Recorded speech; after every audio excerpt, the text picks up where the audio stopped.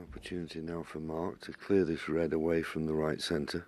Just got to be a little careful you don't get a double kiss and sending it back up to this end of the table.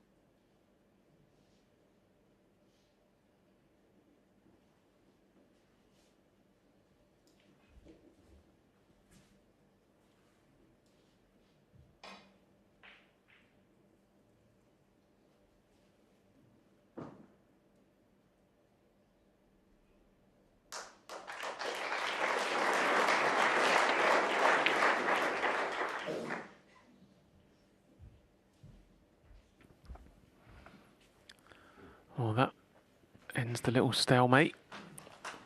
It was a pretty decent shot. You had to be a little bit careful there. The double kiss was always a possibility.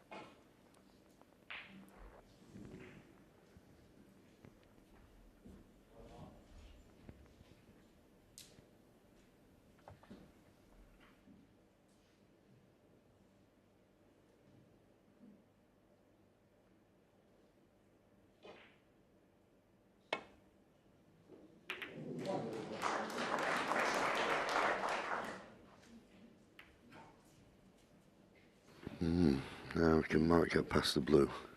He's coming to have a look at the angle on the black.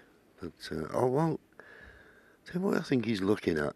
A few shots ago, when he was wondering about leaving the cue ball in the ball candy, I think he thought he spied a plant.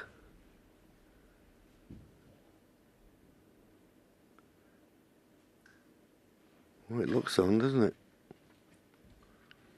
But, well, if you go for it, I suggest you get it. Yeah, it's not easy to get at it, is it? He's going direct, just missed the pink. This is, well, anything could happen here. Oh, well done. It was a good spot. Yeah, like you say, John, he noticed that, didn't he, a few shots ago? And he always had that in the back of his mind. Almost like he set a little trap there for Joe O'Connor. And now if he knocks this black in, yes, it's just a black off the spot, but there is pressure on this.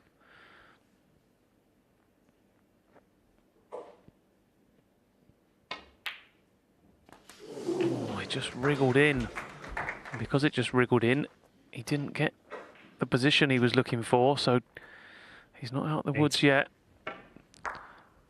He's going to need another good pot here if he's going to win the frame at this visit.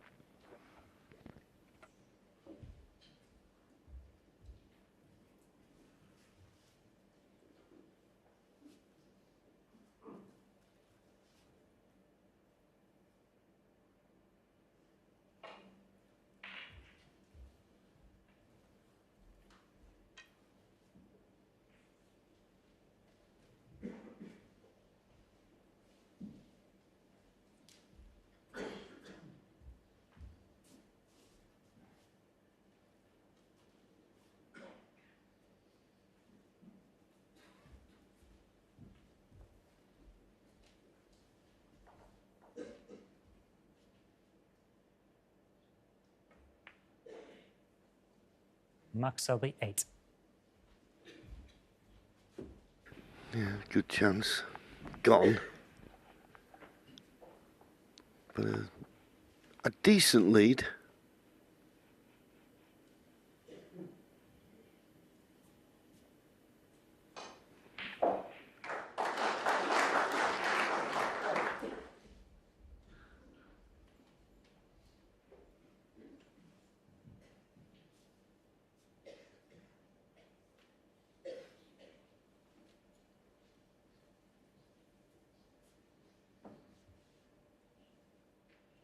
Well, he's eyeing up these two reds that are touching one another near the left-hand side cushion.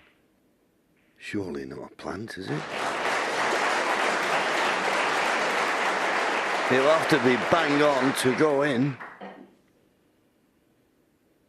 He's playing the plant.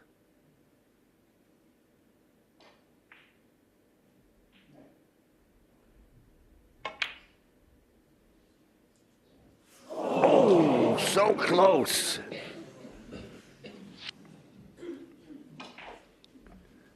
He stayed near the pocket. Is it covered?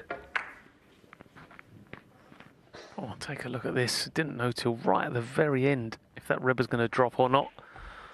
That was so close. And he's left it. Because it was so close, it didn't wriggle and get away from the jaws of the pocket. So this is potable. It's thin.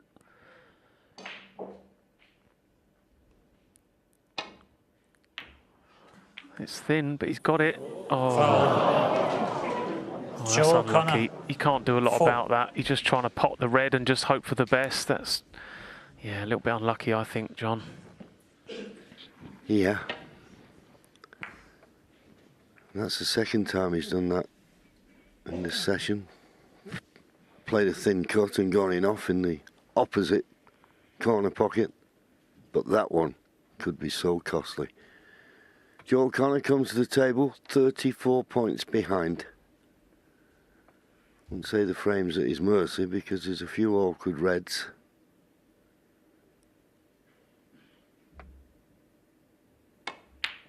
But it's a chance. A chance to get that frame that takes him into the second round.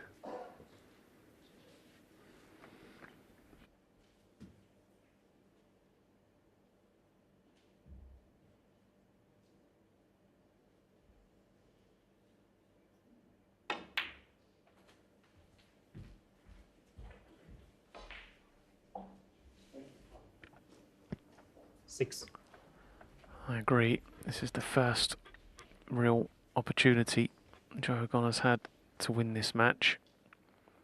And like you say, it's far from easy.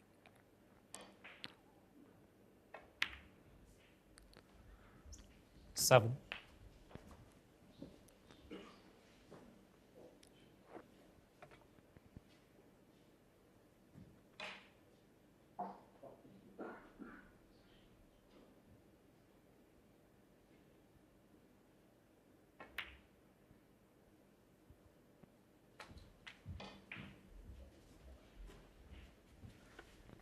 Could have played that a bit better. Where does the head of the rest go?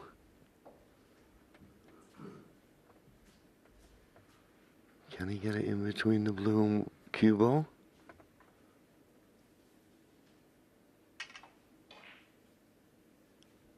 I liked it a little bit more comfortable than this.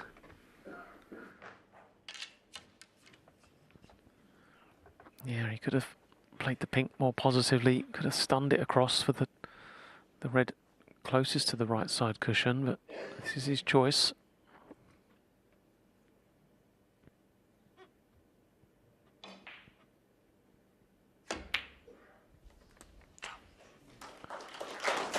Nicely played, nice angle on the black.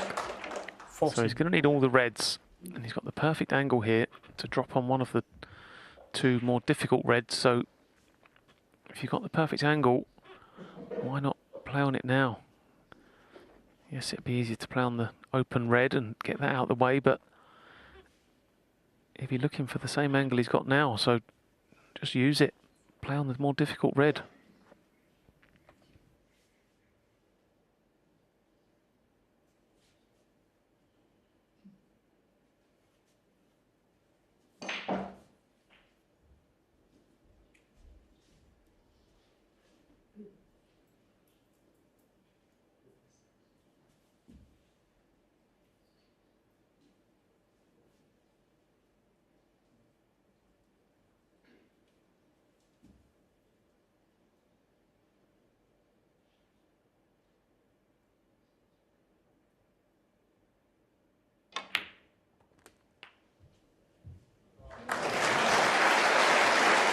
Well, he decided to play for this red along the top cushion. He could have left it better than this.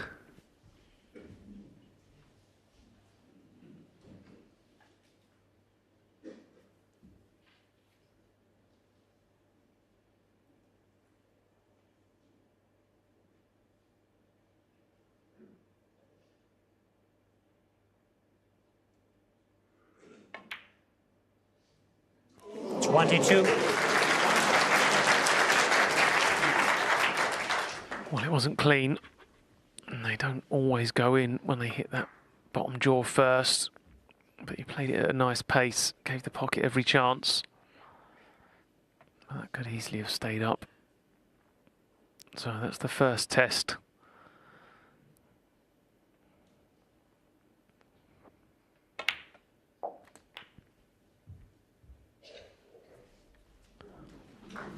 He's nicely on the red. 29. So, decision time. Do you try and leave an angle off the next colour and dislodge the red? Or leave a nice angle and drop in behind it? Just the 5 points behind now.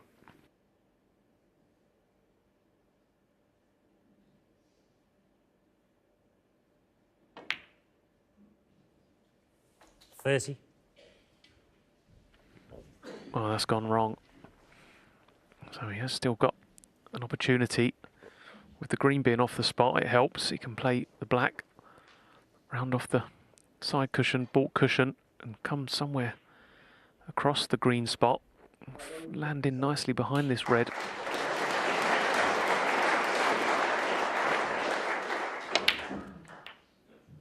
How's the cue ball? It's not looking too bad. How's the pace?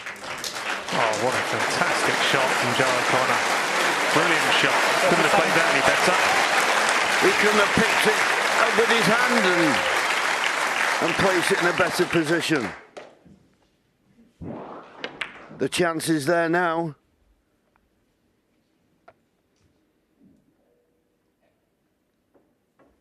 You would think he'd go back up for the blue. If he played for the black, he'd leave the cue ball too close to the side cushion.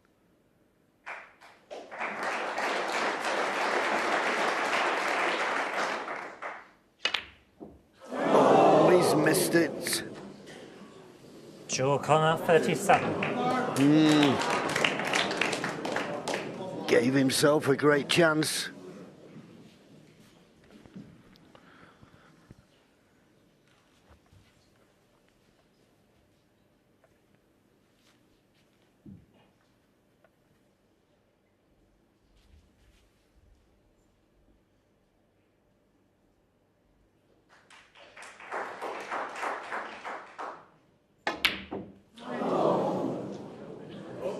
Boy, he overhit that, didn't he?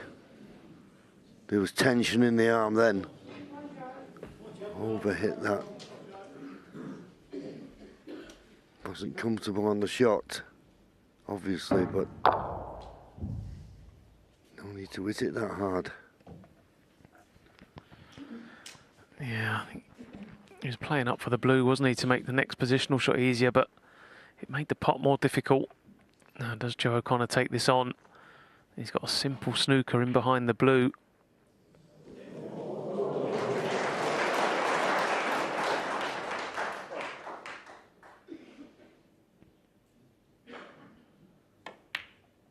Oh, he has took it on, but he's missed it. And this time, he hasn't left the pot for Mark Selby.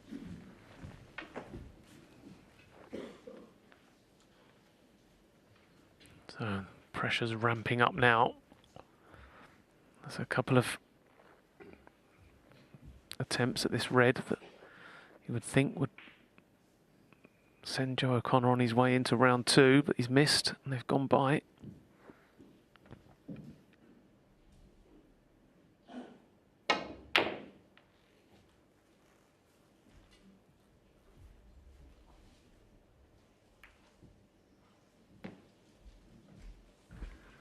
Well, if the red had slipped past the green, it'd have been okay, but this red is potable. It's worth a go. If you can pot this red, get on a colour, Another frame and match winning chance is there.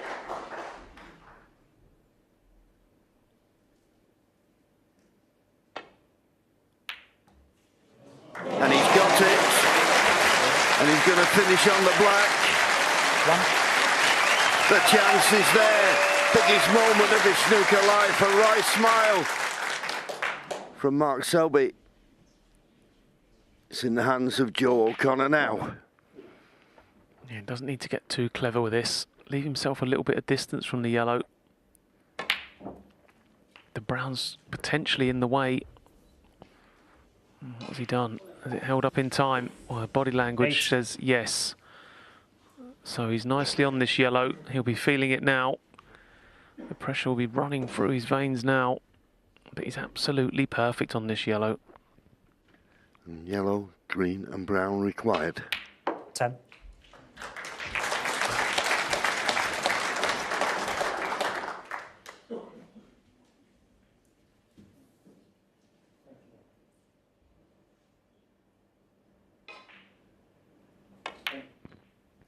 So Justice 13. Brown, and what a performance, Joe. I mean, you pull your hero in the draw, you'd be really thinking you're up against it. Yeah, every credit to Joe O'Connor. He's stuck in. He played great yesterday, and he's held himself together well today. He's fully composed, deserved winner. Played wonderful. Great debut. Well done, Joe. Yeah, just looking up at the gallery. He'll have his supporters. 22. The damage was done in the first session. And Mark Selby, after levelling at 2 apiece, then lost 5 on the trot.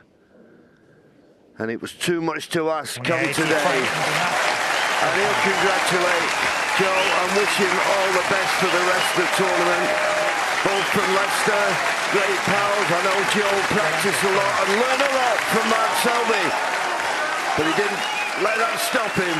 What a victory, what a result. 4 times champion, another seed bites the dust. Joe O'Connor through to the second round. He beats Mark Selby 10-6.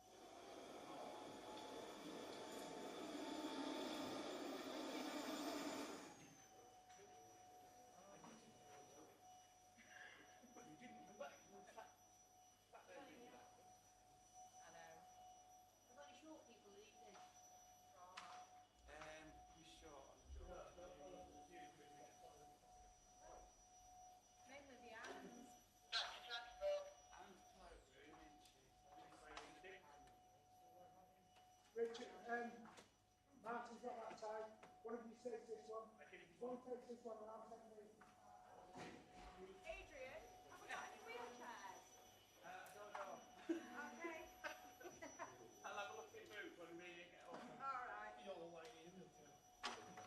Don't have like that in this way. That feel alright up here? Yeah, I don't know that. You get one of these?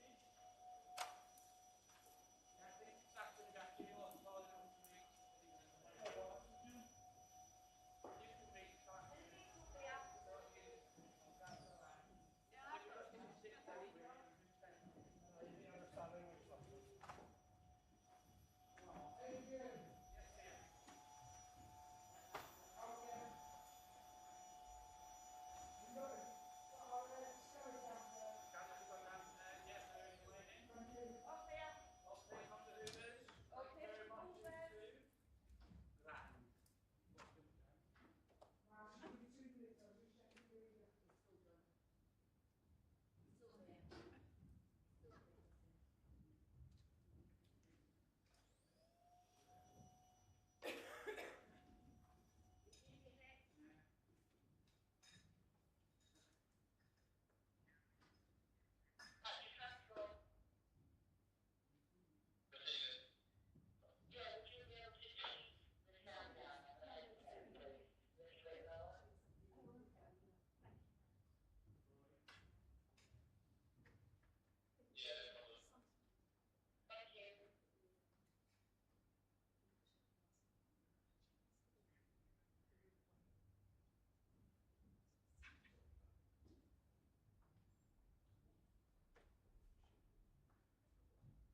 Oh, hi. Hi. Yeah.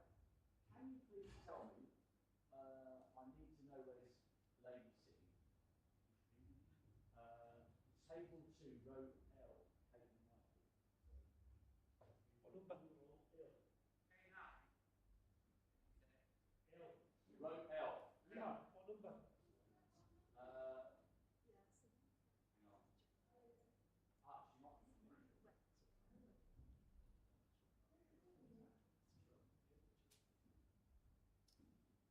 So L's over this side. L's all the way around.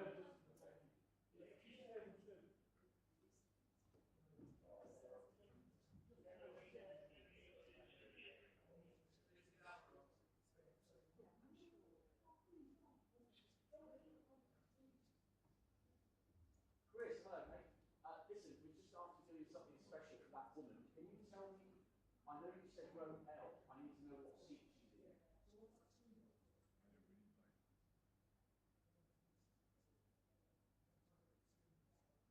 35 and 36. Okay. Alright, brilliant. Okay, thanks mate. Cheers. Thanks. Right, now I need to the cameramen are watching so they can see. So I'm going to climb up. I'm going to climb up.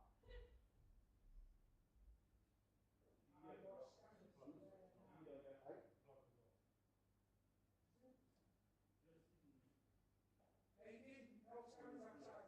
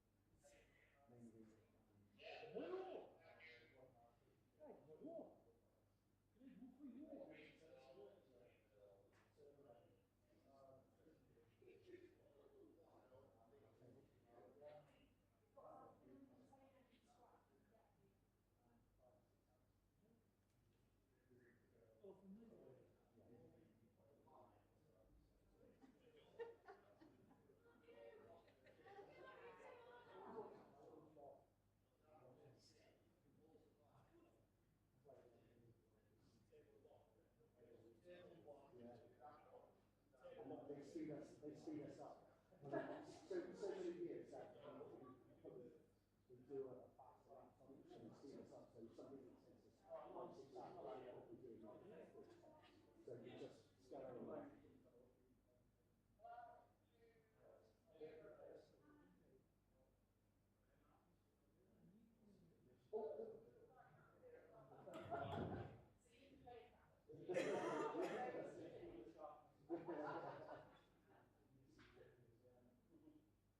There's a nap on it.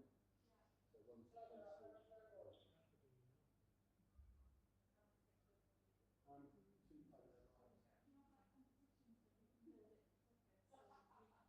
just got to be right. Yeah, it's just got to be right. So yeah. It looks like my house. Yeah, but it's just got to be right. It's you know, like Dave was saying, put the frame up together, and then the slate goes on. And leave it because the wooden frame to kind of bullies. So once it's settled, they can have that. Centre piece of wood all the way through as well. We'll bring those up to scratch and then count to just to make sure that it's ambitious.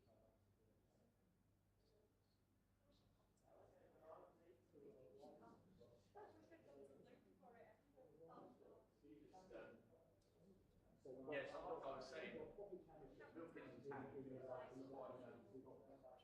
tables, but the lights underneath the table. And then so there's a piece of chicken so you take the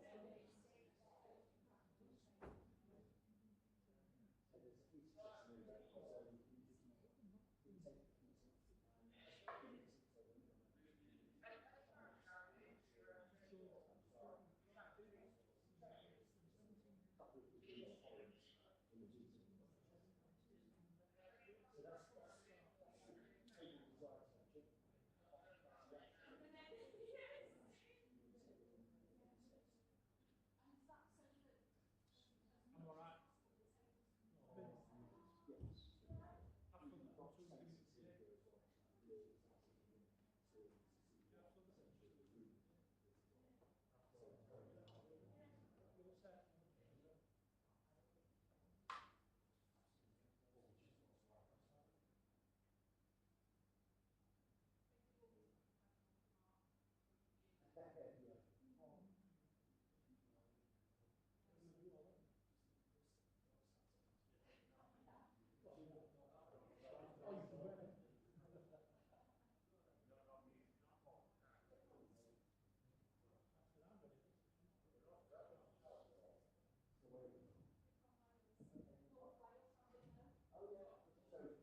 one of my favourite venues down there.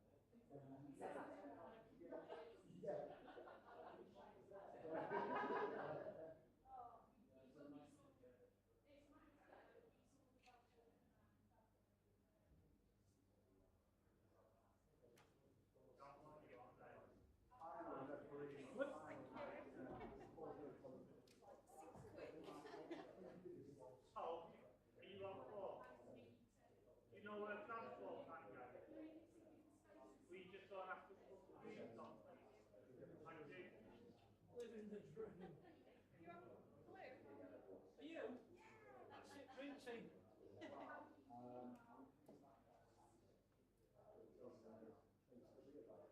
can stay awake, can't fall asleep. We're taking it turns. Somebody else will be this is 200. I'm Jung Ju and Rob Milkins. So I'm going to stick my neck out. Now then, you let us know when music's on. Did you have to remind me? As soon as you've got all positions filled, I'll let you know. So yeah, we've got Chris who's got changeovers. I can't understand that. Yeah, as soon as everyone's I'll let you know. late. No problem. As soon as everyone's I'm going to stick my neck out tonight. Oh,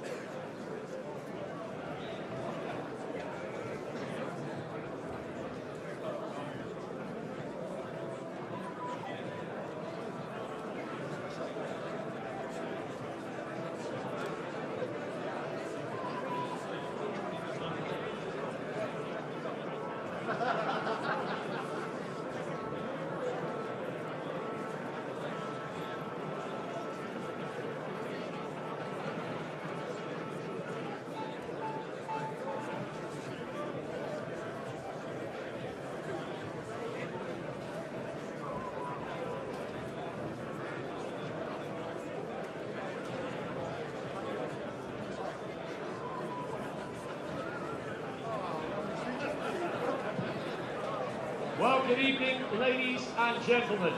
Welcome to the greatest snooker arena on earth. It's the Crucible! Here we go. Wow. A brilliant night in prospect. First of all, you got one of the best walk-on tunes to hear this evening. Rob Milkins, the cider drinker, is everybody gets involved in the old rhythmic hand clapping, especially if they start the tune at exactly the right moment. Really looking forward to introducing the Milkman, seeded here for the second year in a row. He's had so many years where he's had to battle through qualifying. He's here automatically as of right, up against Pang Jung Siew, who, remember, came from something like 6-1 down to trail Ronnie O'Sullivan 9-7 on his debut last year. So although he didn't win the match against the Rocket, he proved he's far from intimidated by the big stage, and he's in good form, having won 2 big matches at the qualifiers. And then, wow, that final black in that first session. John Virgo's commentary, by the way, was legendary. Just as it looked like Stuart Bingham was going 7-2 Gary Wilson on that final black, giving himself a toehold. Former semi-finalist against former champion. It's going to be absolutely brilliant. May I ask you all now, I'll turn mine off as well, please can I ask you to at least switch your mobile phones to silent. That would be massively appreciated. Huge night for all these guys. Please don't be the one very quickly reaching into your pockets as it's ringing at an inopportune moment. I've got a birthday wish. A guy, I'm going to have to time and tide waits for no man, I'm afraid. Poonam's birthday today, her first visit to the Crucible. Where are you? Don't be shy. Your husband, friend, Damien. Okay, happy birthday to you. Thanks for coming along.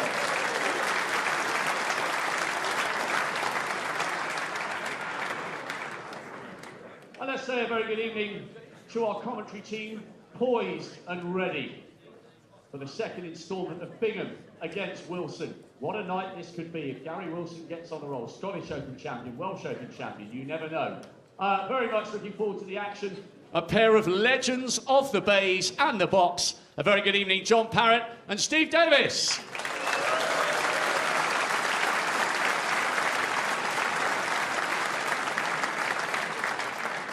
And next to Al, the sound man, who's working ever so hard, a suited and booted champion from 85, looking very, very smart indeed. A very good evening to the one and only Dennis Taylor.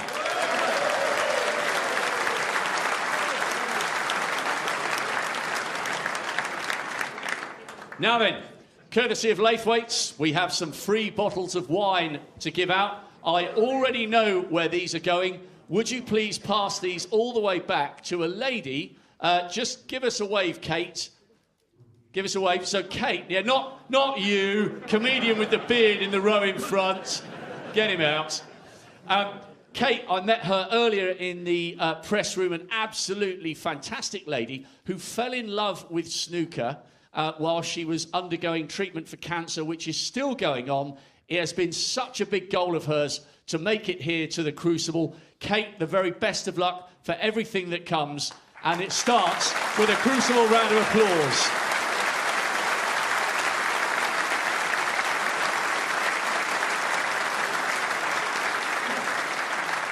I promise you'll have an absolutely wonderful evening. Oh, yeah, I better tell you where to get the wine from. From the cloakroom, exchange it with those vouchers at the end of the evening. So, thank you very much for coming along, Kate. Right, quick rehearsal demo. And then I don't know if they're going to pump the top of the show on the screens because players are walking at 7:10. So hopefully you will be able to see the start of the BBC and Eurosport coverage. So I'm going to meander my way over here, waffling away and trying not to look ugly with a big nose, which is impossible. Anyway, Damo's going to get me in focus. I'm going to finish off by saying something like here at the sports spiritual home, the Crucible, something like that. Let's have a quick rehearsal. And it has been an incredible first 3 days. It really has. So, Damo, probably something like this. Good evening, ladies and gentlemen. What a dramatic start we've had to this year's Kazoo World Snooker Championship. By the end of tonight, we'll be halfway through completing the lineup for the last 16. That's the main mic. 1, 2, 3, 4. Scotty, Scott, how you doing? I'm brilliant. Are you well? For a marvellous Monday night at the sport's #1 venue. Yep. This is, of course, the Crucible. There we go. Brilliant.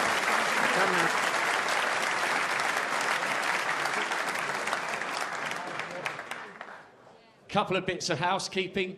If you're on a side of the arena where there's a mid-session break and the action's still going on the other side, tiptoe, tiptoe, tiptoe, please. We've had quite a lot of bangs and bits of coughing going on whilst key shots are happening on the other side of the arena.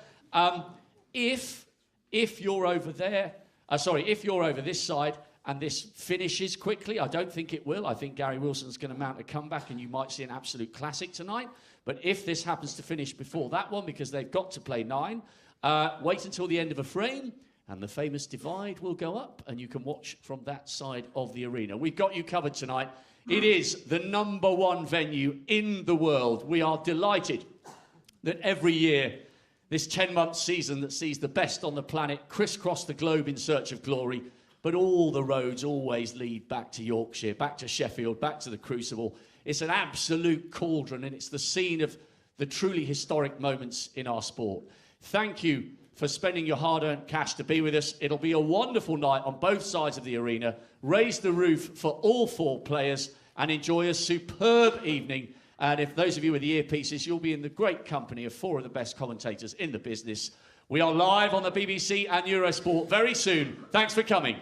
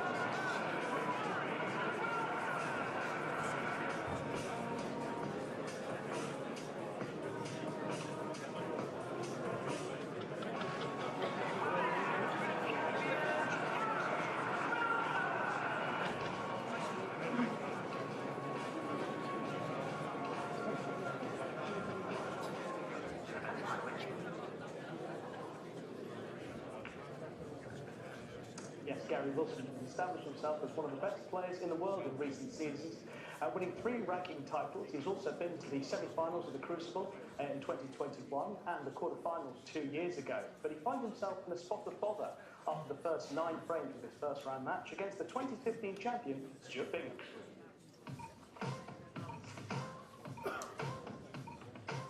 This is going to be all fireworks, I think. There's not going to be much safety in this match.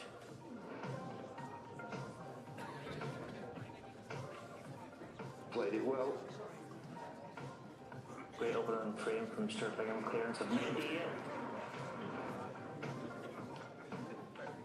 Beautiful shot there from Stuart. My word. Remarkable. So it's all Stuart Bingham at the moment. Gary Wilson can't get started. A little trickier than at first glance.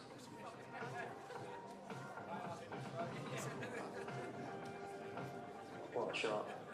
Very, very good. 4-0, Stuart Bingham.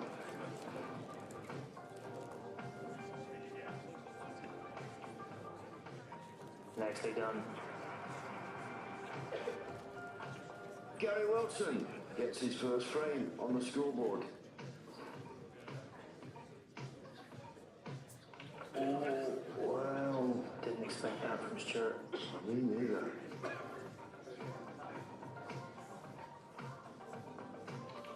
Another frame on the board. Could have gone either way.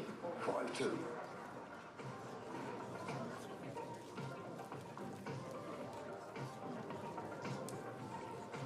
Oh, that's a disaster. Missed it completely.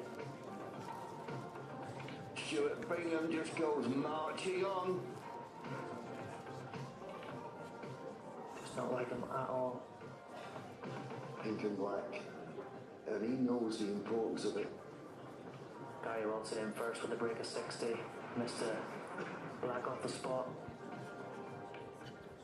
Oh, well, would you believe it? Only in the Crucible. Anything can be missed. What effect will that have on this match? Look for all money. A 5-frame advantage. One shot, and he's cut to 3.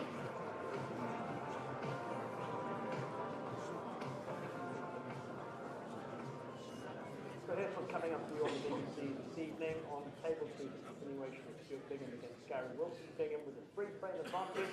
And on table 1, the start of world number 16, Rob Milkins. First round match against 24-year-old Pan Zhengxu from China. Delighted to have Shaun Murphy alongside me, a winning Shaun Murphy, a beaming Shaun Murphy. We'll talk about your performance here a little bit later on, Shaun, but let's just deal with Gary Wilson against Stuart Bingham. Now, 6-3 to Stuart Bingham, but there's, I imagine, very little to choose between the two players going into this final session, just given Gary Wilson's record here and the way he's played the last couple of seasons. Yeah, I think it was a tough match to choose, you know, from the start of things. Stuart Bingham and Stephen Maguire were the two players everyone wanted to avoid through the qualifiers. You know, Gary Wilson considered himself a little bit unlucky that he got such a tough draw, but there was a few missed shots here or there throughout that match, and the score could have been sort of completely different. I mean, this is the one at the end that everyone will remember. The previous VC actually showed us a number from each. You know, that's you could have written your own scoreline really from that first session. If you'd offered Stuart Bingham a 6-3 lead at the start of the session, he would have snapped your hand off. Having squandered a 7-2 lead, that'll be interesting to see how that's affected him throughout the afternoon. He's had to think about that. All his friends will have been messaging him about it. It'll have been on social media. We're talking about it. Yeah. But that's the art. You've now got to ditch that, take your 6-3 lead and run off into the distance, and that's a different challenge. And what about for Gary Wilson? Well, again, I mean, he almost ran to the table to pop that black at the end with the rest. He will just be so relieved that he got out 6-3 instead of 7-2. 7-2, the match is not over, but it's almost over. 6-3, he is still in there with a sniff, particularly if Stuart continues to make mistakes like that. Okay, well, the big news today concerns Mark Selby. He, of course, was up against Joe O'Connor. He had a bit of a mountain to climb going into the second session against his pal. 7-2, Joe O'Connor led overnight. Selby did threaten a comeback, but O'Connor held his nerve to win by 10 frames to 6. The 4-time world champion is out. Joe O'Connor is through to the second round for his Crucible debut. Over the moon, to be honest. A little bit lost for words. Came in sort of a dream draw for me. Obviously, you know, preferred to play him in the final, but first round, yeah, a good mate in Mark, and just chuffed to get the win and still be here on my debut. I lost the match yesterday. Today I sort of gave it a fight, you know, and played a little bit better. But yeah, yesterday was embarrassing, really. You know, from 2-all, I just made it too easy for Joe. And Joe just picked me off, really. He punished me when he got his chances. He done what he had to do. If I'm not enjoying it, then I've always said I need to start looking at other things. So if I am going to carry on, I need to try and get a different perspective, or even seek help somewhere else to sort of give me a different mindset when I'm playing. I hope he don't retire. If he does, then he can come in my corner if he wants. But he's a legend, someone I've looked up to since I started playing, and it would be a shame if he did retire, but hopefully he don't. Here's confirmation of what we now know about today's matches. Obviously, 2005 champion Shaun Murphy through safely to the second round. Mark Williams 5-4 up against Steve Jarwee. He made a good start. Williams went 2-0 up, but Steve Jarwee stuck in there, kept it quite tight between the two. And confirmation that Joe O'Connor defeated his pal Mark Selby by 10 frames to 6. Sean, the big talking point is obviously going to be Mark Selby musing the fact that he might consider retiring during the summer. As a fellow world champion, fellow professional, what's your reaction to that? I mean, I haven't heard that. He was asked a few questions by Rob in the flash interview after his match, and he was responding to questions he was asked based on comments he made a few weeks ago at the Tour Champs. I'm not sure Mark Selby's got any intention of retiring from professional snooker. So I think we can all stand down from that. I think we need to be careful here that we don't make this about Mark Selby's bad performance and make sure we give Joe O'Connor the credit he absolutely deserves as the only... OK, ladies and gents, please welcome your referees for tonight. Two of the best in the business. 64 years of experience between them. One of them said they should come out carrying canes, but I think they're still in their prime. Here come Paul Collier and Jan Verhaas.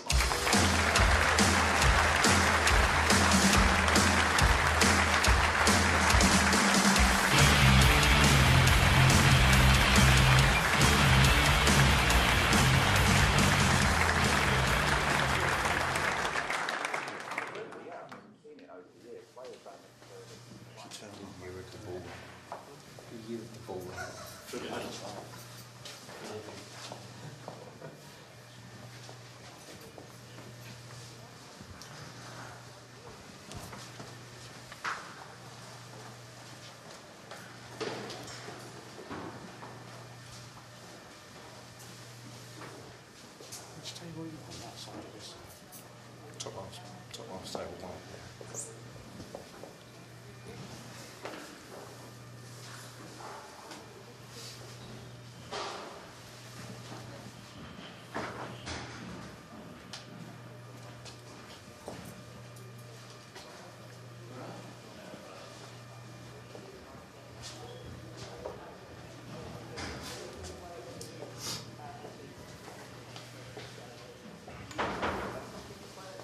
Longer. Let's join our MC, Rob Walker. Thank you. Good evening, ladies and gentlemen. What an incredible start it's been to this year's Cazoo World Snooker Championship. By the end of tonight, we'll be halfway through completing the lineup for the last 16, and already 4 top seeds have fallen. We're all set for a marvellous Monday night here at our sport's #1 venue. There is no place quite like the Crucible.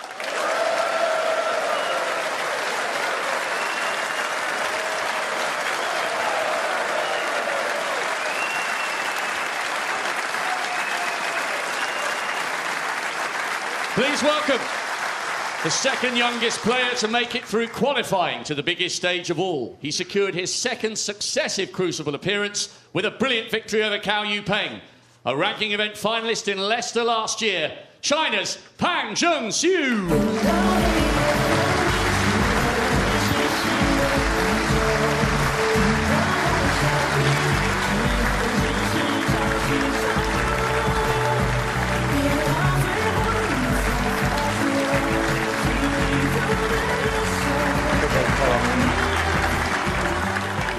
And his opponent, 22 years after his debut, he's back for a 10th year at the Crucible, his second as a top seed, winner of 2 ranking titles, including last year's Welsh Open. He has the best walk-on song in the sport because he's a cider drinker, but we call him the Milkman, Robert Milkins. I am the cider drinker.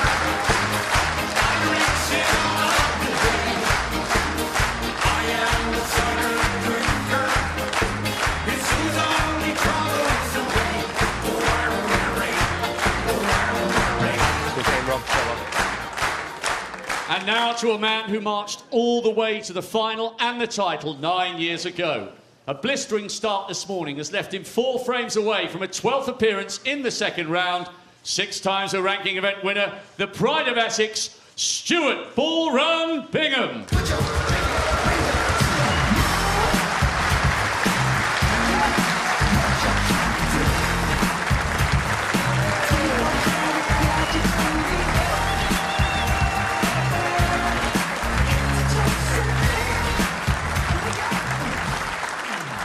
And finally, to the reigning Scottish and Welsh Open champion. He took the last frame of the session on the black to reduce the deficit, and he will believe he can turn this round. Made the semis in 19, he'll come out blasting because he's the Tyneside terror, Gary Wilson.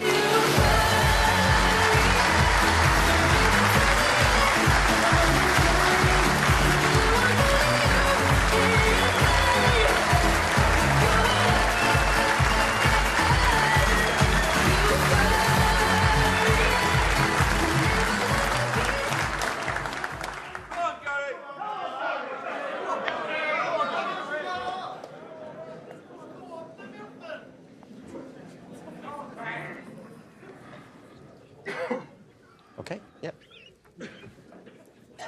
So the curtain safely down in between the two tables, and the first frame, Pang Junxu to break. And it's Pang Junxu who's going to get this first frame underway. He had a great run here last year, just losing out to Ronnie O'Sullivan, 10 frames to 7. But they've never played each other, so new territory for both players here. Their first meeting. Very talented player up against Robert Milkins, who definitely is one of the quickest players in the game, that's for sure. It's nice to be sitting next to the darling of Dublin. Yeah, good evening, Dennis. Good evening, everybody. What a great walk-on entrance Robert Milkins has. Whole crowd clapping away. Interesting match. Totally contrasting styles, these two. Pang Junxu from Ding Junhui Snooker Academy, based in Sheffield here, just around the corner, 5 minutes from the Crucible. As we look at the beautiful view from the back of the house. What a wonderful place this is. Another wonderful crowd in, as usual.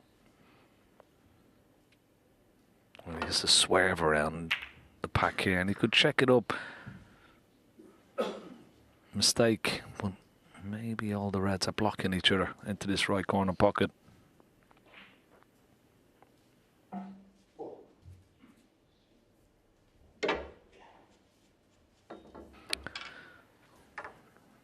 A lot of people may not have seen Pang Junxu too much on the TV, but he did get to the final of the WST Classic last year.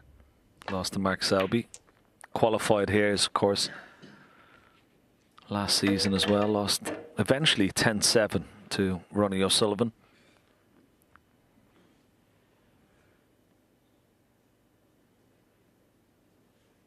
He's got a bit of experience here, but none like his opponent. What a character he is, Dennis. Yeah, I like watching Robert play, and as you say, terrific character.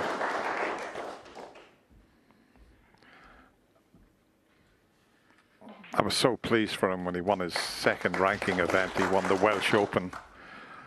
And was that the one where he picked up 250,000 bonus, which was amazing for him? Yeah. Yeah. Well, we won the event, which I think was 80, but the bonus was 150 from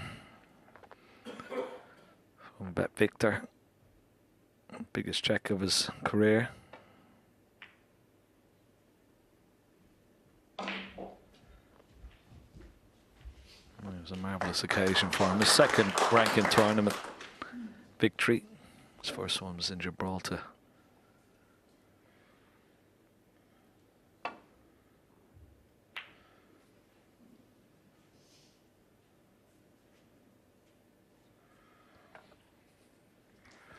Very cagey start from both players.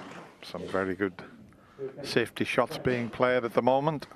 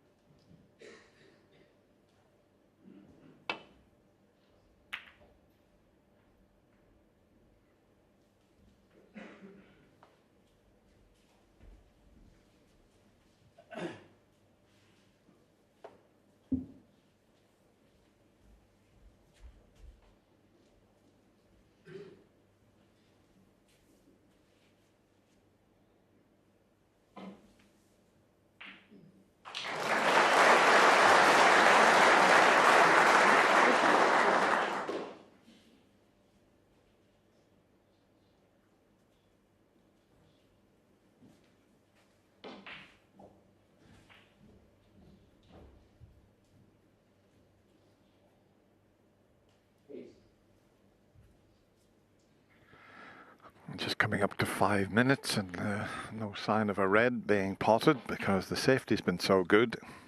The reds are nicely open, as you can see. So he's got to be aware of the double kiss if he comes down off the reds, the left side of the table.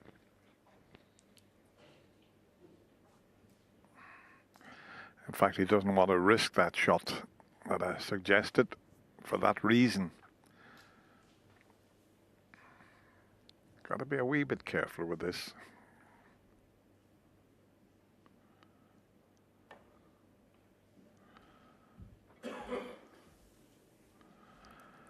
He's played it well, though. Oh, it's not going to reach. Foul. And a miss. Robert Milkins, 4. He's just looking to see if there's a possible plant on here, and that might be worth a risk because the black's available. It's not in line for the pocket, but he could make it. Yeah. Now, he's had a look at the possible plant, doesn't like it. See, those two reds, where the cue ball was, he could have possibly made it, but would have been a bit risky.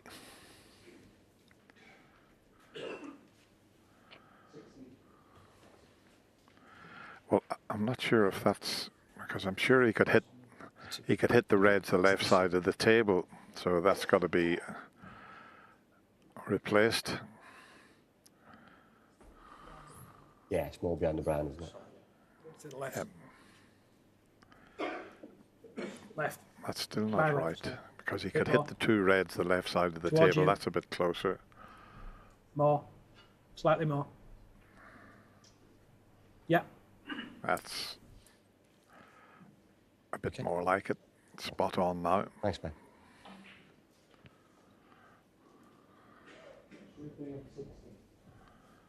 Now he's back looking at the shot I suggested.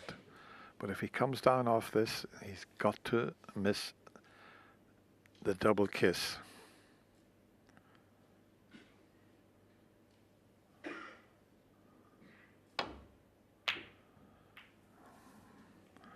He played it well.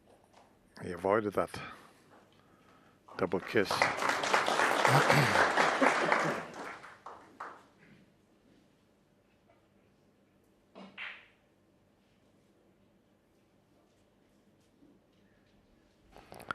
Yeah, it's not the type of frame that Robert Milkins will enjoy.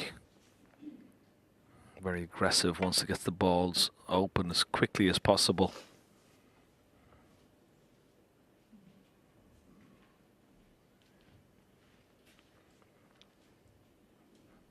You want to try and dictate the place, Robert Milkins. Doesn't want the pace dictated by his opponent, who's a little bit more reserved, a bit more methodical in his approach.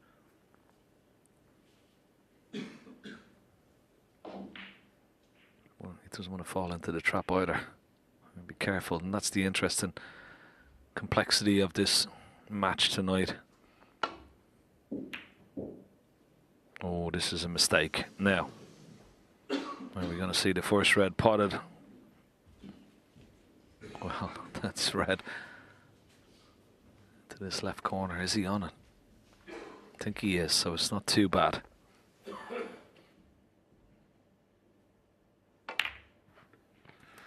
And that shot bringing the pink into play and the reds spread as they are, all of a sudden, it's an excellent opportunity. We had a tactical battle that went on for over 8 minutes. Always nice in the opening frame to get a chance like this. You can settle in, but yeah, he's put the pink safe again there with Cannon, so now it's the black 6. and blue he'll have to concentrate on.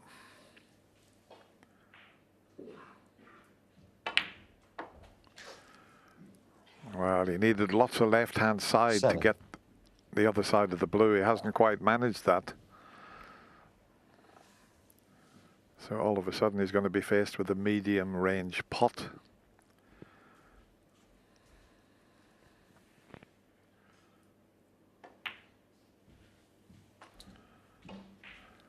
Should be okay, but it's the opening frame and 12. Always takes a while to settle in.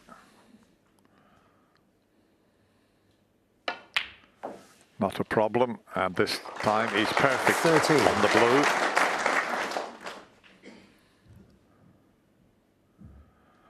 There's a few reds available. I don't think he'll take the risk of potting the blue and bringing that pink back into play. But there you can see the way he's aiming up. He might decide to do that. The only thing with that, he could cover a hing, but he's going to go into the reds and pink. Played it well. Excellent shot. He's got them where he wants them 18. again now with the pink in play. Yeah, that's the way he plays. He's so aggressive, fast, 19. furious putter, but a very accomplished break builder as well. Now exactly, he's got the balls where he wants them. He's got the pink, he's got the black into play. I think it's a lesson, you know, for any budding young snooker 24. players or even young professionals. Get the balls open, get the colours open once you have the chance.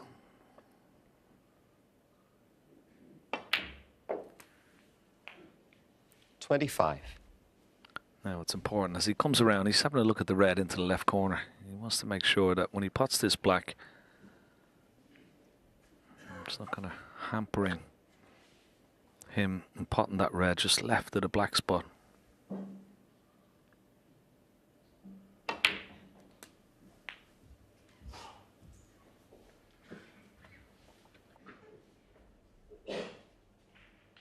$32.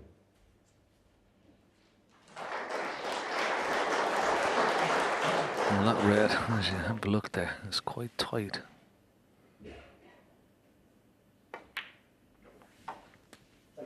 $33.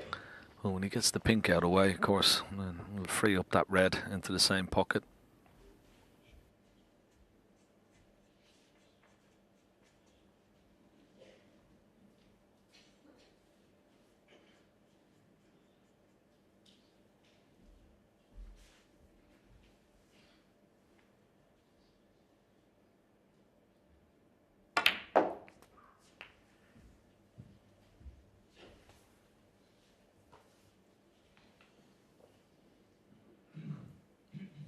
$39.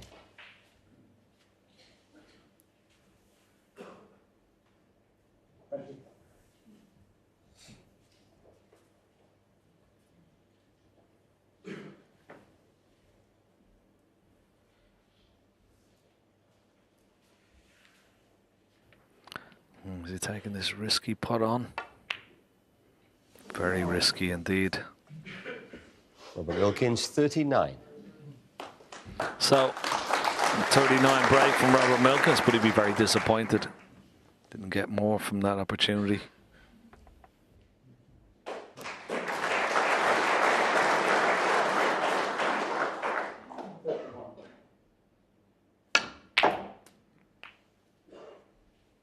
One. Didn't quite get into that as he intended. He's got the white back up the table, but the wrong side of the blue, so it's not straightforward now.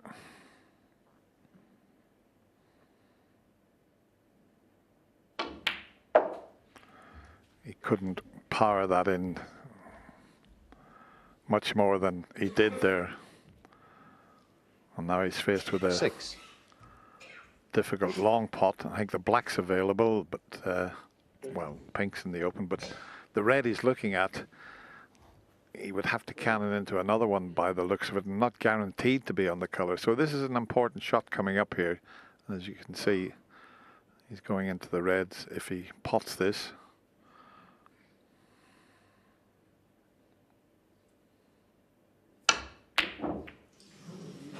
And that will cost him the frame. Hang Jinshu, 6.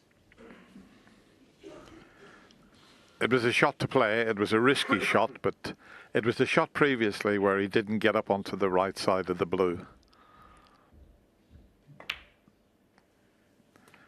And it won't take Robert long to secure this opening frame now.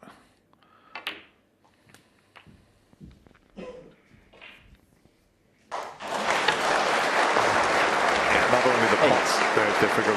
Control the cue ball was also 9. tough. Yeah, it's a bit unusual the way he played it. I thought he might have just played a little stun on the red, just left to the one he was taking on, because the black was available.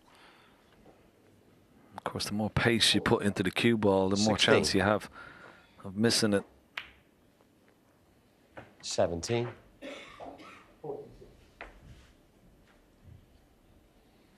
So this pink, another red, will be enough for... Oh, well, what's he done there? What's happened there? Was that a kick? Robert Milkins, 17. Was it a he twitch? He sort of gave us an indication that he maybe had a kick, but I think that was... Let's have a look, see if the pink lifts. I'm not sure whether he got a kick or whether he just lost concentration.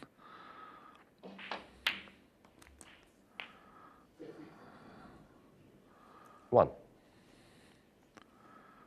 He can't believe that he missed that. If he got a kick, maybe we're doing him an injustice. But anyway, Pang back at the table with a chance to get right back into this opening frame.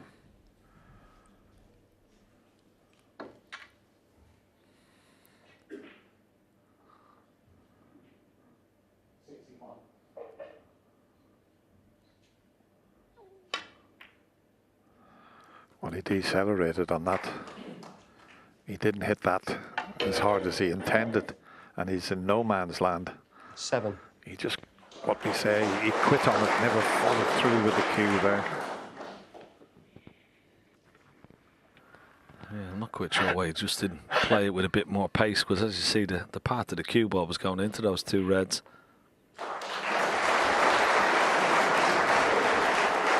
There you see it, like, he just missed the black. He's going into the two reds. He would have separated them. But now it's just safety shot. But that miss by Robert Milkins was basically frame ball. Let's have a look at this again, because this is, well, this is hard to believe.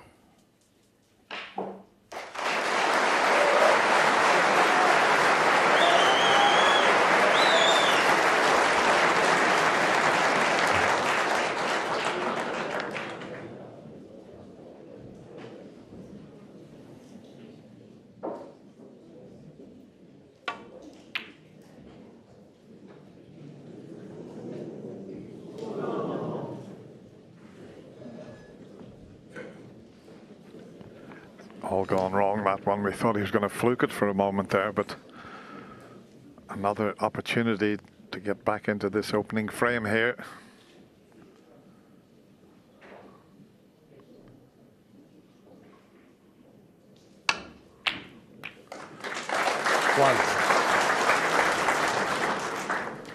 He can hold slightly. He's just running away from the reds a little bit, but he can just drop it in.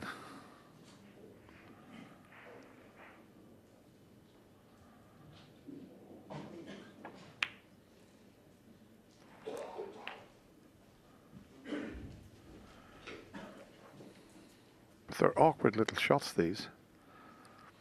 8. Look quite easy, but so easy to put them on the left jaw.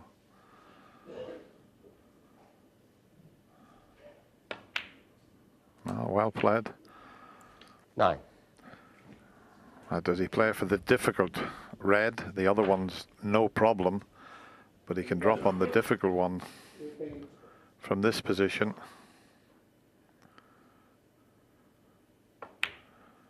That's the correct shot, and it's all about rolling this along the cushion. No pace needed. The white will automatically come out onto the black. 16. Yeah, this could be the frame winner if this goes in, gets nicely on the black. It's there, is it? Oh, just about. 17. Just about. Wiped his feet.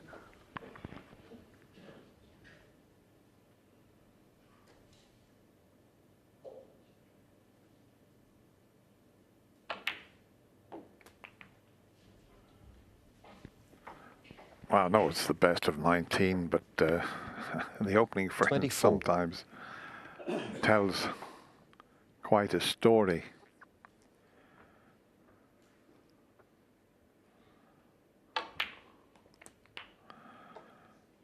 Needs to pull up. He's the wrong 25. side of the blue. Means he's got a bit of work to do with the cue ball to get nicely onto the yellow. He can run around the angles with top spin, left hand side. Here it comes. This looks excellent. Fabulous shot there.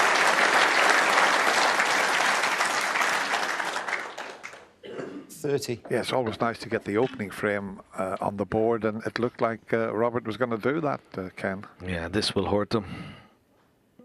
Pang goes on to win the frame from this visit, which you expect him to do. 32. I mean, this is the only shot that possibly could go wrong. But you can't say I'm making a mistake from here, really. But this will definitely lay down a marker and certainly unnerve Robert 35. Milkins. If he wasn't a little bit nervous before this evening, he certainly will be even more now. Particularly after that miss pink.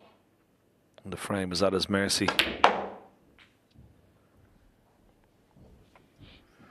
39. Yeah, we're still not sure if he got a little heavy contact, but it didn't really look like it.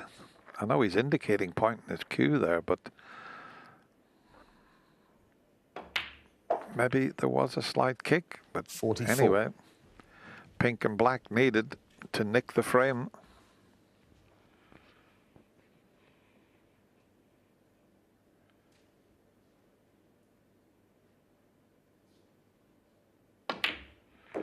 Oh, he took his time on that one to make 50. absolutely certain.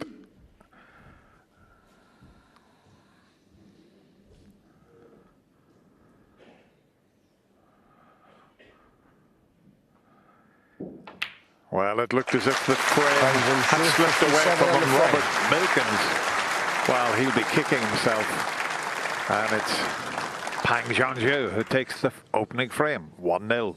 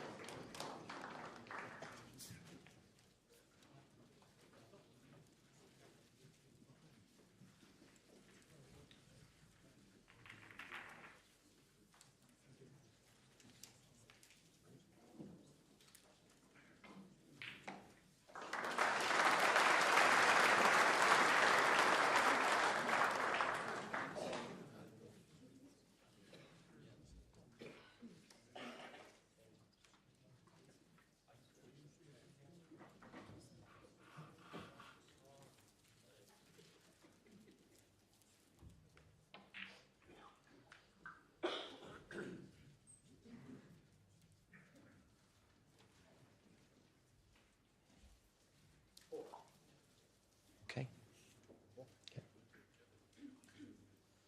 The second frame, Robert Milkins to break.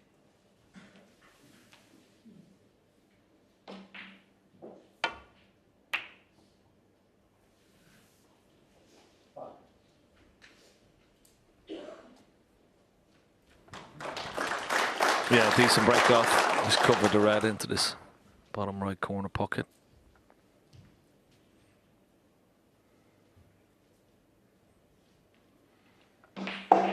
It's a little bit awkward this because he could lay into the pack on the left hand side, but he might be a little bit fearful of leaving a red into the left corner. Also the same with nestling into the pack on the right hand side is, well, there's also the possibility of leaving a red into the right corner, so may look at the possibility of a 2 cushion escape.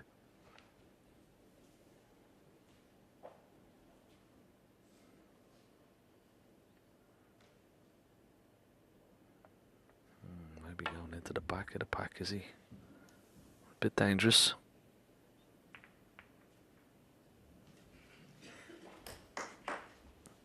Are they all blocking each other?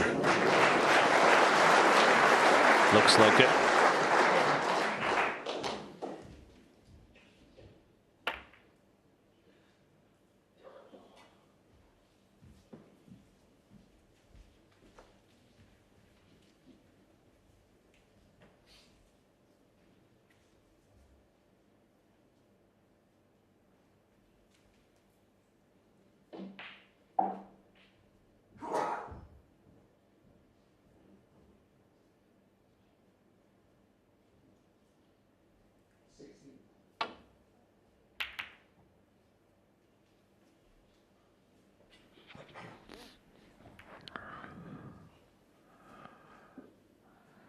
There's a very interested spectator with his wife there. I've seen them up in the Century Club all the way from Brazil.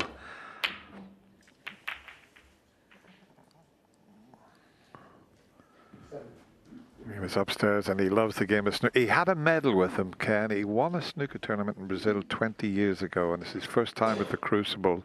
And doesn't speak any English, and he just keeps shouting out Brazil. Lovely, lovely man. I think that was the last time I won a snooker tournament as well. It was about 20 years ago then. We've got something in common.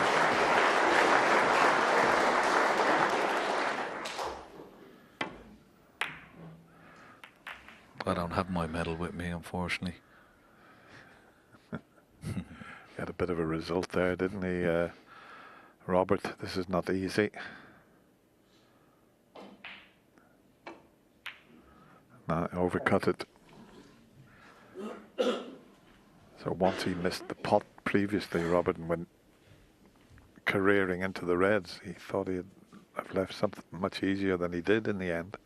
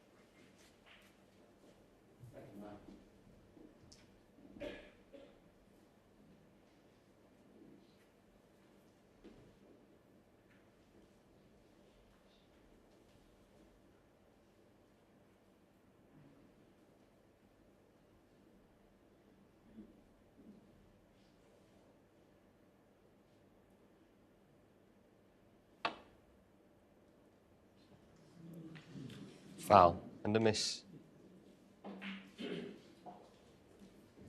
Robert Milkins, 4.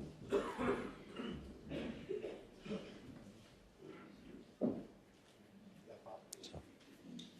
just give me it for the distance off the cushion, please, Ben.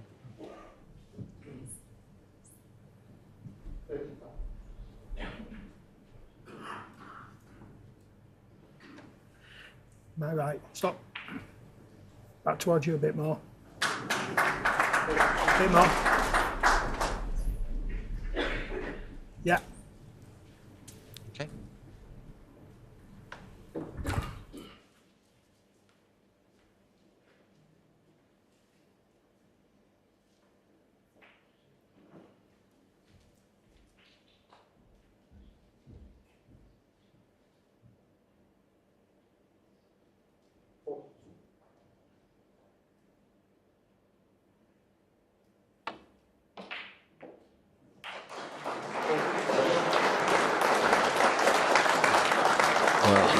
Settle for that.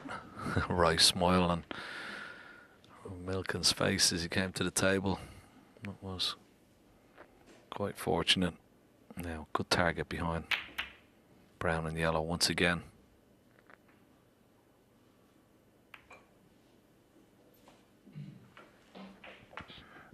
It's an even better target now with the yellow closer to the brown, although Pang's got a red. But it's a tricky red into the right corner. It's all about the cue ball. If he could pot it and just come back up the table without careering into the reds, he'd have a go at it. But looking at that angle, can't really do that. So it's a high tariff shot if he's going to take it on. Got to cue this one well.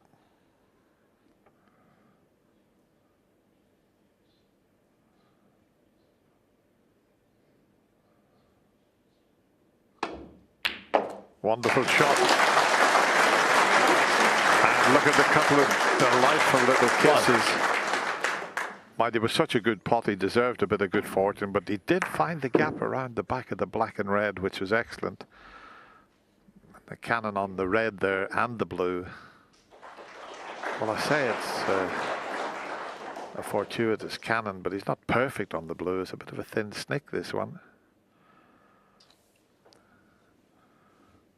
But I certainly would prefer that to the green with the rest, but it's just that he's got to get back up at least to the blue spot area to be on that red that's near the left middle pocket. So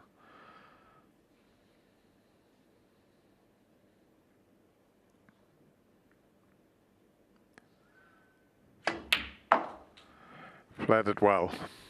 Good recovery there. The angle he's got on this red. 4. He's got a choice. I mean, the pink and black are just in a bit of an awkward spot here.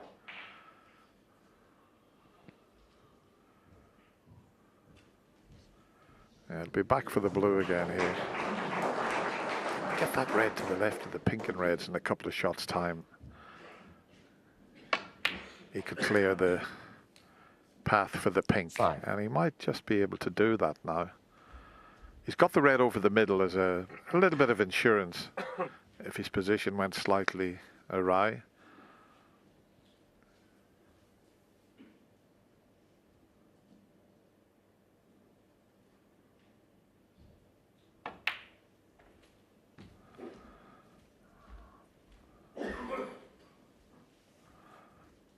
There's still one little pot, but 10.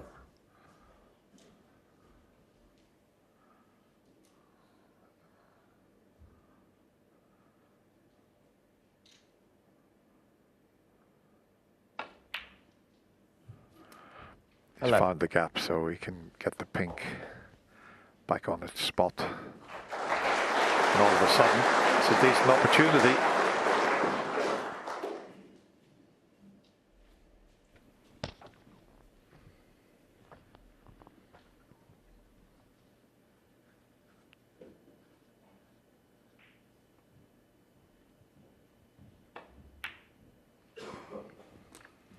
He's played for the red just below the black.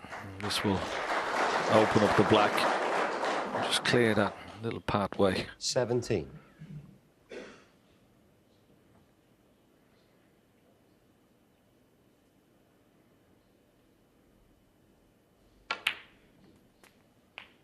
$18.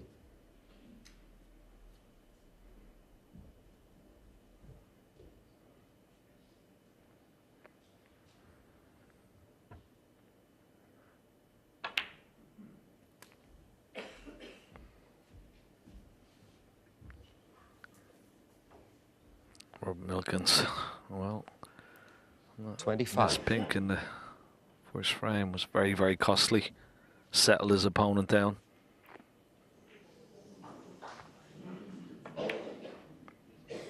Got very 26. Good cue ball, wonderful control, Pang. Everything's very simple about his whole setup and cue action.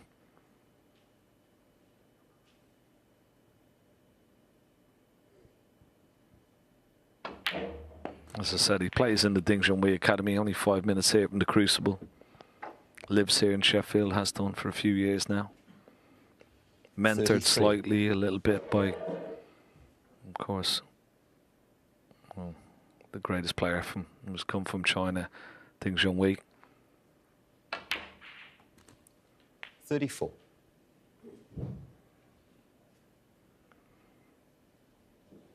He's got a loose red available, but he could play into these couple of reds below the pink just to bring something else into play. Didn't hit it with exactly where he wanted to. Really wanted to hit the other red, the left 41. red of those two. And this may, unless this red is available into the yellow pocket, it could be end of break.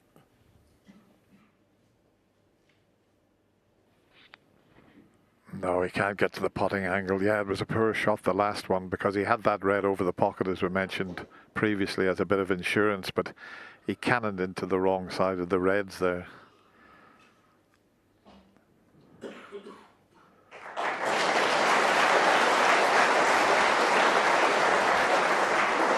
A little bit reluctant to take that red off the right side cushion, but that would be the easier one to get in behind the yellow and brown, but he wants to leave that on the cushion because of his 37-point advantage. Just pushing another red towards the cushion as a... And insure 41. A little bit of insurance also.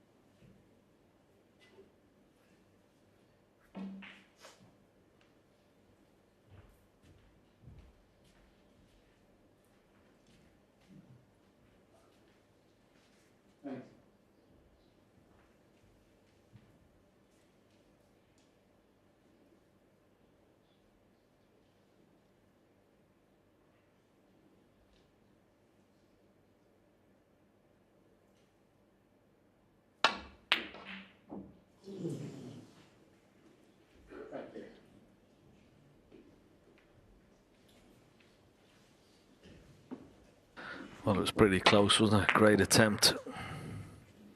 But unfortunately for Pang, that red has come up, kissed the blue and left the red into the left centre. Now, what sort of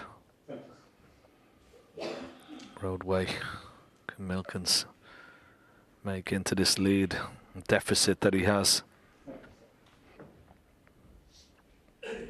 Just got to concentrate and getting a few points on the board. Definitely, you can't say I'm winning the frame from this visit, but you can certainly get back into the frame.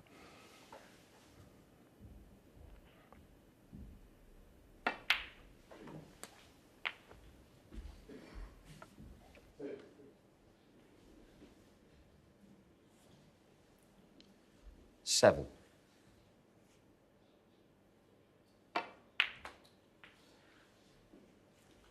Eight.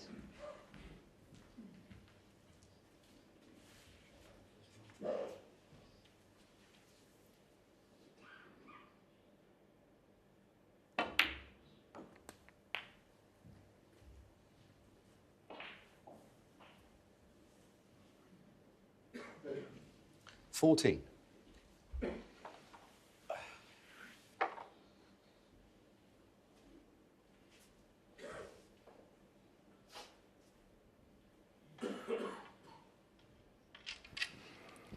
Yeah, slightly awkward shot this because the cue ball was going to be going into the red after potting this red. He's got to judge this nicely. 15. Oh, is he on the pink?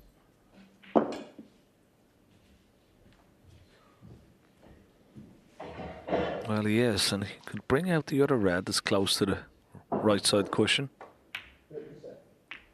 That's what he tried to do. It's okay. It's not too bad. He's still on this red into the right corner. 21.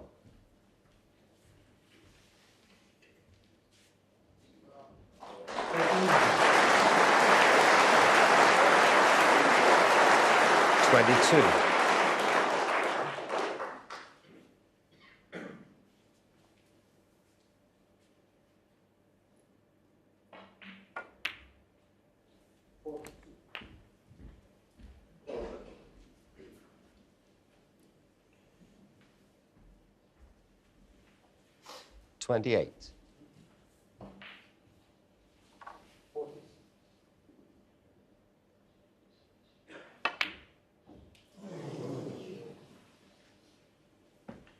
Robert Milkins, 28.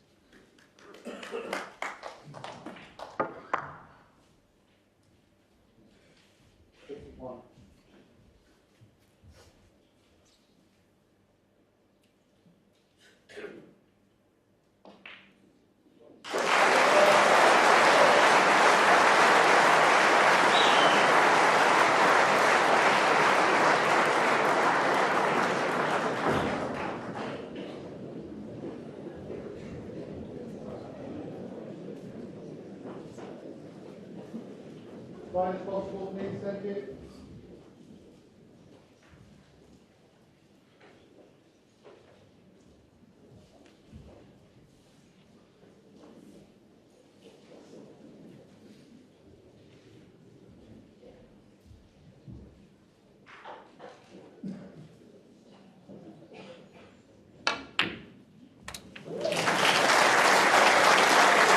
Oh, what a shot that was. Played it with a lot of pace. Beautifully executed. Now, is it possible? Play this black with a lot of right hand side on the cue ball, widen the angle off the top cushion, and try and go into those two reds left of the pink.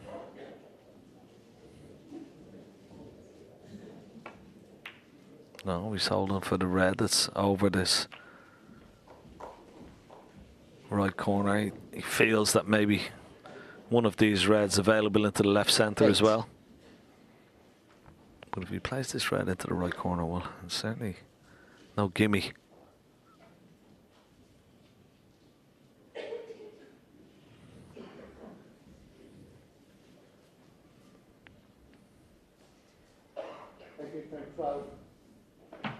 So once again, this red, but it's got to be a very slow pace. Give it a chance for the red to drop into the pocket.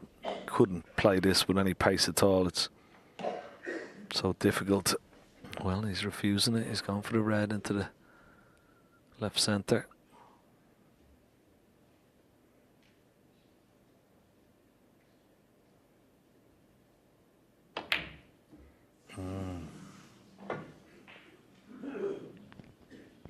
Hang Jung-soo, 8. Yeah, he stunned it in as opposed to, he would have liked to have played it just with top spin. Stunned it, made it a little bit more difficult, but sort of got away with it. Just a safety, big target once again behind yellow and brown. This looks good. Okay, not going to cover the red on the right hand side, but good safety shot so far.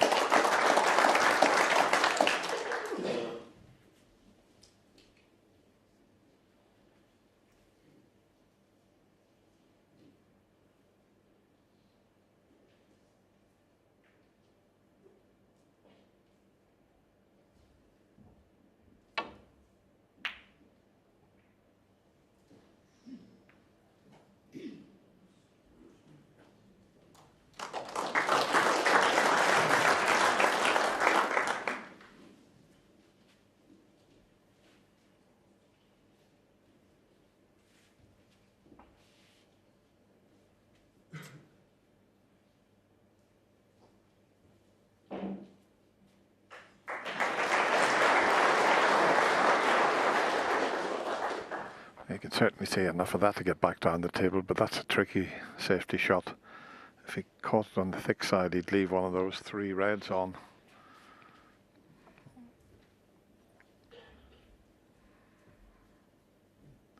And the only problem, he's coming around to look, if he was to come off the side cushion and land on that red near the cushion to the right of the black, he'd leave a pot for the left middle, so that's not an option for him.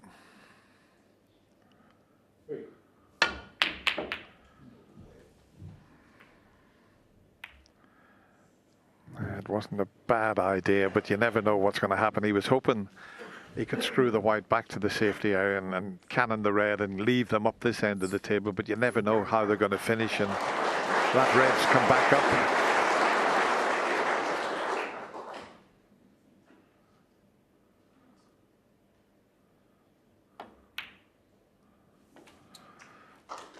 One. I'm sure he could have given a little bit more thought, Ken, and I suppose the shot was okay had he not have brought the red back up, but it was high risk, wasn't it? But he was in a bit of a hole there.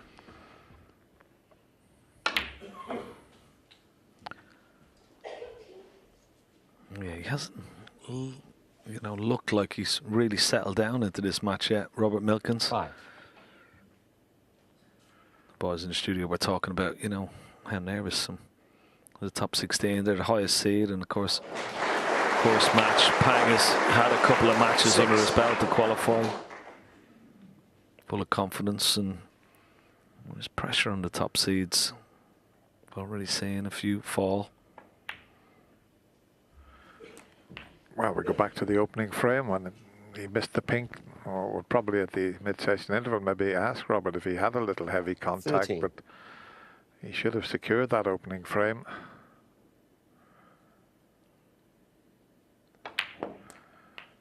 And it's given Pang 14. that little boost of confidence that he's capitalizing on here. This needs the black.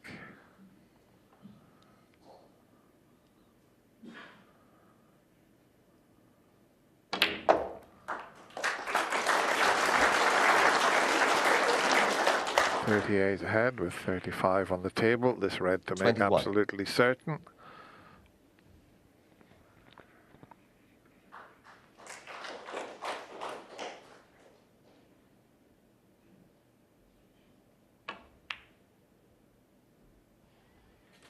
Yeah, nicely. 22. Good start. And the young Chinese prodigy.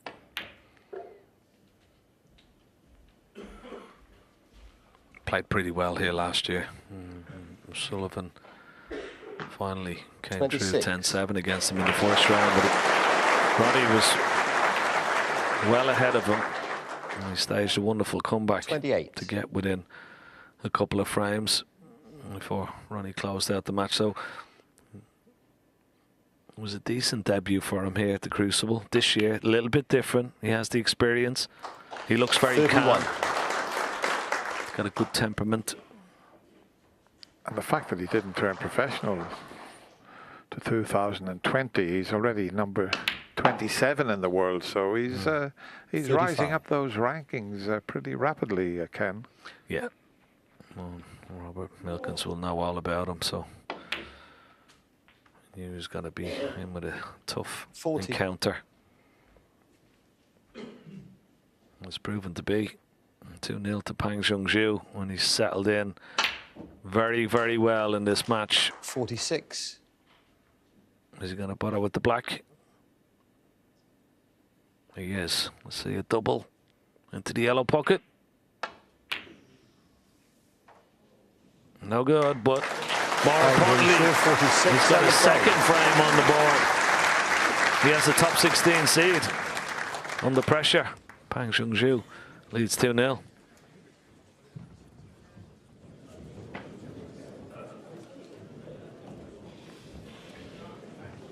Quietly as you can, please.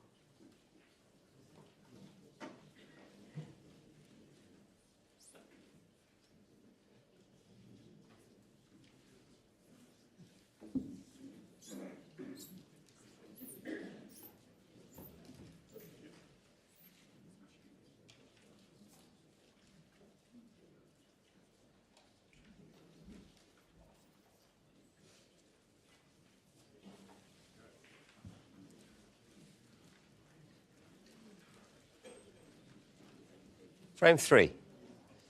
Bang Junshu to break.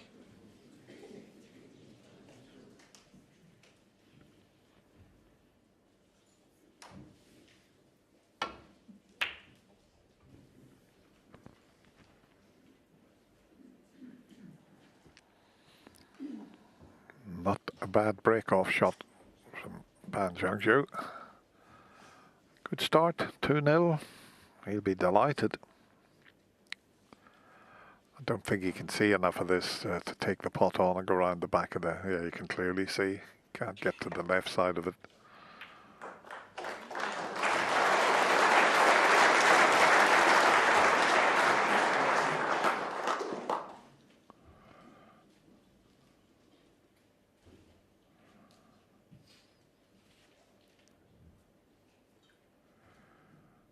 When you get into these long matches, you always play them in little mini sessions. You, at the back of your mind, you have, be nice to win the session 3-1, go to the mid-session interval.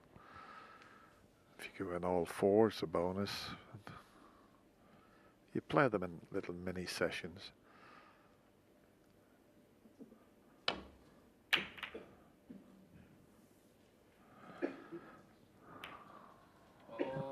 That's okay. Not going to go in the pocket. And this was the round you always wanted to get through, Ken, to get to the 3 sessions where you could then relax a little bit more.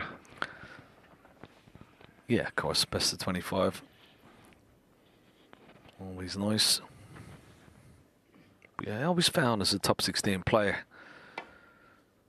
myself that the first round was always probably one of the most nervous that you'd ever play. So much pressure on these. Of course, if they top 16 players, they lose the first round as rankings go. They still get the prize money, but that prize money is not counted towards the ranking. So they have to win a match to get their money and the ranking points. So it's extra pressure basically for them.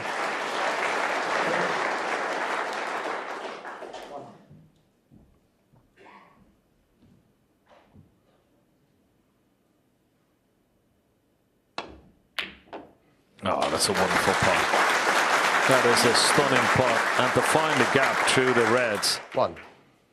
We'll have a look at this. Just look at the path to the cue ball. Found the gap beautifully.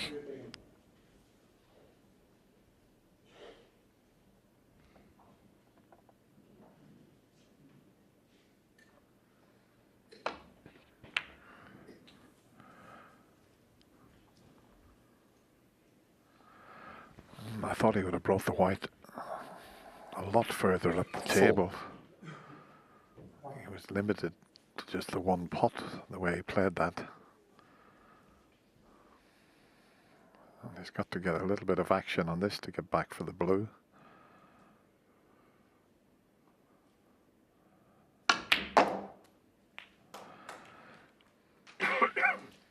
Five. Well, if it's dead straight, he can leave one of the 2 reds for the right corner, which is a medium length pot.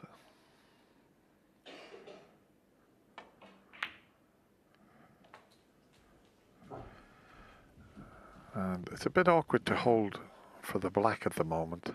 It's coming around to have a look at the black and the black spot area. That one red just in the path. So he's got to be careful here if he tries to hold for the black, that he doesn't snooker himself.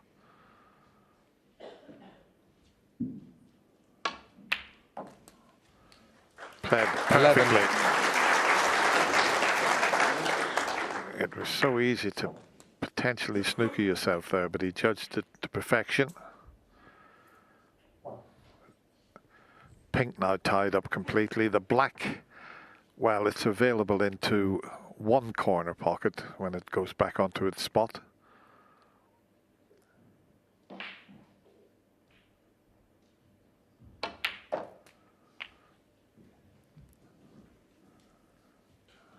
And that looks pretty good. He could clear the black spot area in a couple of shots' time. 18.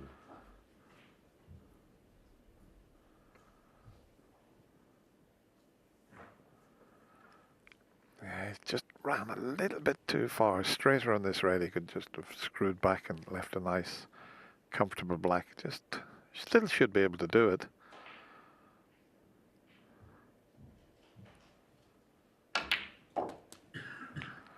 He had to do it from the 90. cushion with reverse side. That red to the left of the black's just in a bit of an awkward spot.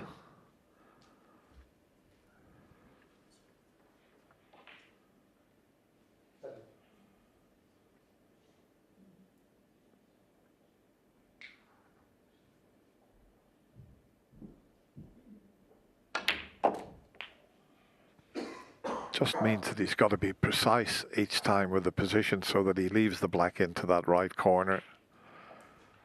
26. He's got to try and leave an angle on the black here. So when he pots it, just moves that red left a bit. That's what he was trying. Has he got the angle? And the answer is no. It looks a bit too straight. Wanted a better angle. So when potting the black, he could have moved the red away from, left of the black away from there, so it could be pottable into both pockets. But you see the angle is not great there. Too straight.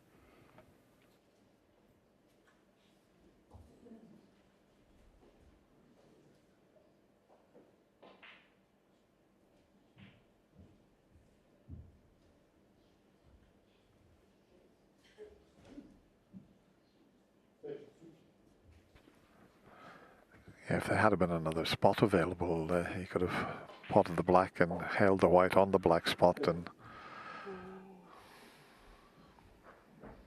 got around it that way, but all the spots are occupied.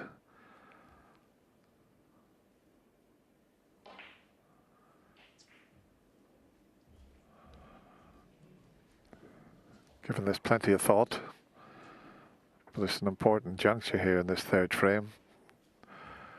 1 minute and 15 seconds and counting.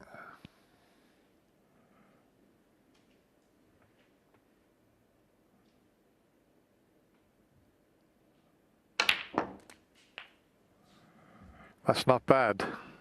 He can get up for the blue here.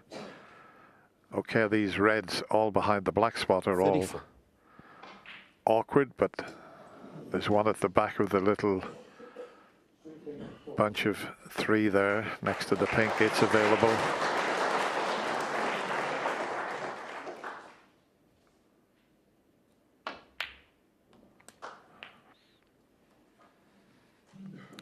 $35. Just got to get himself up the right side of the table for that red I mentioned, but the one now to the right of the black is also in play.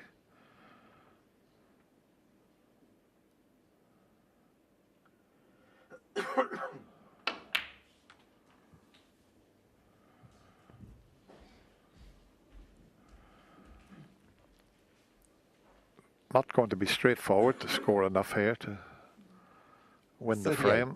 He's got a little bit of work to do and maybe one or two cannons required.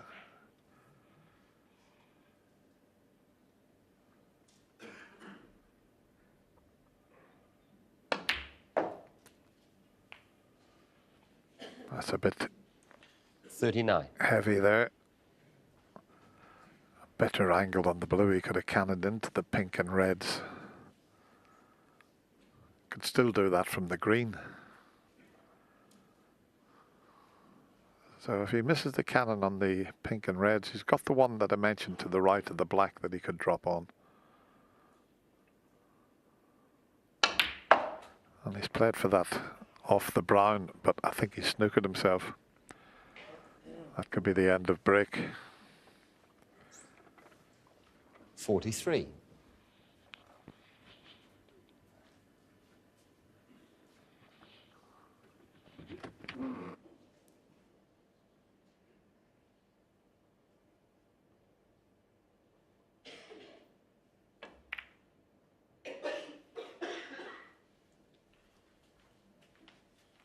Hang Junshu, 43.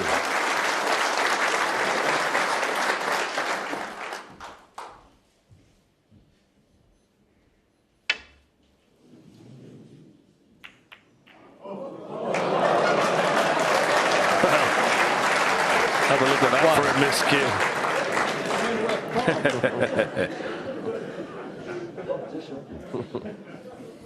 He's put himself in all sorts of trouble here. Miscue completely. Look at that. Great reaction. Trick shot. Green ball. Might play the green here, yeah, just off the right-hand side cushion. Robert Milkins 1.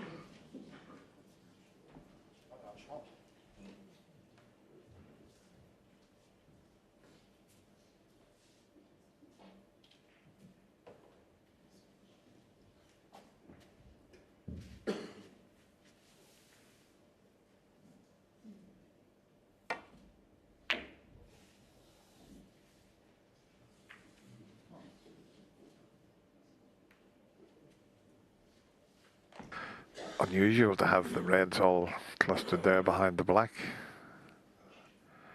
So little thin safeties required so that you don't bring one out into play.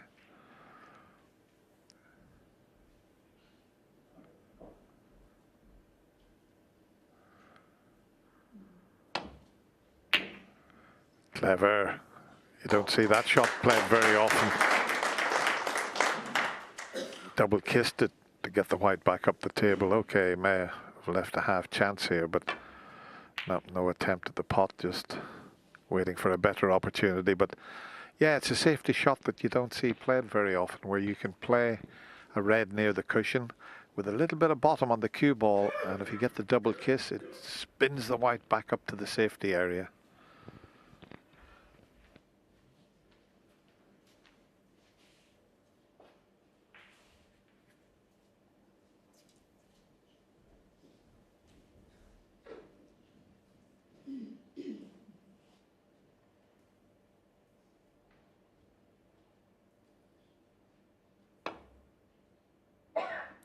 Foul. And a miss. Robert Milkins 4.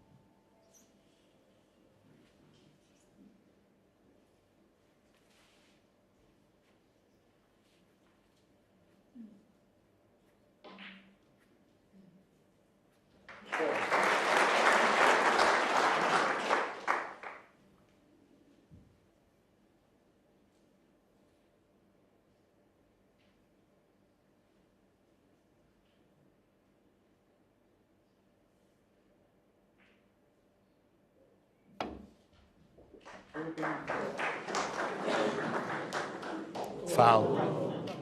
Robert Milkins 4. A bit unlucky to hit it so thin and see the white disappear.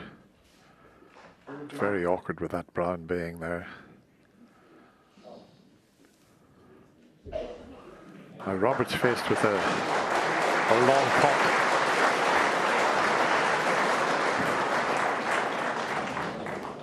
It's a risky long pot. You know, the normal shot you'd play and just hold for the pink, but that red that's open to the left of the black and reds, he may play it slightly different. He'll screw it back.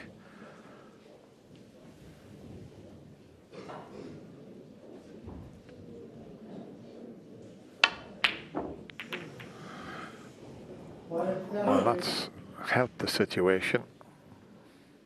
Although it's opened all the reds and sent them back into a safe position again.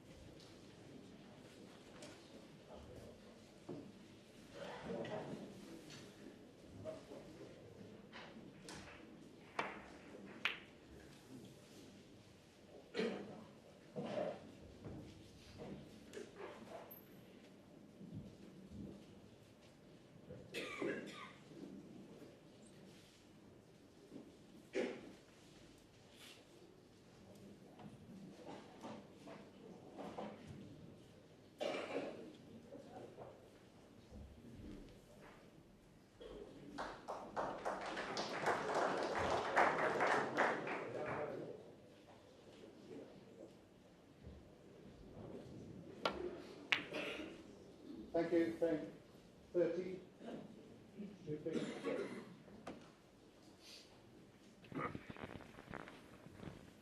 And 8 minutes since the last pot.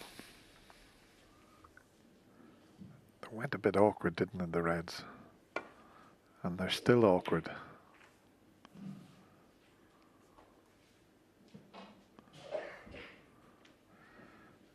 See, Robert needs them opened a bit with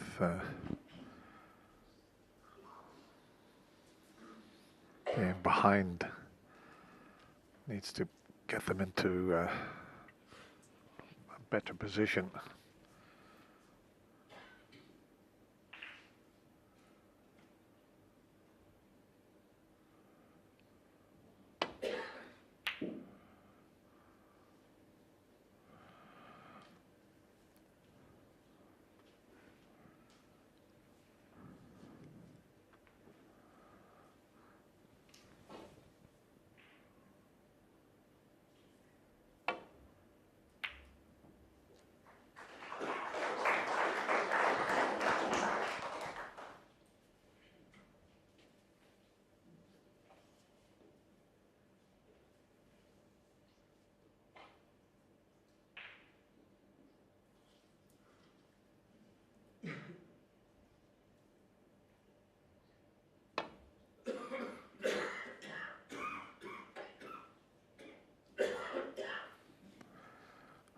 How about that for a shot?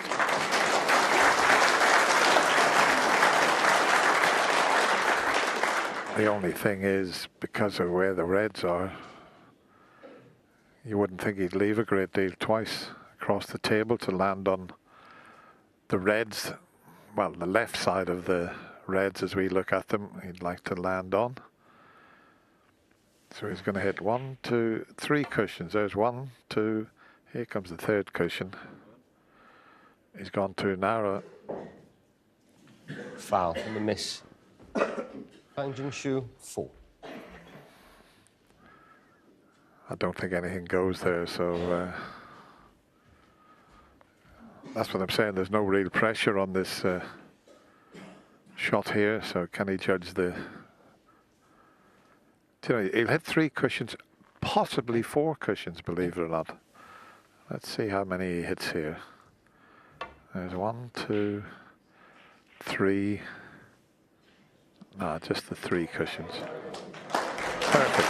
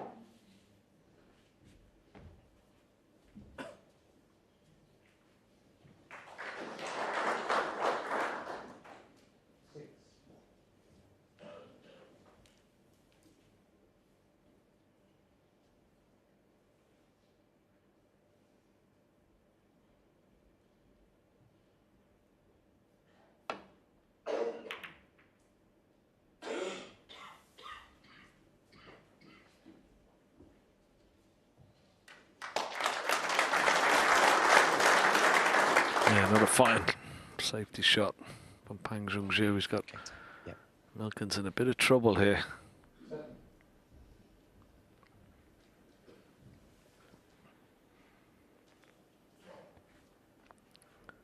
So tough to get the right connection off one of these reds. Pathway back to balk. He may just come off the side cushion and try and nestle onto one red, but this time there's possibility that could leave a red into the right corner.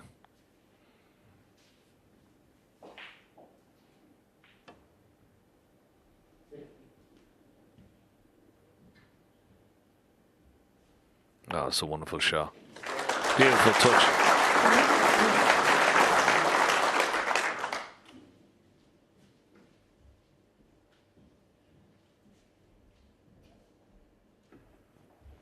He might be tempted with this long red.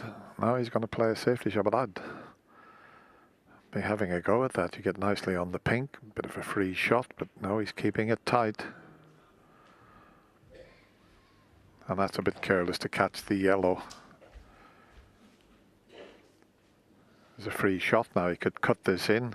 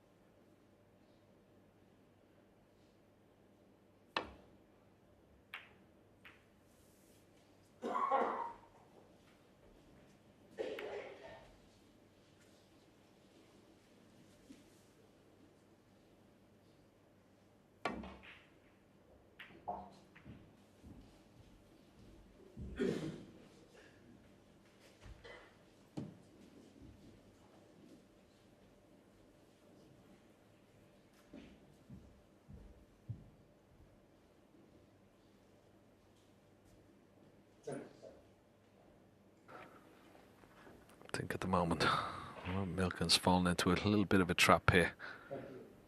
He's letting his opponent dictate pace of play. He's keeping it really tight.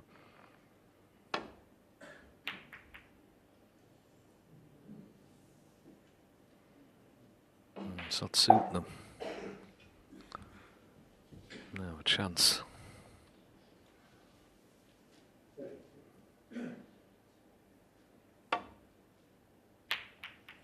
No, long way away. And that's what happens when you're kept cold for a while. You get impatient. He's so fast, he likes to dictate the pace himself, but he's being dictated too.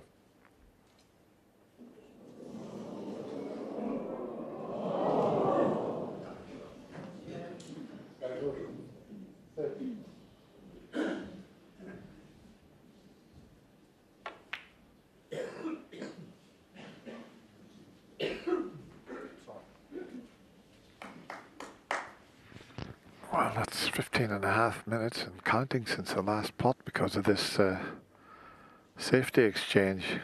And there's the yellow knocked into a safer position, so there's nothing to play in behind now.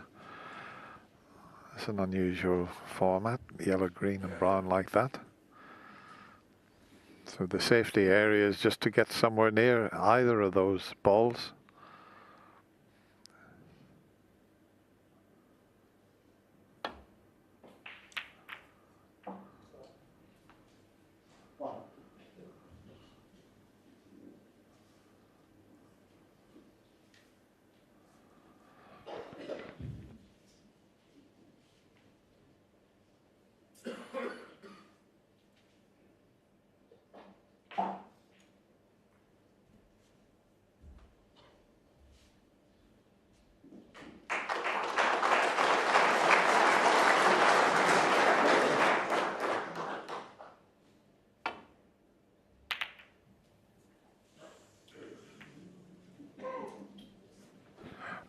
Oh, there's a path through to the red that's gone over the pocket, so that's the end of the stalemate.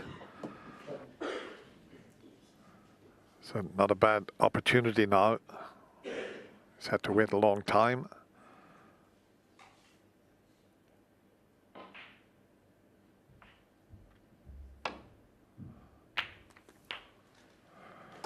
One. He's okay. There's what, 3 reds that are still available to him here.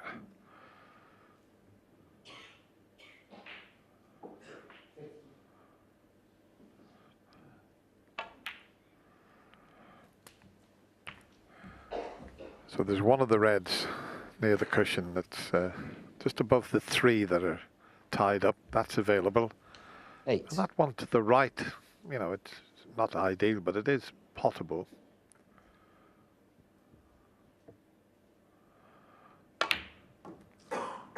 Well, that's a shocker. Foul. Fan Jinshu 8, Robert Milkins Total 4. misjudgment there. I don't know what he was doing there. It was like he was trying to screw it off 2 cushions or try and screw it off 1 cushion. Betwixt and between. What a let-off. Well, he's putting them back in here, but I would be playing the one the right side of the table to double it back across and maybe knock the black safe. Could possibly even pot this red into this left corner pocket.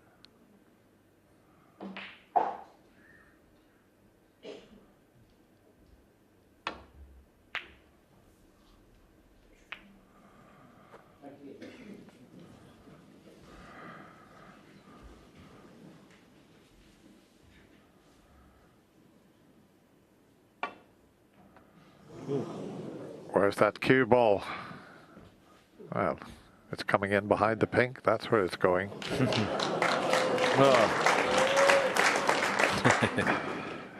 I think he might escape from this one.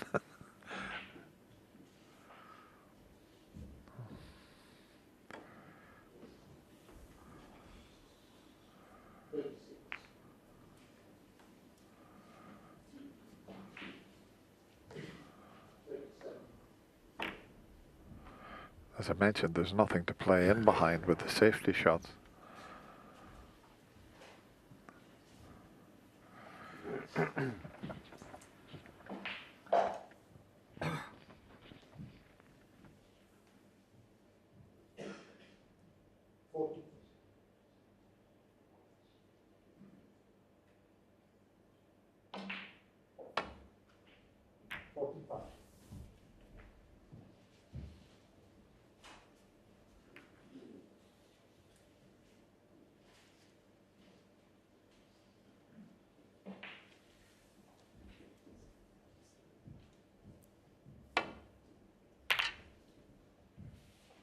Well, he just played to bring the black into play, but he's brought the red back up the table, so that didn't work out. He hasn't even brought the black into the open.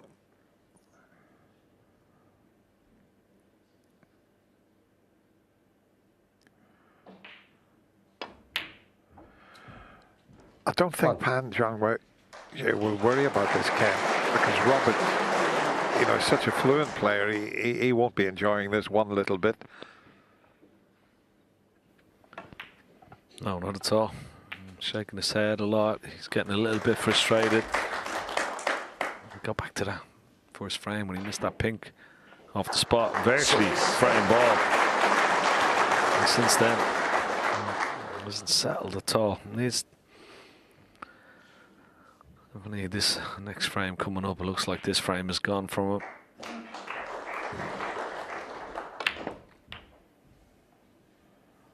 Seven. It's 49 in front. Still 51 on the table. Checking the scores. He'd like to just make sure it is blue if he can. Blue ball.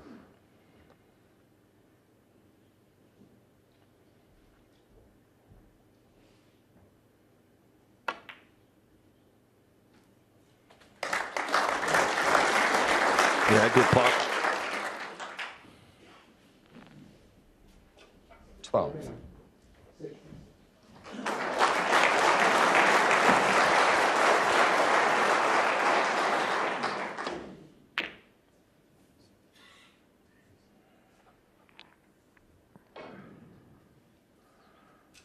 Pang Junxu, 12.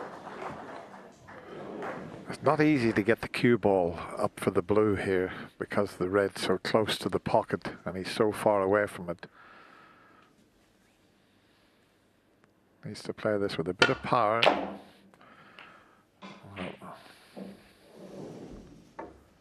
Frame, yeah. Robert Milkins, one frame conceded. In Frame fact, he's Pang conceded Junxu. the frame, Robert, so he's nipped out of the arena, and all of a sudden it's 3-0 to Pang Junxu.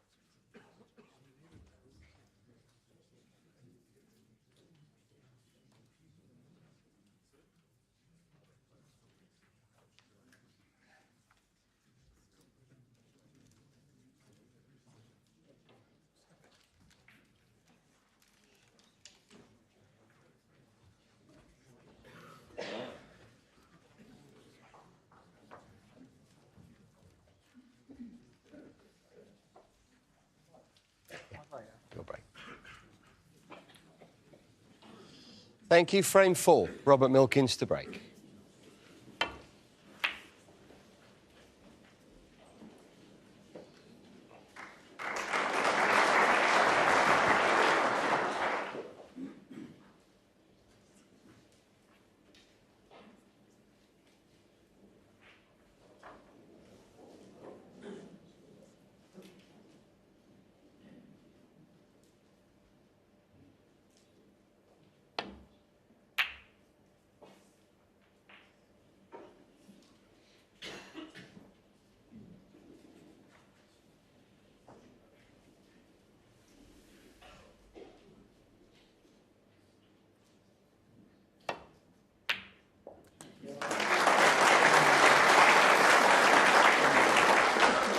1. Now that's an excellent long pot.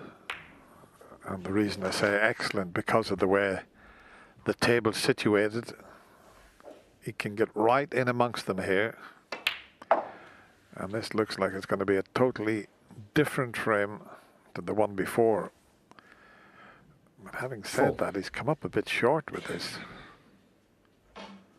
Should have been a lot nicer than this.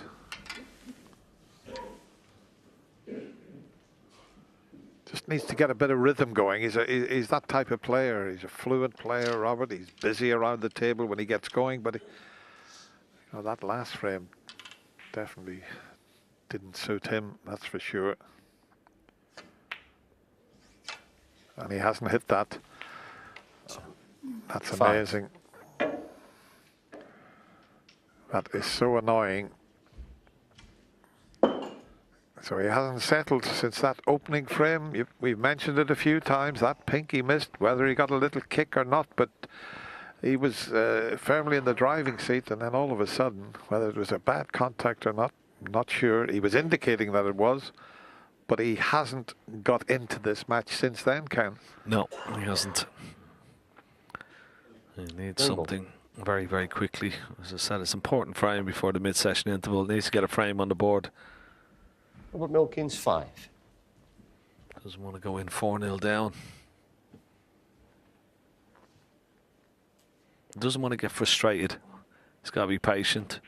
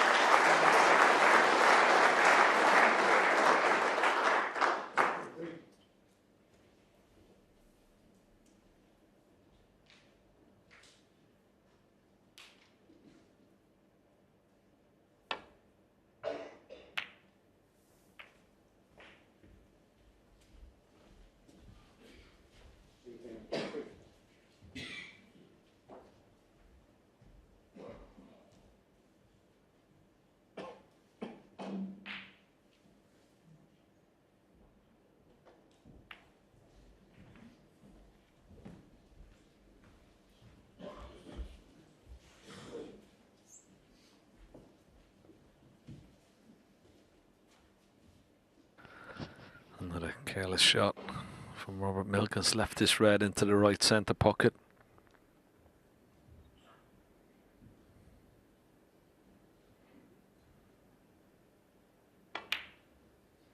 Yeah, no problem. And pink may be available as well into the left corner.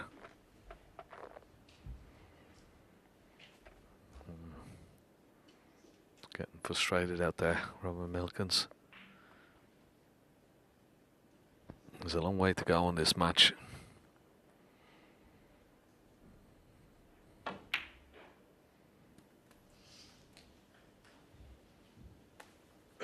And he's got to be a bit more patient.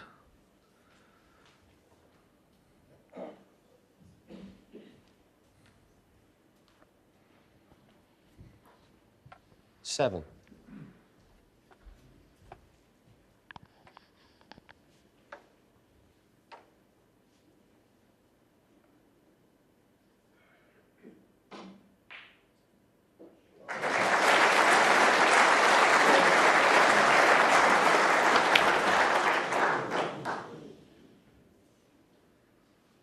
Where's this red?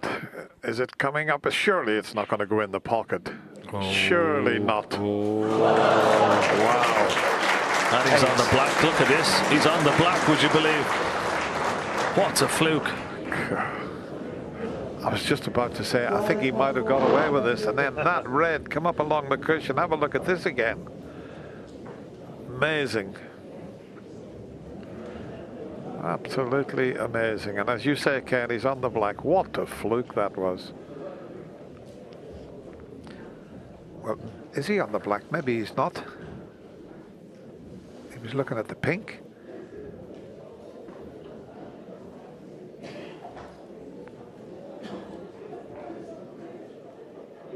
Is he trying to bend it slightly?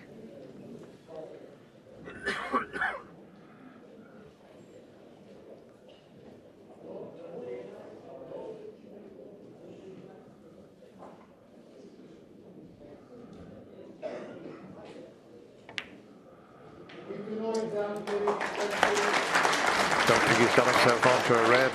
Robert looking up at a monitor there to see the outcome, and that was... He thought maybe he couldn't see enough of the black, 50. but he could in the end, but he forgot about the cue ball.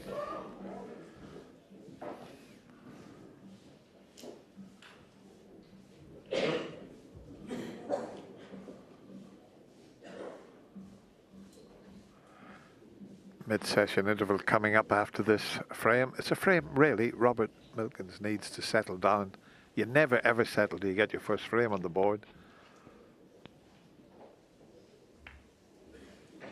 Paddington Shoe 15. Now a little bit of a stalemate with the red up the other end of the table. Touching would help. Touching ball. It is a touching ball, so.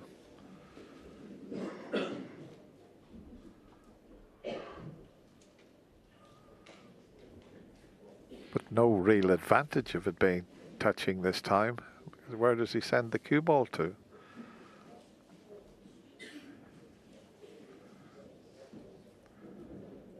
Potential. Yeah, it could be. Re-rack. I know they're open and it doesn't look as if it could be. Touching ball. Touching ball again. Yeah. I saw it drop back, yeah. Yeah, yeah.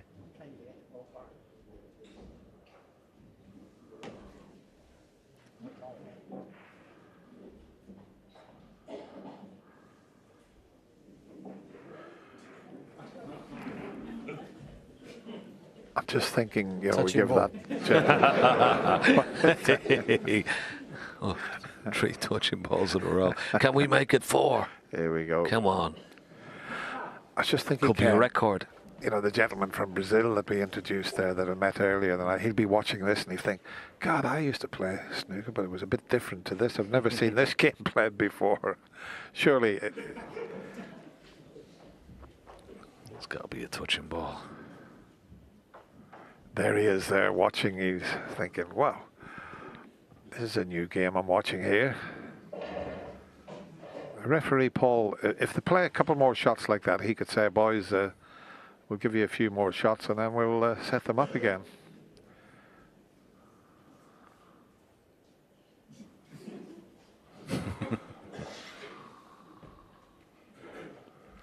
Touching ball. Touching ball.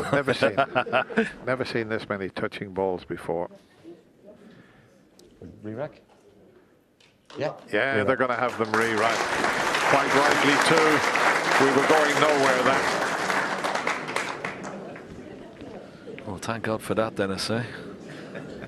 How many touching balls was there, Ken? Was it 5 or 6? Yeah, at least.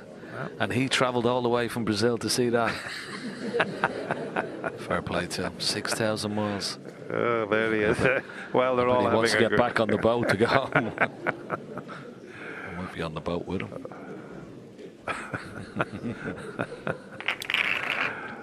Lovely couple. As I say, they don't speak a word of English, so we had a bit of fun with them upstairs. It was very enjoyable to meet them. He must have heard your commentary before. That's why he's not wearing the head earpiece, Dennis.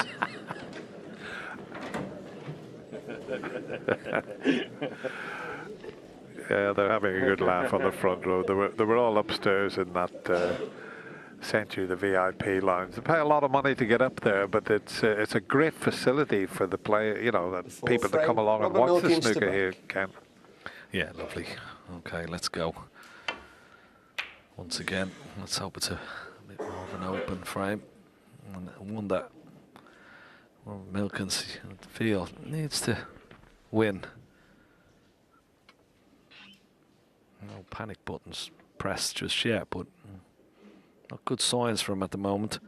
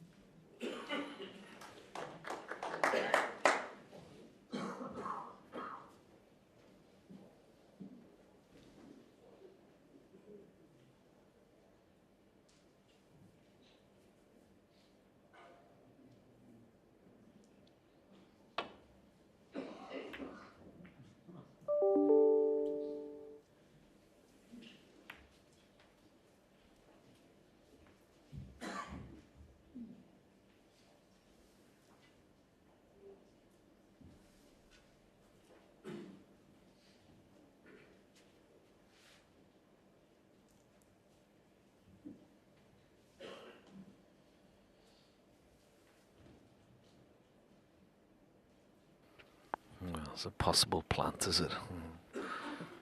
Reds are quite a little bit apart.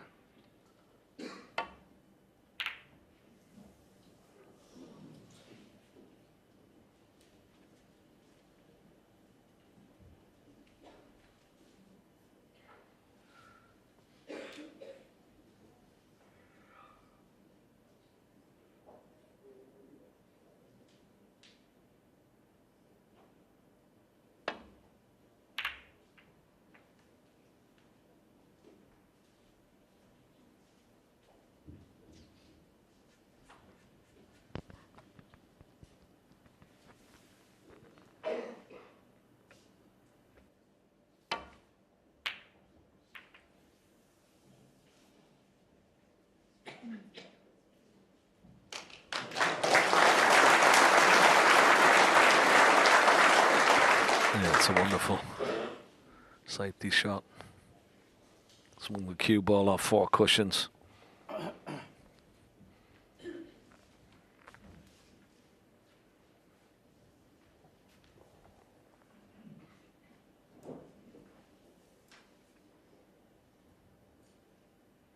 Got to play into the pack just below the pink. He's got to be careful that cue ball doesn't slide and leaves this red into the left corner. Has he reached? Foul and a miss. Robert Milkins, 4. And that'll go back. Back.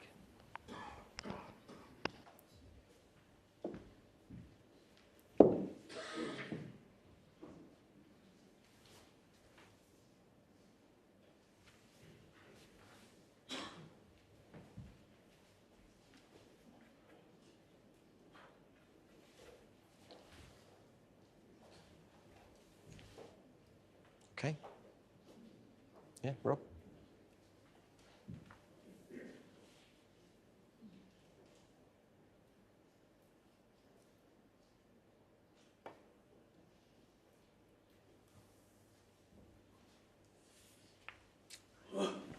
That was the problem there, and Robert couldn't wait to get at these. 1. Just a little bit congested around the black spot area. Pink tied up at the moment, so.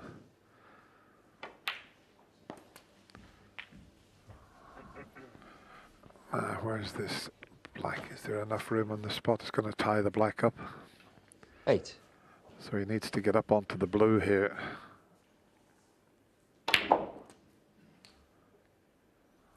if that keeps 9. on running, which it's not going to do, very difficult to get onto a red. He was hoping to get the other side of the blue and then cannon into the pink and reds, but he's going to have to give this a good old bash, and there it comes. Couldn't have hit it any harder than that. And even then, he couldn't get the white round to where he wanted. 14.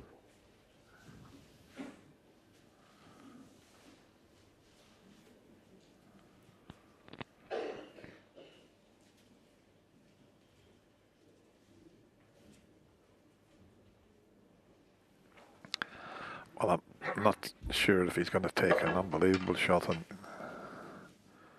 is he going to try and pot this? But I was just thinking, if he's going to go full-blooded for it, he could come across, you know, and knock the black into play, but I can't see him taking that on. And if he's going to try and get back on the blue, that is not straightforward. He's got to get a lot of bottom on this. That wasn't easy. Robert Milkins, 14.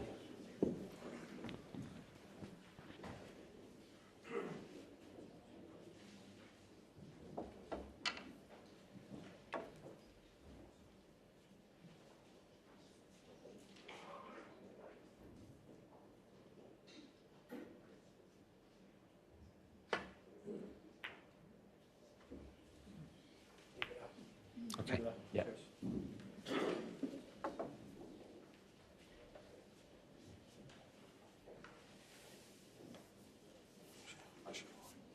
All right.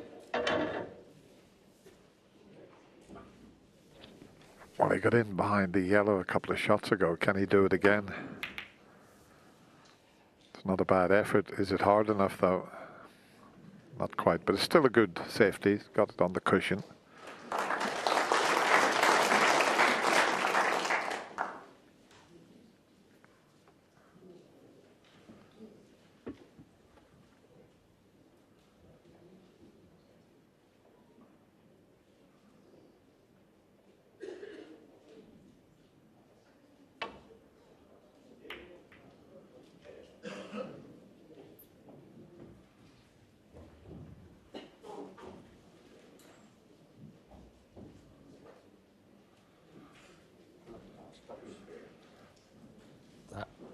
The red behind the pink, yeah.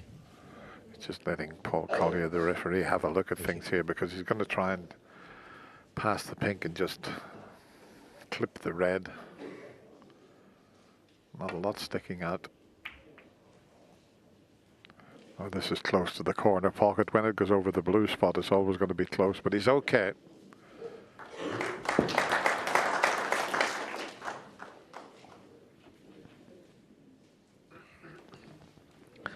Left the possibility of a red into this corner pocket, but well, the cue ball will be travelling into reds. Not guaranteed position.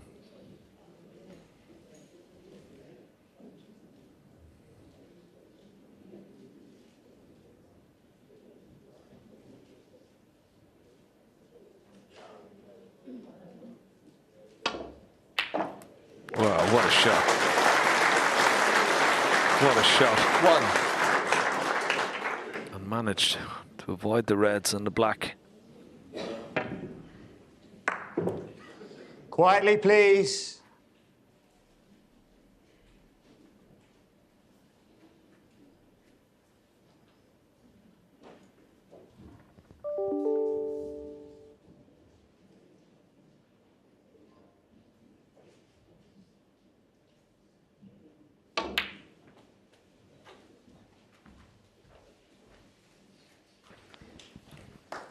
That was an interesting choice of shot there.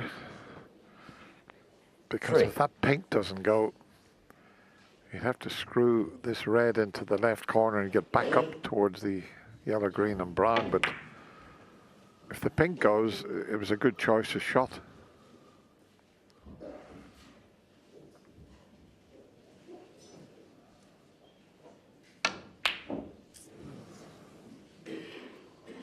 Well, he's going to leave this red on. Pang Junxue, 3.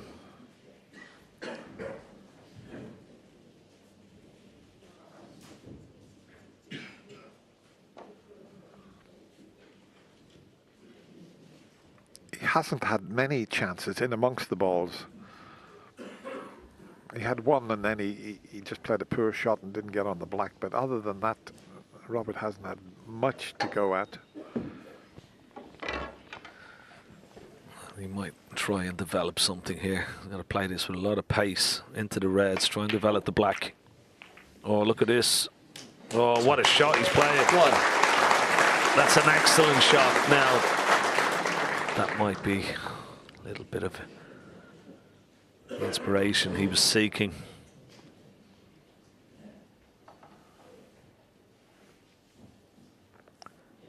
He puts the black and will go back on its spot, which means it's going to be covered up again.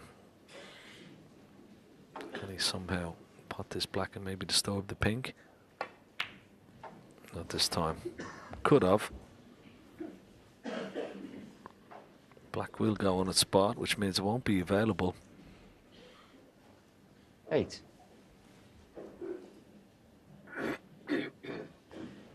Pink not available, so I've got to concentrate on ball 9. colours, and this is going to be very difficult to keep this break going up and down the table. Position, it's got to be pristine. Yeah, he'd love to be able to play a cannon onto the pink, wouldn't he? But can't do it from the green. Could possibly do it from the brown. There's other options available, but he needs that pink into play.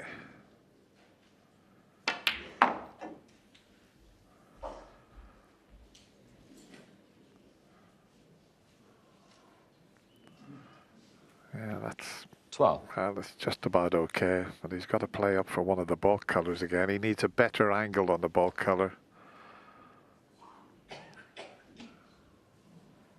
to be able to, as I say, cannon into the pink and reds. That's what he'd be looking for. Let's see, is he better this time? 13. Yeah, he could possibly do it, although it's not a brilliant angle on the green, but let's see where he can get to this time.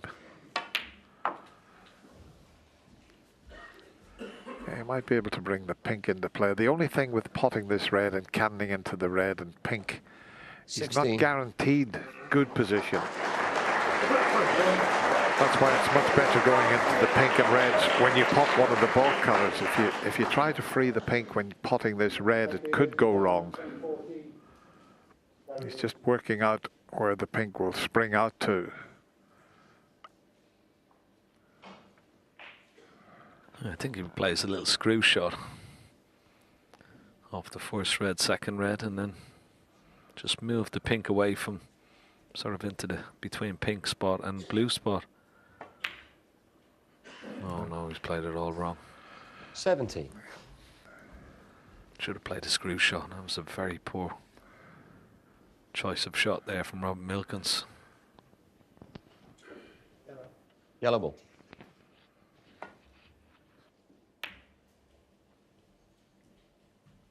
Robert Milkins, 17.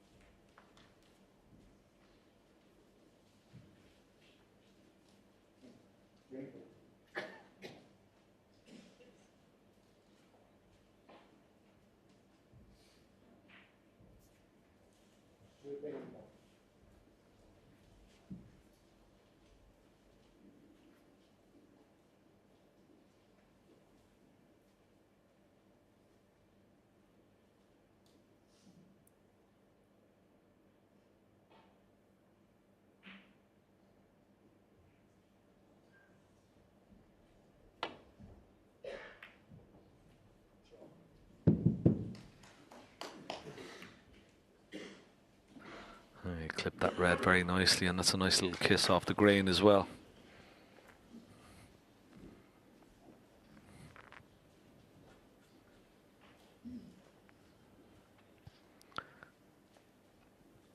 We've got to be careful here, Robert Milkins. Everything is going to be pushed towards this left corner pocket. He's got to be careful he doesn't knock a red over the pocket. Oh, he's played it well. Good shot.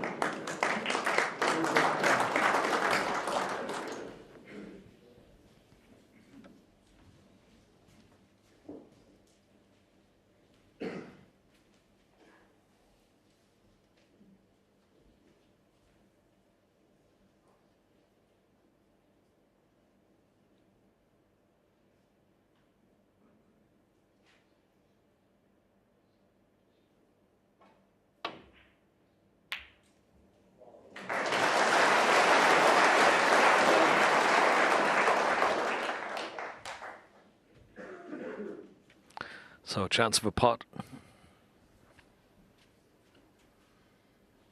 Probably take the second red down as we look. The gap between the pink and reds. No. Still a little bit out of sorts. A bit nervy won that.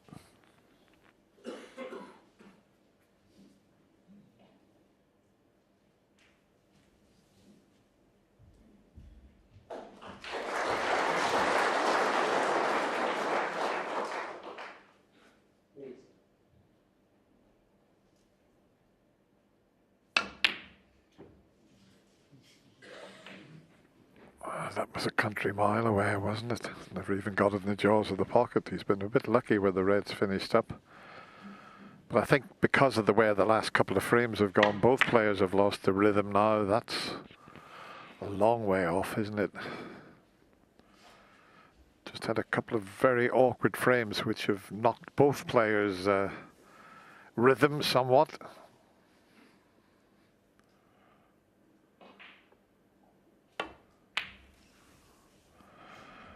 They can't get near a pot at the moment. 16.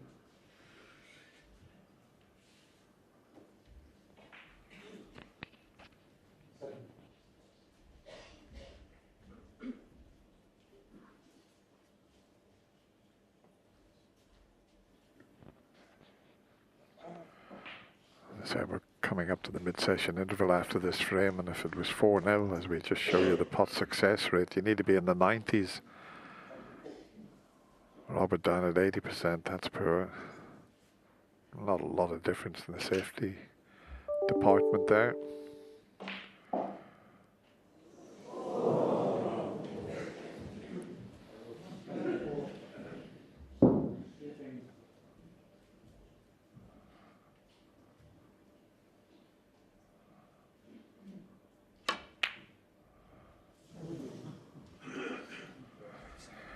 Well, this will cut in. That's the first one he's missed with the rest.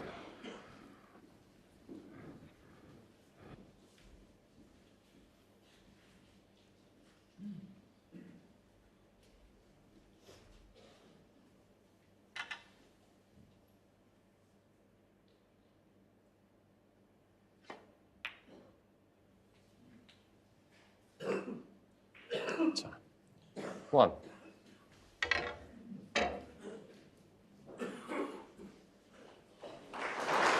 Well, a little bit closer to this left centre pocket than he would have liked, but if he puts this pink, gets on a red, well, should win the frame from here. That's better. Cue that nicely. And he's on the red. 7.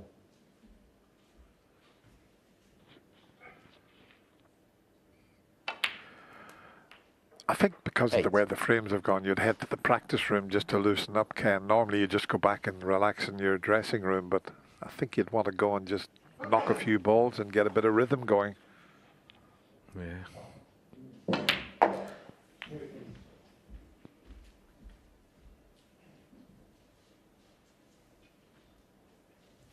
14.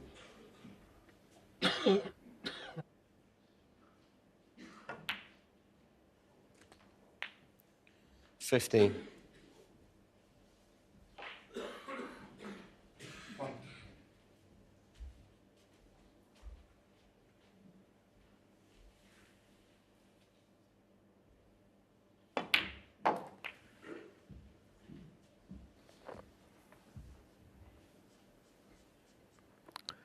So 53. 21. What's the lead? Red and pink will be 60 with 59 remaining. 22. He's on the pink nicely. He's got nice angle. Just a stun down for that red, just left of the black into the bottom right corner pocket. Quick glance at the scores.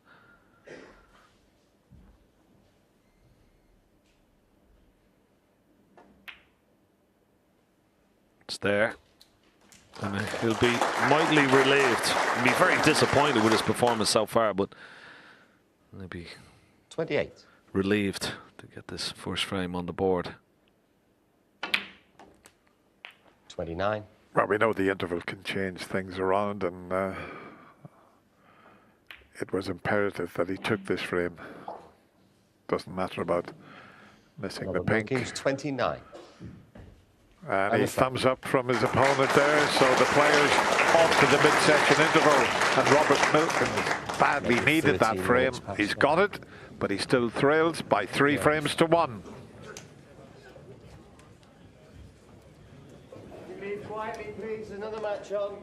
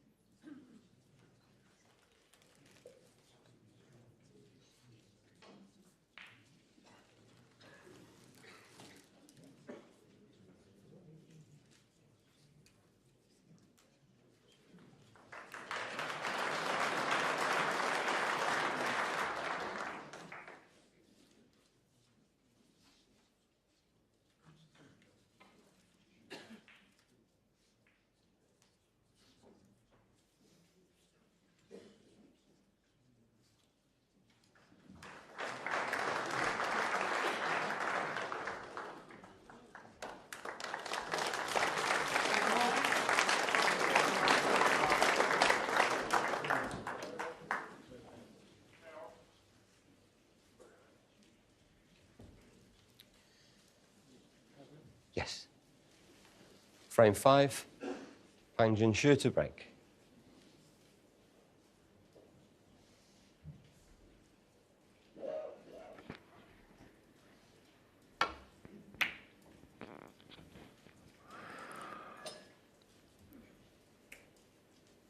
Not quite the break off he was looking for. He's left that possible pot into the right corner. Funny enough, I had a chat with Robert at the interval there. He was just coming out of the dressing room, and he said he did get a slight kick on that first shot when he missed the pink, but he's obviously forgotten about it, because he set off really well, and that just straightened up slightly.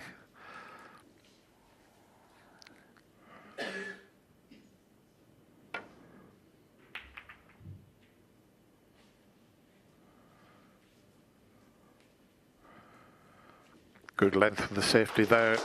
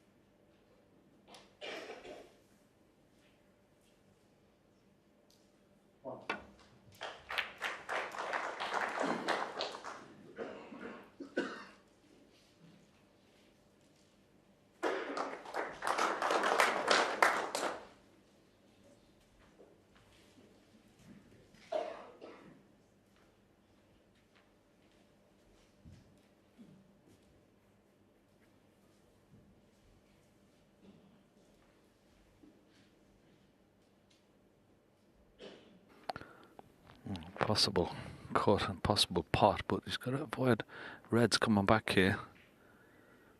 Got to be careful. Managed to come through the gap, but once again, a bit heavy-handed. Now, half chance for Robert Milkins here. Can he find one good long pot here? Black is waiting in the opposite corner. Yeah, that's better. One. Very good.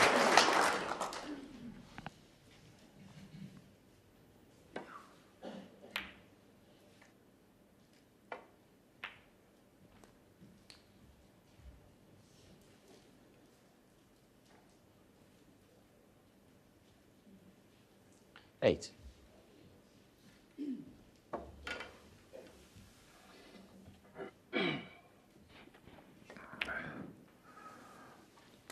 Well, he's got a chance here to get a bit of rhythm going. As I say, sometimes the mid-session interval can change things around. We had a couple of very awkward frames.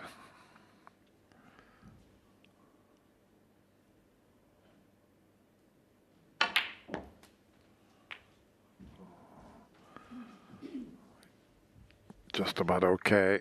Didn't play for this red. He played for the 16. One nearest the black, just above the black, but 17.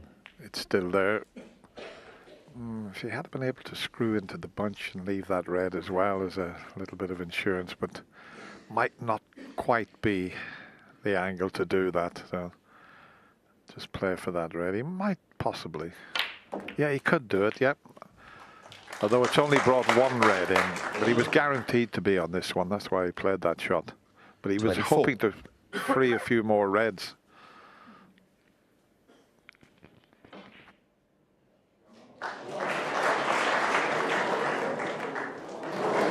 Can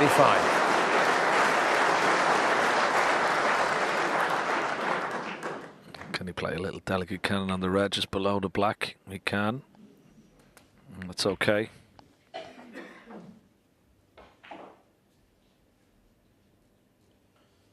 $32.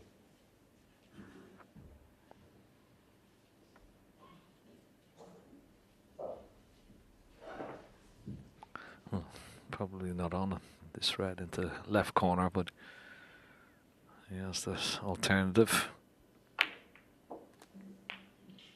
33. I could play a little cannon just on the extreme red of the bunch.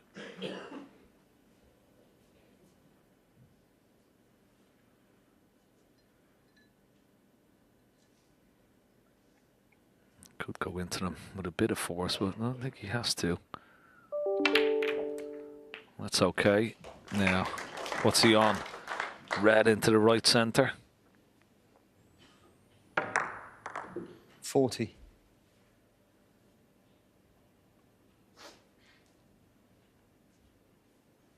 That's 5 reds, 5 blacks, but obviously not contemplating maximum break. Frame is a priority. Yeah, nice pot. 41. And a nice little kiss on the blue.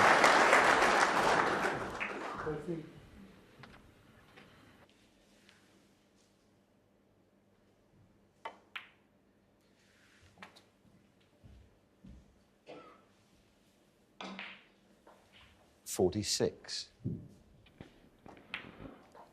And as we see so many times, the mid-session interval can change things around, and this is totally different now to the couple of frames before that interval. He's great to watch, Robert, when he's break building. In fact, you were talking 52. about reds and blacks there. He's made the maximum break 3 times, Ken, so he is a terrific break builder and easy on the eye when he's flowing.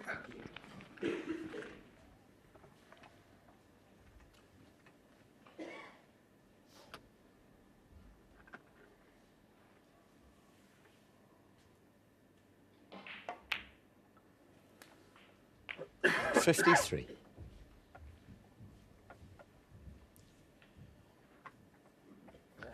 Yeah, this is how he likes to play the game.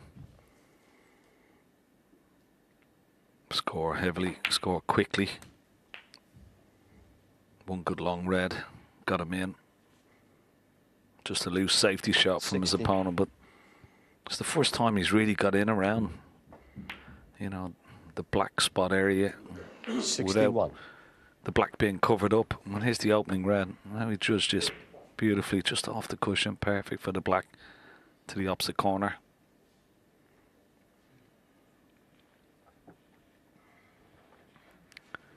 The highest break in the Crucible so far is 142. That was at the moment held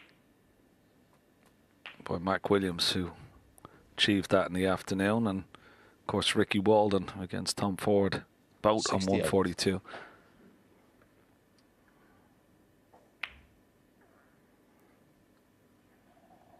$69. This is the quickest frame, without a shadow of a doubt. The 4 opening frames were all over 20 minutes, 22, 25, 33, 22.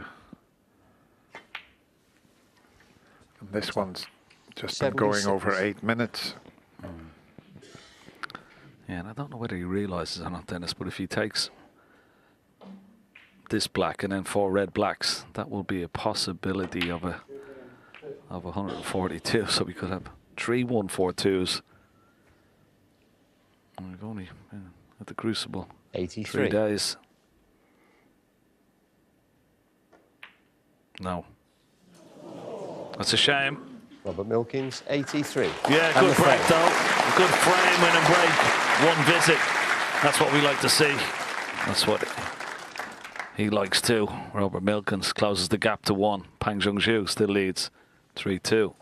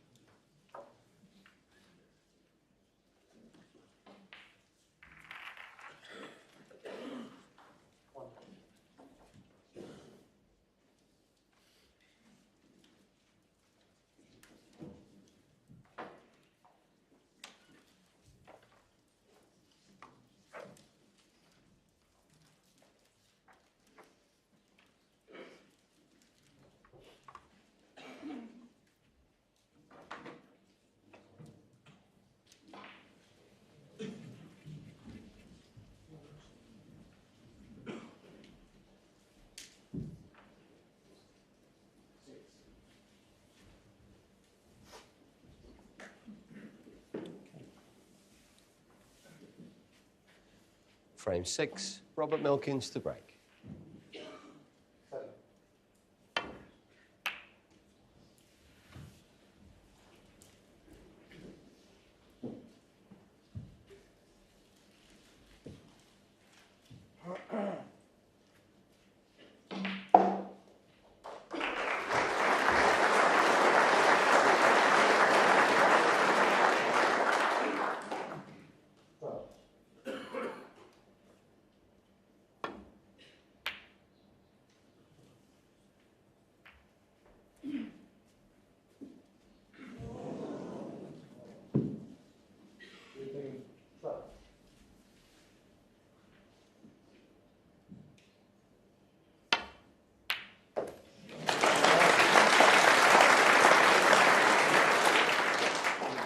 One.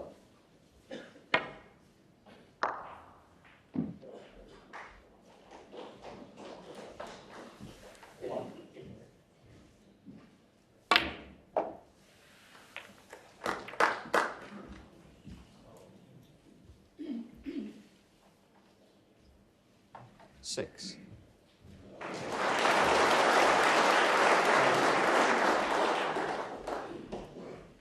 Robert Milkins, 6.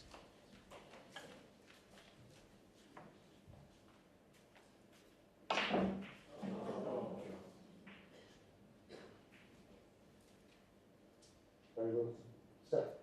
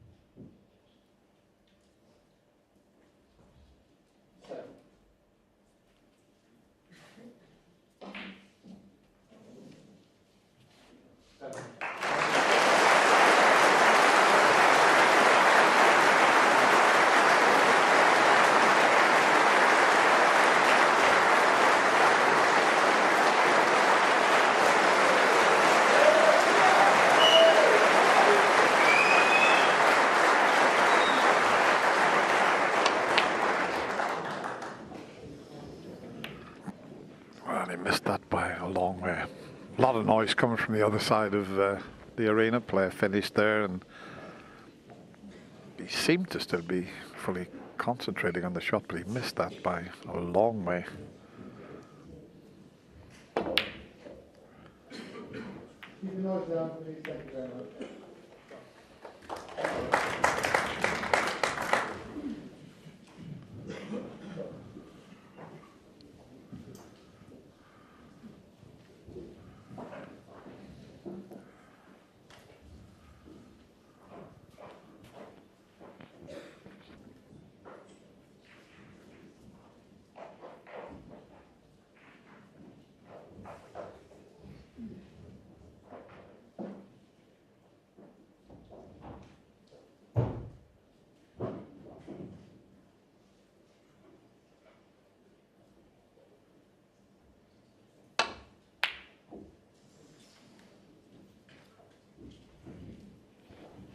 Oh, was that red going to come across and block the path? I think he's been rather fortunate there. It was a risky one to take on, and it looked as if he'd left Robert right in amongst them, but we'll show you shortly where the red finished up. It came up the table and blocked the path.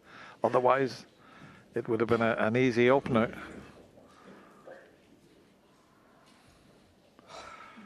And now he's somehow got to try and get over behind the yellow here.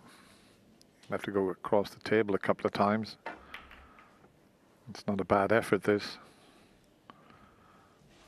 Well judged.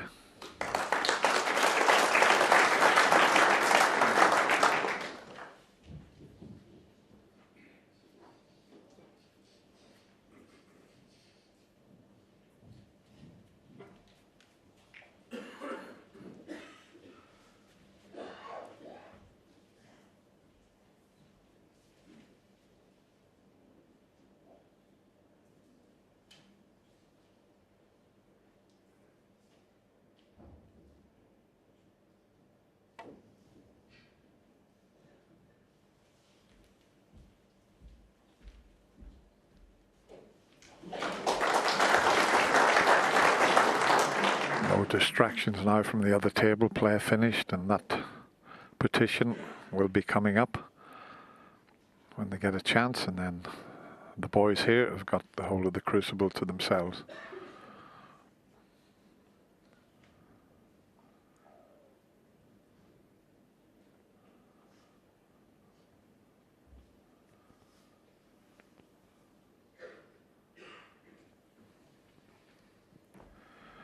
Just handed the advantage there to Pang because he couldn't get back up the table there, but can from this position. Twice across again over behind the yellow.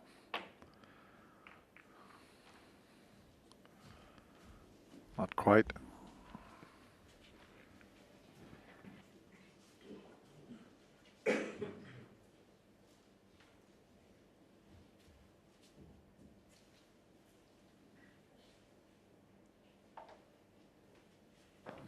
What's he looking at? Possible plant in the middle of these reds. Certainly nothing in line, but well, maybe he could possibly make that 3-ball plant there.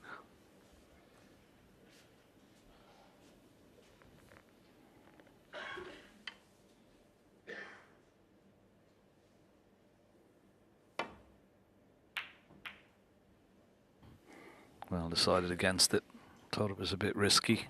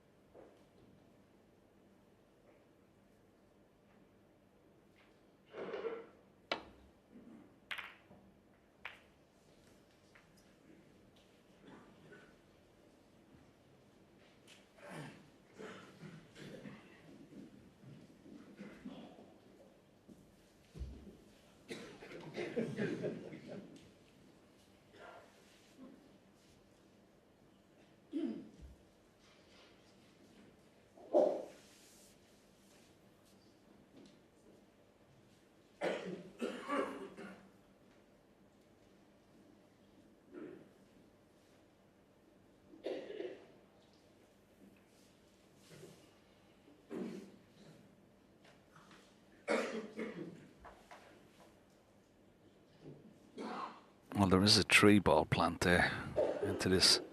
There you see it. And that's almost set. But the problem is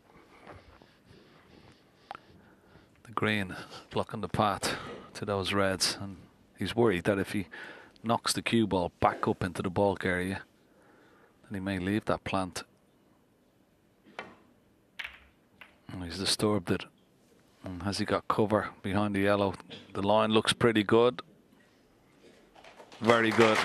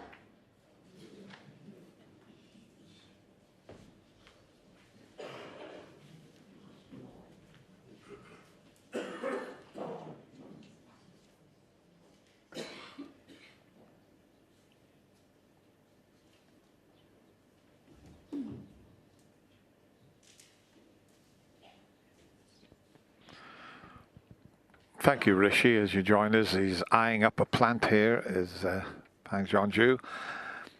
Robert came out after the mid-session interval and he made an 83 break, finished the frame in 9 minutes. A couple of the frames before the mid-session, and it went very awkward. He set off like a house on fire, did Robert, and missed the pink, but I had a chat at the interval with him and he did get a slight kick. This is it, because he was flying at this stage in the opening frame and all of a sudden he lost it.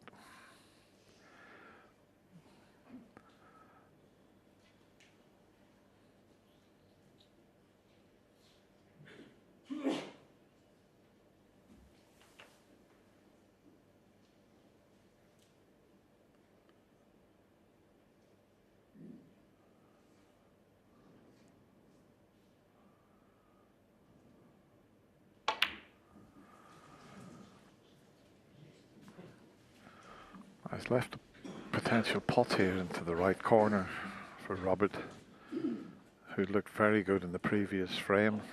It's not an easy chance.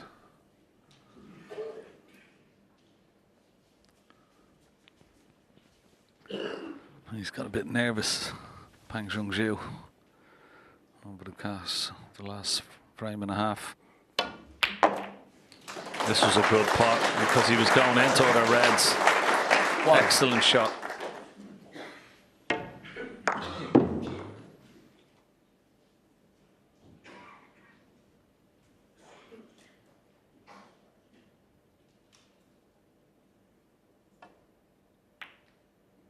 Yeah, well played.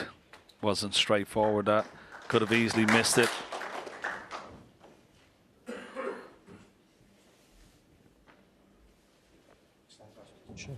He's going to have to get the extended rest. But he could possibly, well, maybe get the blue on the spot after this.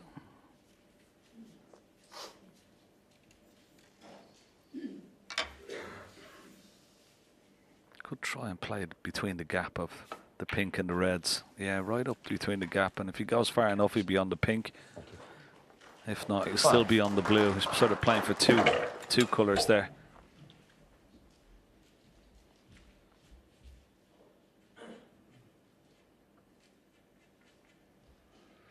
Making sure he's chalking his tip there because he's had a few miscues and this match can.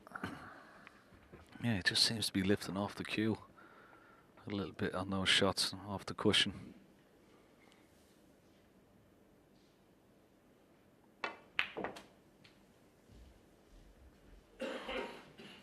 And once again, he's got to find the gap 10 between the reds here.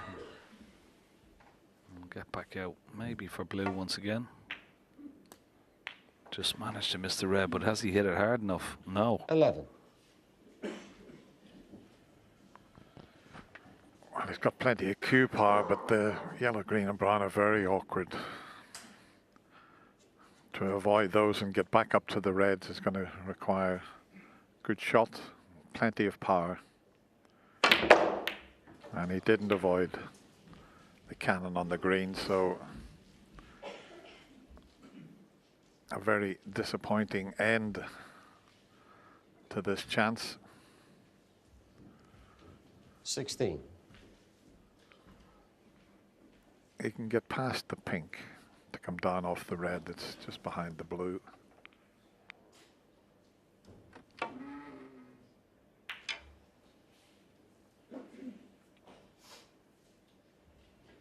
Robert Milkins, 16.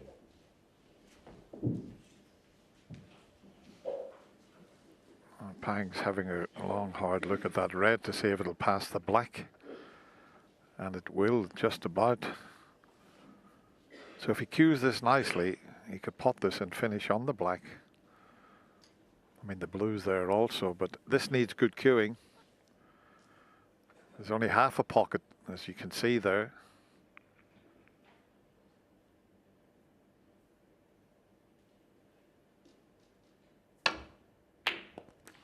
Excellent cueing, but he's lost the cue ball. 1. As I said, the blue's there, but he's hampered with the black. And he can't get past the blue for the yellow that's over the pocket, but At least it was good cueing to knock that in, but not a great lot of reward for that shot now. Ramble.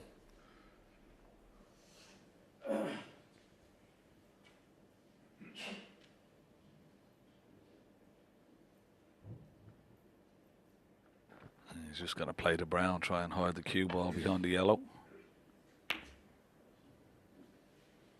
Hang Jinshu, 1. So an awful lot of snooker left in this frame, the way the balls are now situated. So a long way to go.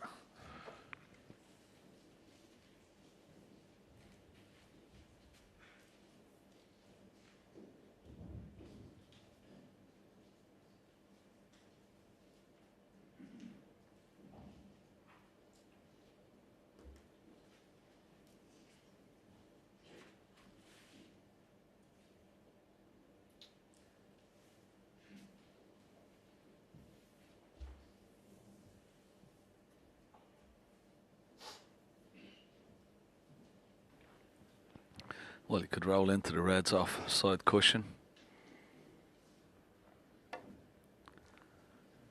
Dead weight of 2 cushions this time. This is not good. Foul and a miss. Has he left anything? Hang Jinshu, 4. So.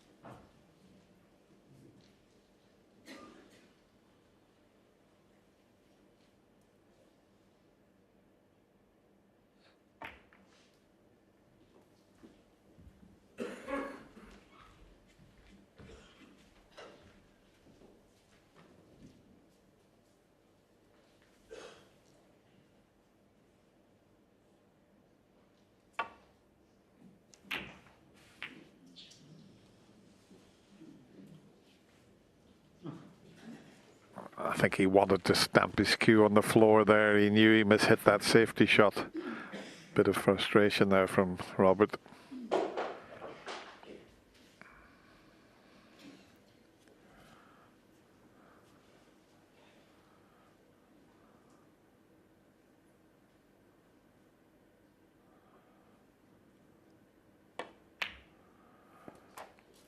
A few moments ago it was a very awkward frame, but have a look at it now with that one mistake, and Robert knows that he might be sitting there for a while. Yeah, he's not one to hide his emotions, is he?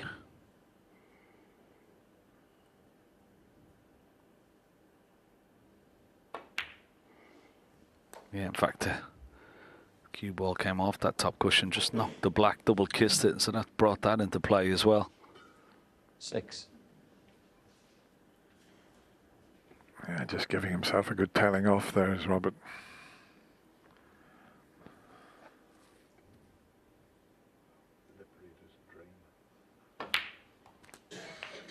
Seven. Straightforward this, you would feel. Not a lot to do. Plenty of loose reds. Cannons required just yet. Yeah, he lost his way a little bit, had Pang, didn't he? He missed a few long pots by a mile, but now that he's in amongst them like this, gives himself a chance to restore his confidence.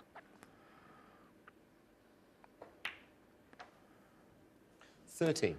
Very measured player. He doesn't rush things. He gives every shot 100% concentration.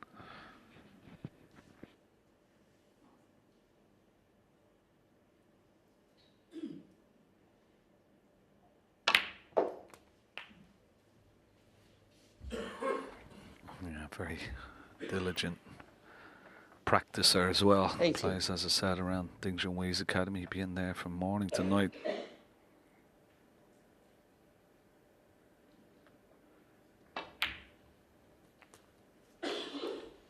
$19.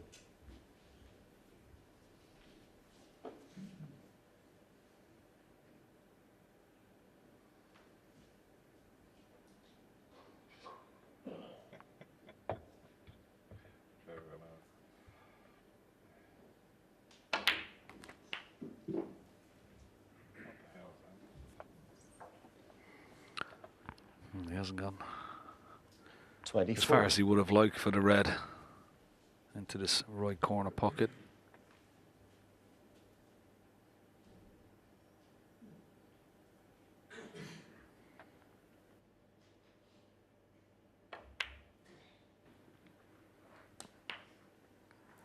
$25. Yeah, a little bit of an awkward frame. The green sitting on the blue spot, the blue sitting on the black spot.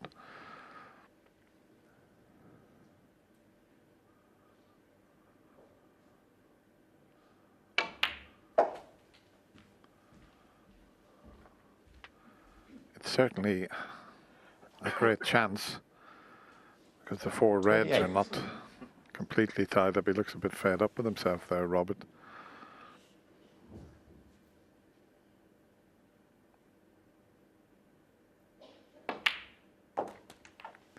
That's perfectly played.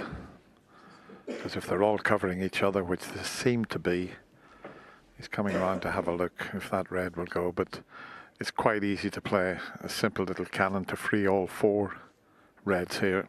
Just make sure you get the right contact on the cannon and the frame will be there for you.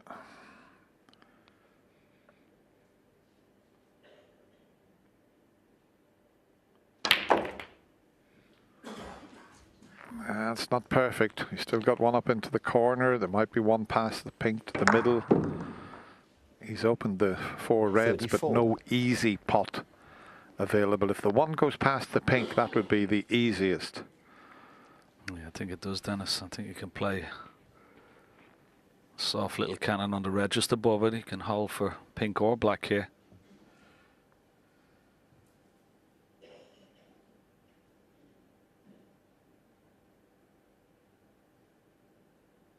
Maybe able to screw between the two reds. Yeah, that's exactly what he's played. And he's played it well.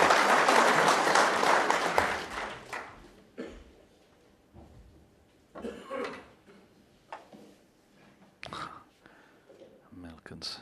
Oh, he's churning in his seat there.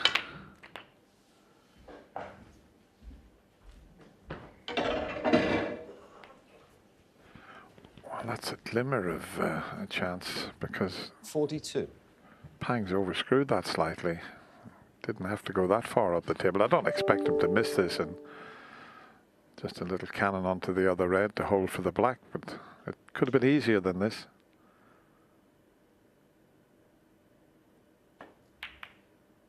Safely in though. 43. Safely in. Wobbled a couple of times, but the pace took it in the pocket.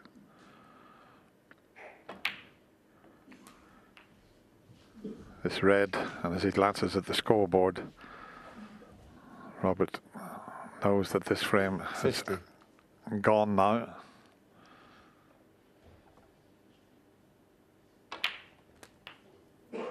$51.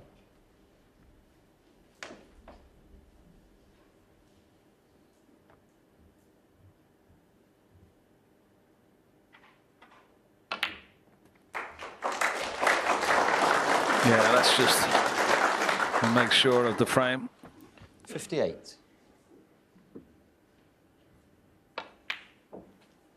$59. Good time to make the highest break in the match so far for him.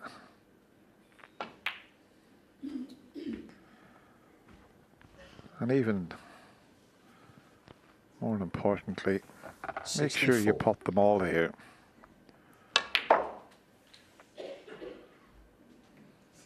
66.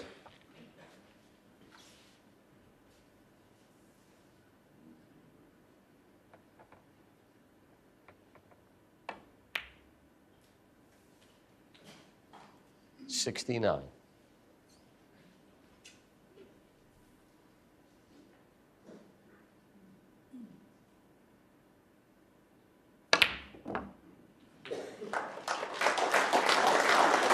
$73.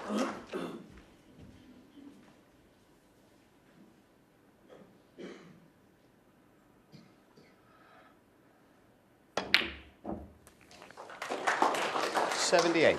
Yeah, definitely the mid-session interval has changed this match around. We had a couple of very scrappy frames. The players lost their rhythm, but they both got it back again. And that's a fine shot he's played there. If it keeps on running. 84. Robert hit an 83 in the first frame after the mid-session interval. And now Pang Junxue replies with this effort. Doesn't matter about missing the black. 84 on the frame. One chance, and that was all he needed. And he's back 2 in front. It's 4-2.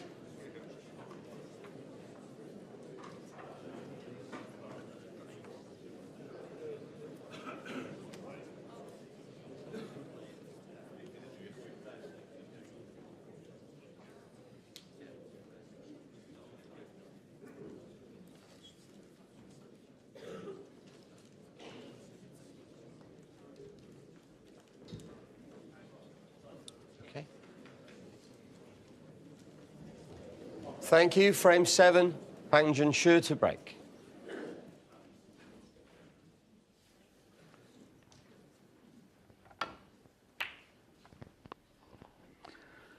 So frame 7 of 9 that players have to play in the first session. And now, of course, got the whole Crucible Theatre to themselves. Screen lifted up.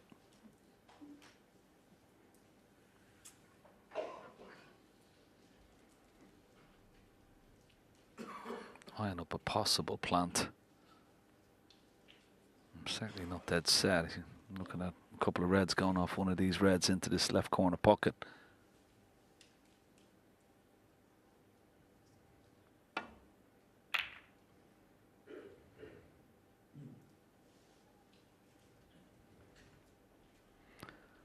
Yeah, he's got to try and play these sort of aggressive safety shots, Robert. Otherwise, Pang will just plod along at his own pace and try and frustrate his opponent as best he can, and then when he gets his chance, score like he did in the last frame.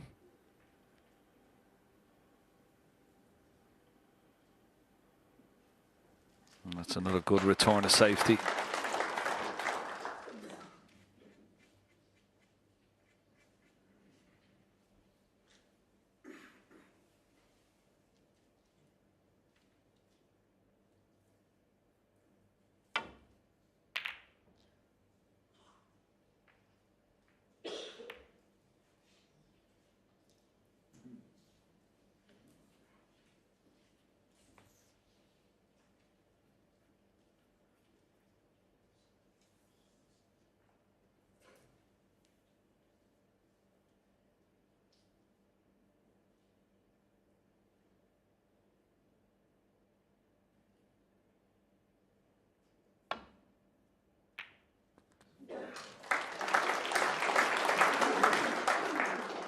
1.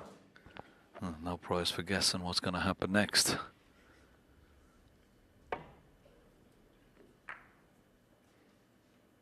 Is he going to take this brown on? I probably doubt it, but cue ball in behind the brown, if it fits, it would be a very difficult shot for his opponent. Well, maybe he's eyeing it up. He's going to screw it in off a couple of cushions, maybe, or maybe stun it out for red.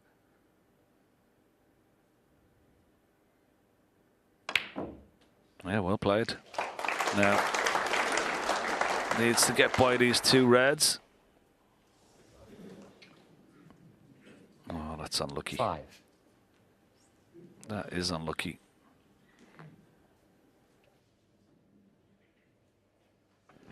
It was a wonderful shot, positional wise, to knock that ball in at that pace. He deserved to be on one of the reds that's near the black. Worth another look at that. To pot them at that pace, they're not easy, but if he slips past that red, he's in the perfect position. Now that one to the left of the black is quite a difficult pot. He's had a good long hard look at it, but decided against it.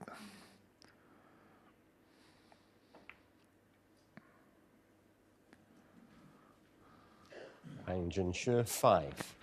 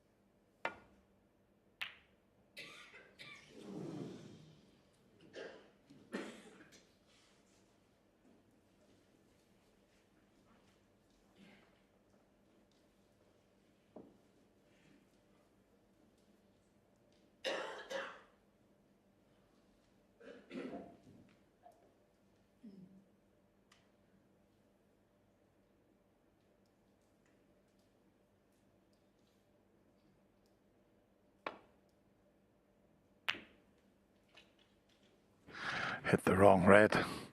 How costly could that be? Playing safely back down the table and missed the red he intended to flick off. Don't see that happen very often.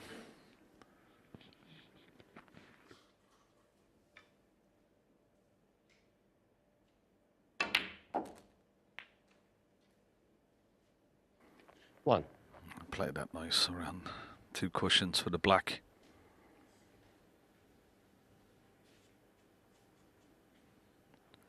Now, can he pot the black, play a little cannon on the red, just to the left of the black, and hold for the red into this corner pocket? Bit of a stretch.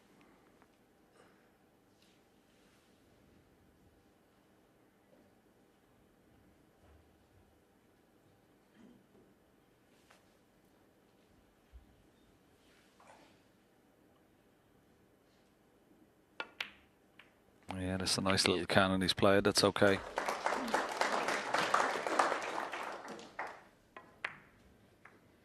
Eight.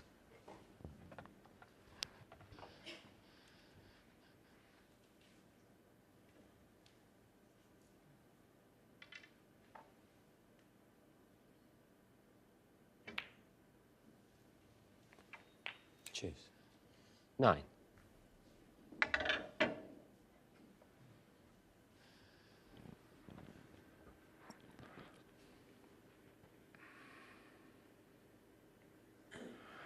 Well, let's have a look. There's 1, 2, 3 reds available this end of the table, and of course he's got the one up the other end that's there in case he should run out of position.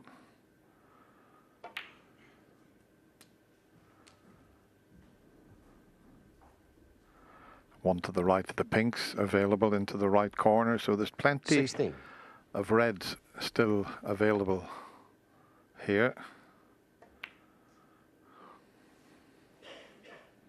17. Could make a delicate little cannon on the second red up from the black. And could play into them. Yeah, the only problem, really needed to stun off the side of them because he had that red over the 24. green pocket. Didn't want to screw really because the cue ball screwed back into the reds. He needed to go off the side of them, maybe off the side cushion.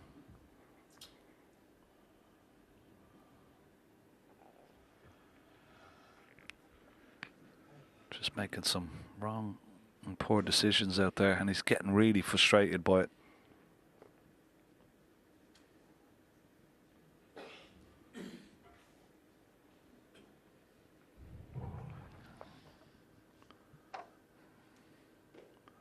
There's not a lot available to him here, you know, but to get it safe with that red over the green pocket up the other end of the table, this is all he can do. Nudge, nudge. Robert Milkins, 24.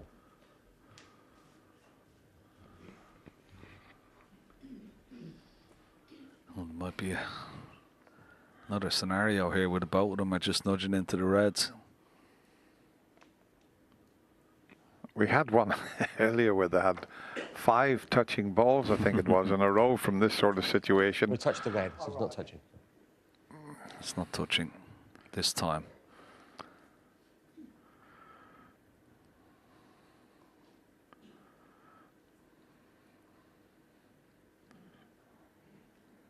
Not a lot available again. Yeah, because the balls are so close, then if he plays, he's got to obviously hit one of these reds, but if he plays in them, the cue ball is so close to the reds, it could actually foul here. It could be a push shot. That's where the tip, the cue ball and the object ball are all in contact at the same time, and it's so easy to do that when they're this close. That's why Paul Collier is keeping a close eye on things. Referee right in against the table.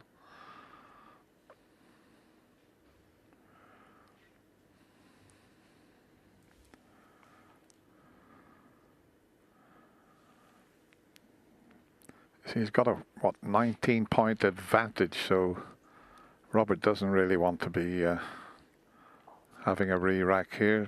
He might have left a red into the left centre pocket here. No, he's not entertaining it.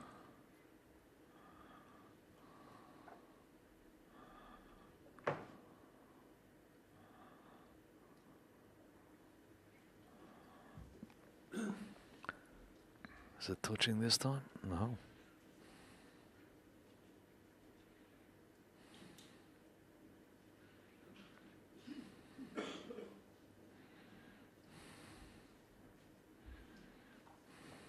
Yeah, this might resolve things. Well, I'll tell you what, he might have left a red. He needed that near the cushion. There might be a red will go into the middle pocket here. Right middle pocket. It's a very difficult one, but he'll have a little think about it. That doesn't like it.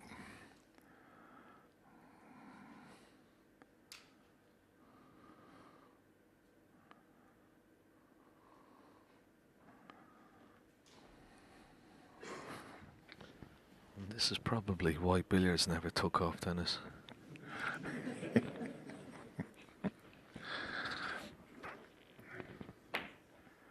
Oh, well, there you go. That's much better. That's resolved it.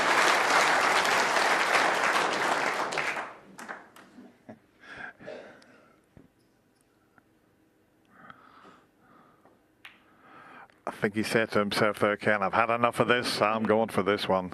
But that was a great shot, you know. He was so close to it. Look at this for a pot. Under the circumstances. It made it look easy.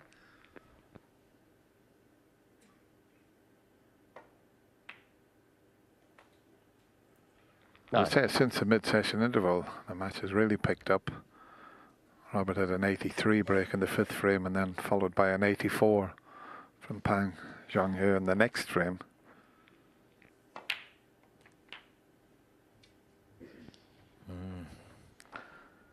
Should have pushed the cue ball through a little farther there. Be a bit 16. straighter on the red into the left centre.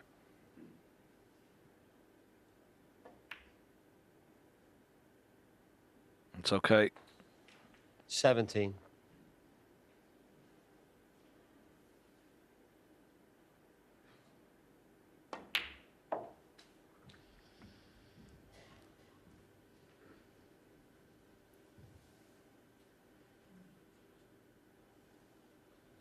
$21.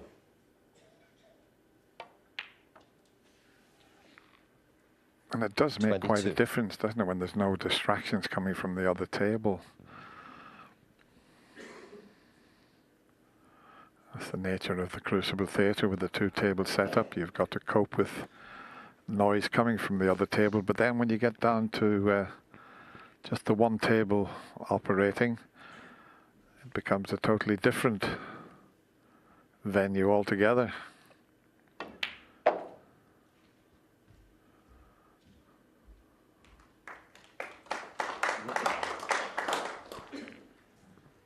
$27.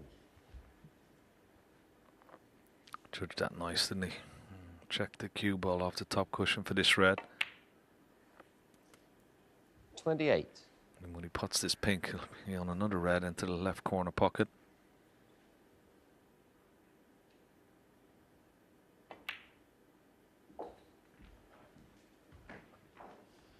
He's had a couple of good seasons as Robert. He won the Gibraltar Open in 22 and then the Welsh Open in 23. 34.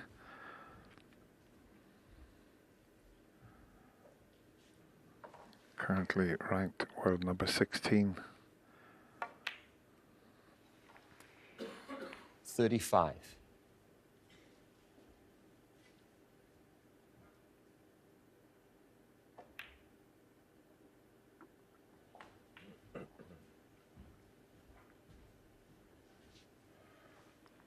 Just one more pot and 41. the frame would be secure. 42. It definitely has picked up since the mid-session interval. Mind you, the balls went a bit awkward for a couple of frames, Ken, didn't they? Yeah. Breaks of 83 and 84 in the previous couple of frames.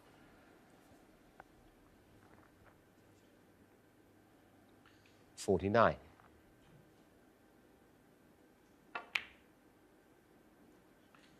$50. Possibility of a century, maybe.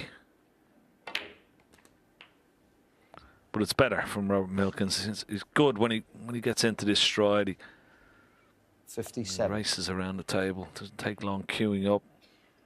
Very entertaining. Likes to get on with it. 58. Pink may be the best option here. Better angle.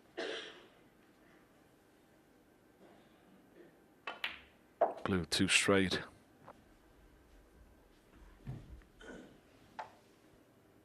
$63. 64.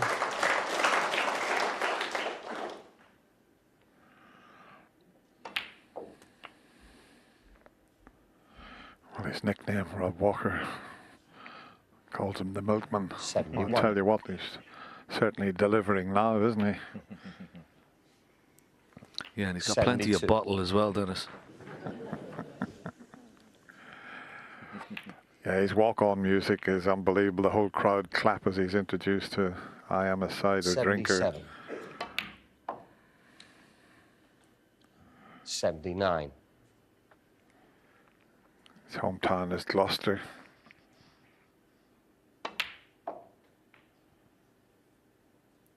82.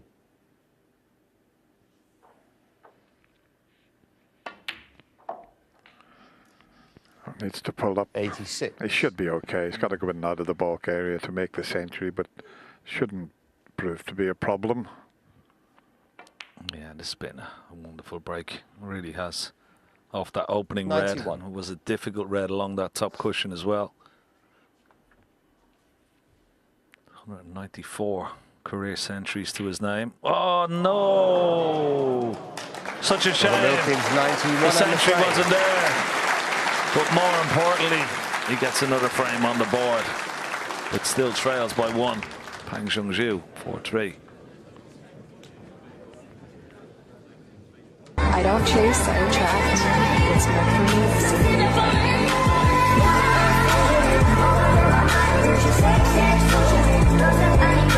I don't chase, I attract. It's meant for me.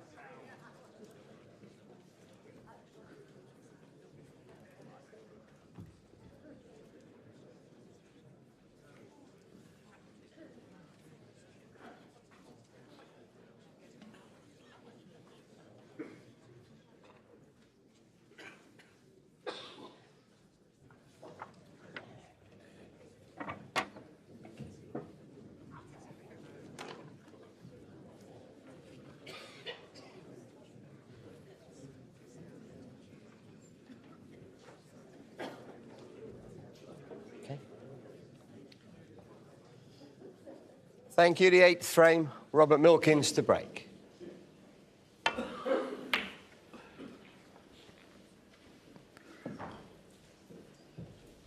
Two more frames to be played. And Robert Milkins, wouldn't that be something, from 3-0 down if he was to go in overnight leading 5-4, but a long way before that can happen.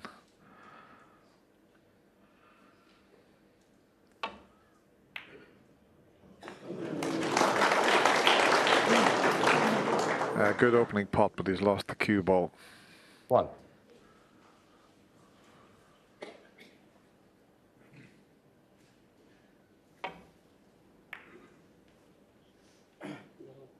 Yellow one.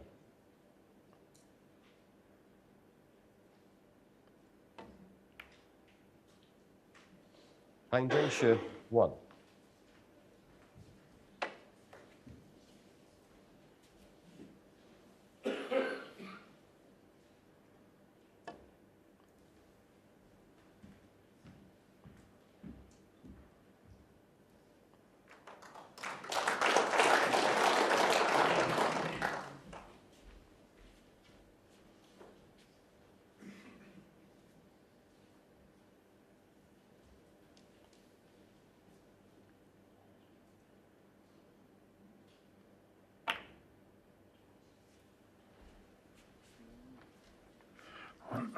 Is there a gap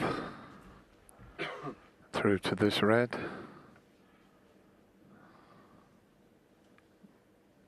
There is. Where's the cue ball going to finish though? That's the question.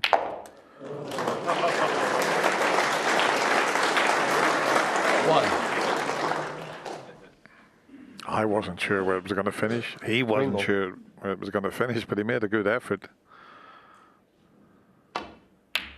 Wow, not sure about that choice of shot. get down very quickly, and Robert Milkins 1. that looked a bit of a rash decision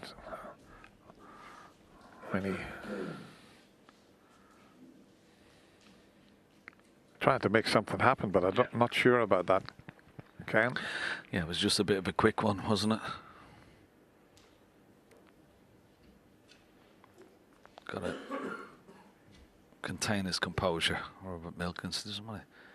You got to get your opponent to work hard for their opportunities to stick him in like this, particularly after winning the previous frame and style. Last thing you wanted to do was just give your opponent an easy starter. What do you think here, Ken? Pot the blue and miss the cannon on the pink, hit the reds to the right of it. Well, that would be my choice, Dennis. Yeah, he's playing the yellow. Strange choice, but it's his choice.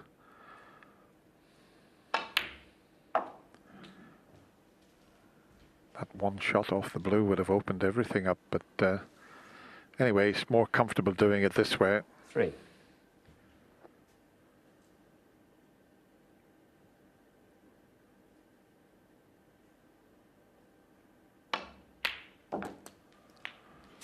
Yeah, he doesn't.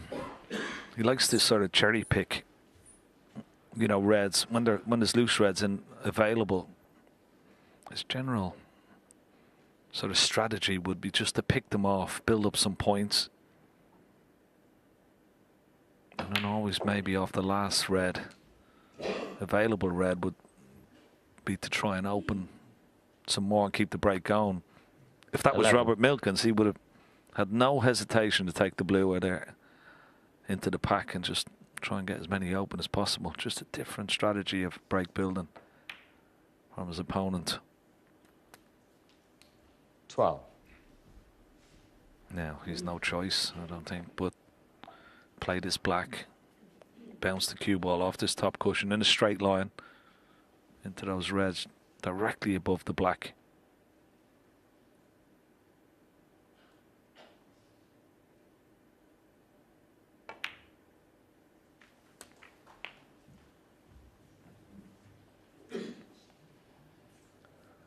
See, once again, just not aggressive enough. 19. Could have played that with a bit more pace. May still be just about on the red, but may not be. No, that was a much more difficult shot off the black to go into the reds than the one he had when he had a nice angle on the blue to go into them. It's the end of break.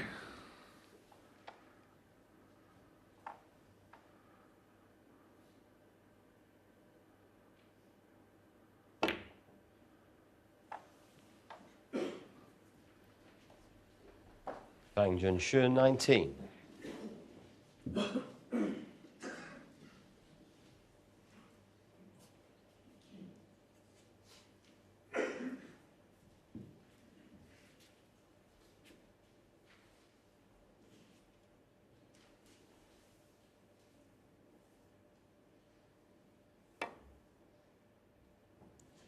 Foul and a miss.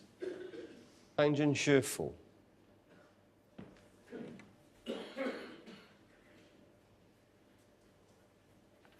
Well, missed call, but may not be taken. Got a red. A chance to pot it and get on the black or the green.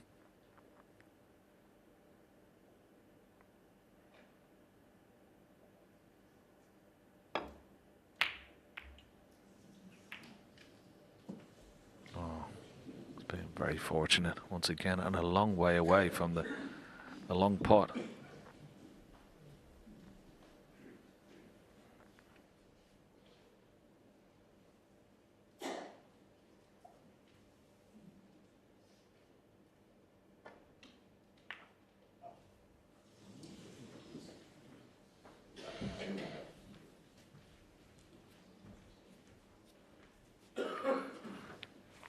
Careless that from Robert to catch the corner of the middle pocket. That white should have been up in the jaws of the pocket to the left of the yellow.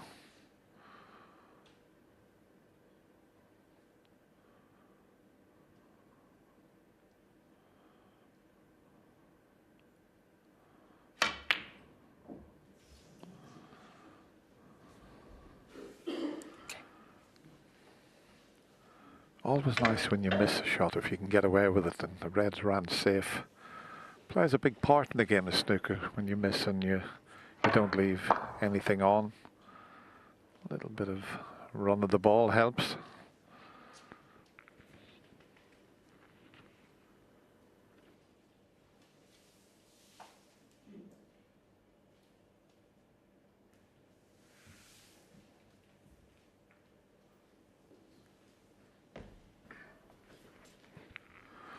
I was hoping that was going to be touching there to help this situation. Another little bit of tipping and tapping here by the looks of things.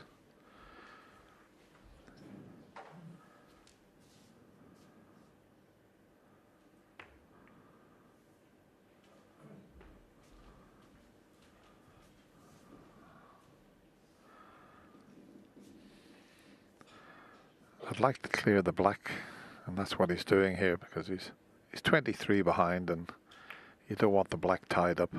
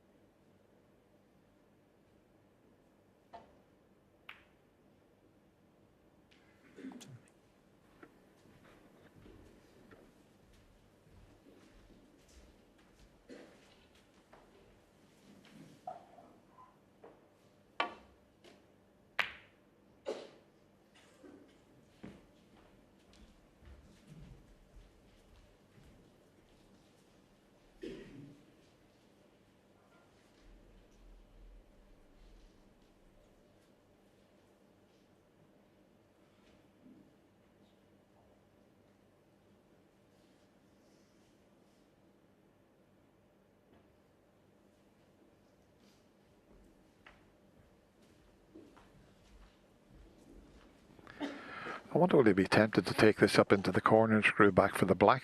He potted an unbelievable one along the cushion when Pang Xiangju played a little delicate touch on a red. He's had a look at that. Knowing Robert, he might have a go at this.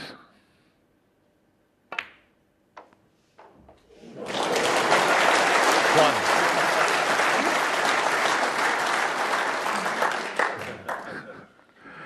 I knew he was going to have a go at that. I just knew.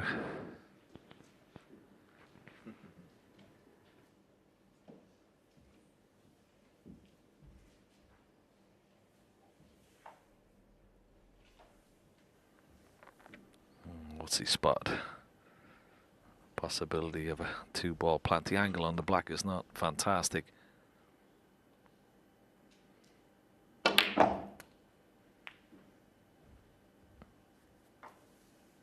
Didn't get it up far enough. 8. Those two reds were a possibility, but not from the angle he's faced with.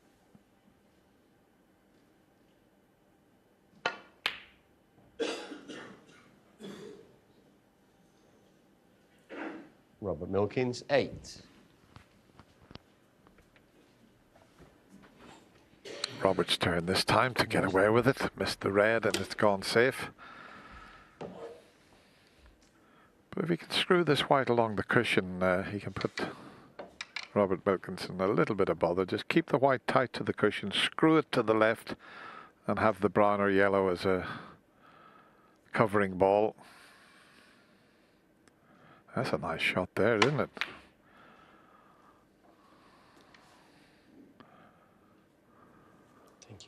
Could have played that a lot better.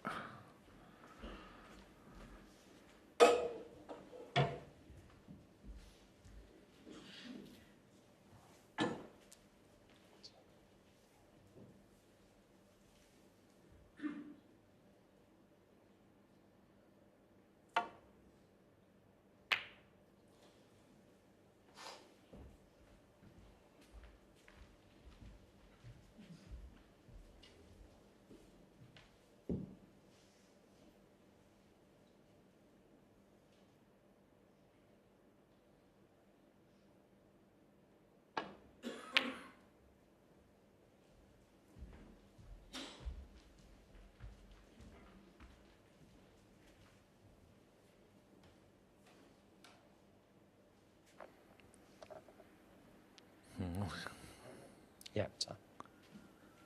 2 cushions. Just nestle into the... Just got to be careful it doesn't leave a red into one of the middle pockets. He has done.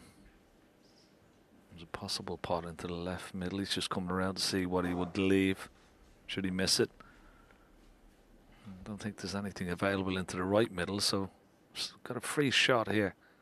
Can use the green to hold the cue ball.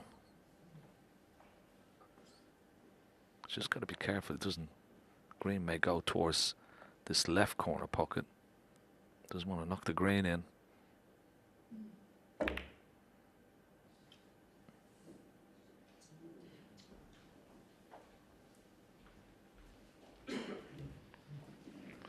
That red's fairly safe. It won't cut back into the middle pocket. The only possible pocket would be up the cushion, and he's just having a look at what he might leave. I don't think he'd leave anything, so once again he may take this on and leave himself on the blue. No, not this time.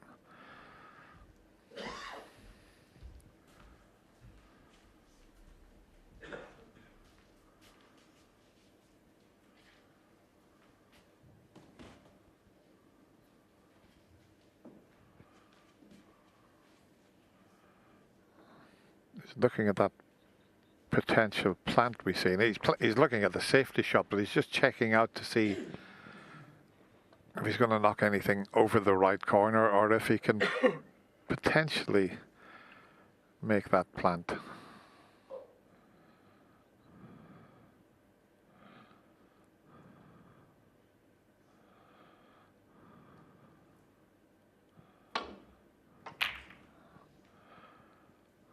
That certainly opened the reds up, and he's left one here. So 1 good pot, and Robert Milkins will be in with a great chance. Look at the table now. A couple of nice little flicks.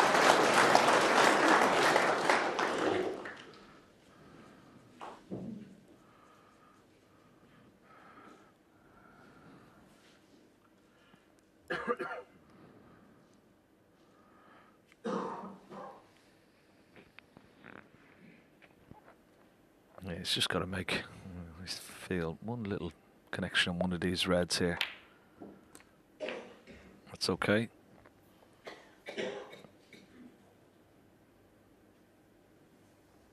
Eight.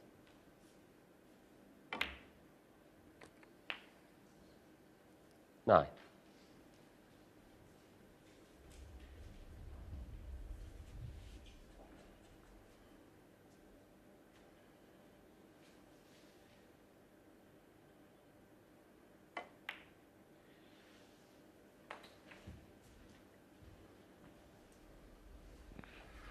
As I mentioned earlier, it was 3-0 down, 14. and every chance here of drawing level at 4-all.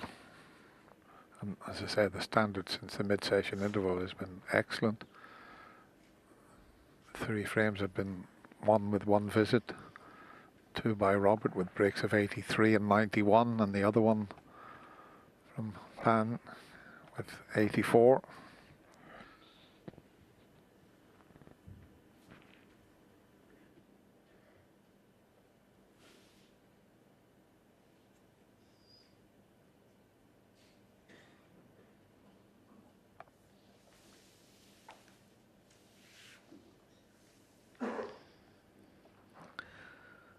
Problem here is the green is, you'd like to get the green out of the way, but the angle is not ideal on this red. He could screw the red in and cue ball back up for the blue.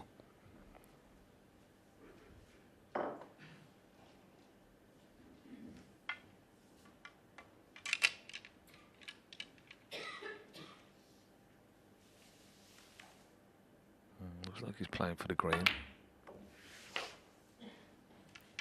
15. So this could go wrong. He's got to be careful here. Ideally, if he pots this green and try and So I think one area of play the mutual cue ball agreement off the and side priority cushion is into the vegetation pink and red. management.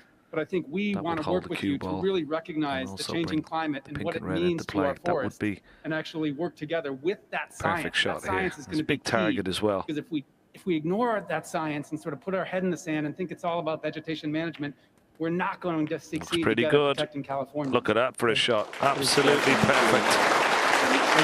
Great shot. I wish science agreed with you. Hey, well, I don't 18. think science knows. Just that one shot. Wow. Opened up everything.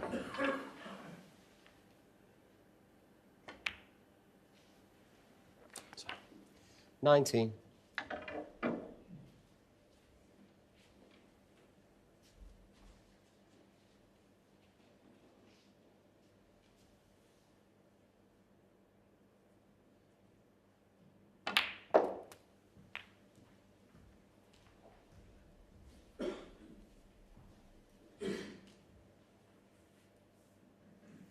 $26. 27.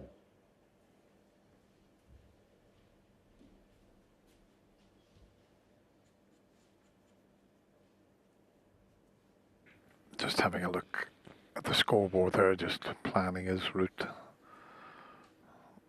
to win this frame.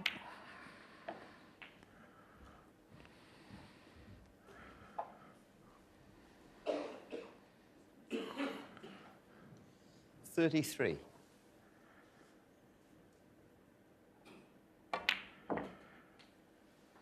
The red, the left side of the 34. table is very awkward. The one behind the black's not so bad, but he's the wrong side of the blue. And he's just looking frustrated again. That should have been straightforward. Just drop the blue in, get on the red to the right of the pink. Now he's got to have a look at the pink just first of all. Yeah, he might be able to take the pink. This is much easier to get onto that red.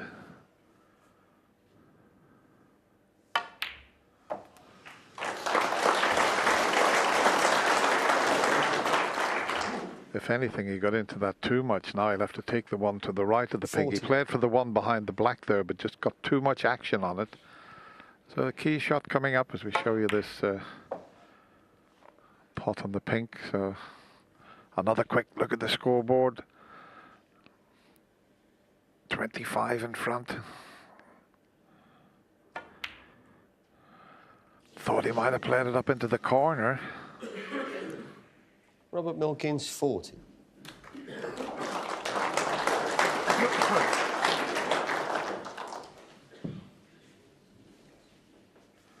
Seemed to be a bit more difficult pot into the middle than up into the corner there.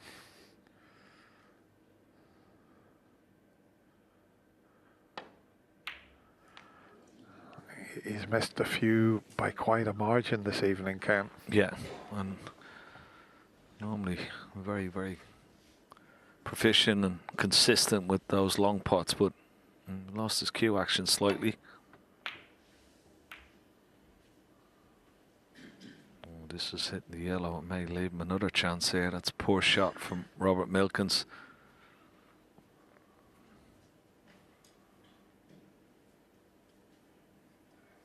Could be running into red or black here, but there is a gap between the two of them. I'm not quite sure where he can swing it wide of the two. That's better. Yeah, he could swing it wide. And a chance. And what a big frame this could be.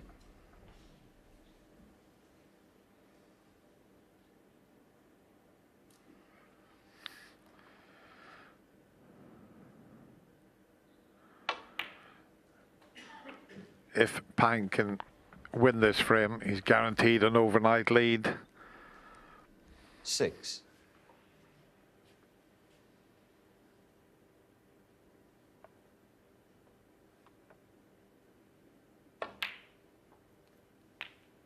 $7. Now the yellow's off its spot, which doesn't help.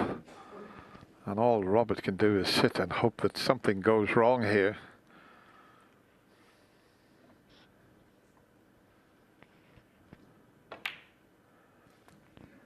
He's got a slight angle to get out onto the black, but as I say, with the yellow off its spot, it's not a straightforward clearance. 14. Yeah, it just depends on what angle he can get.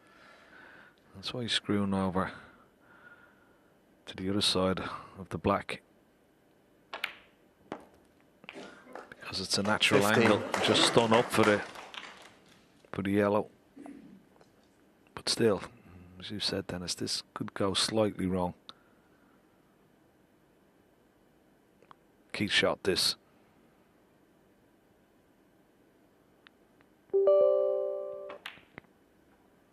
Has the pace of the cue ball. Looks pretty good.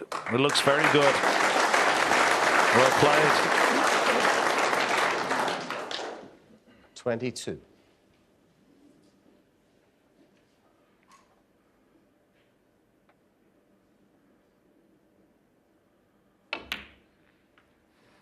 And the pink 24. Also off its spot, which just makes the clearance slightly more difficult.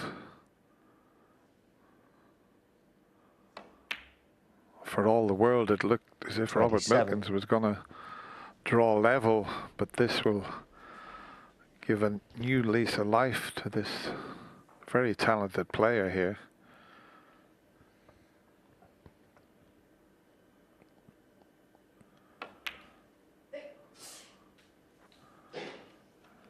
That's okay, he's got a slight angle. He's going to need pink just, he's got to get closer. Doesn't want to play it with the rest. 36. Well, it might be a bit of a stretch, but he should be okay. He's going to need a little bit of a help with his extension there. And the rest, as you mentioned, Ken. So this here, to nick the frame, it has to be said, he would have felt he was losing it about 5 minutes ago. And that's a bonus 42 for Pang Jeonju. Looked as if he was going to lose the frame and it were going to be all square, but as it is, he opens up a 2-frame advantage. He's delighted.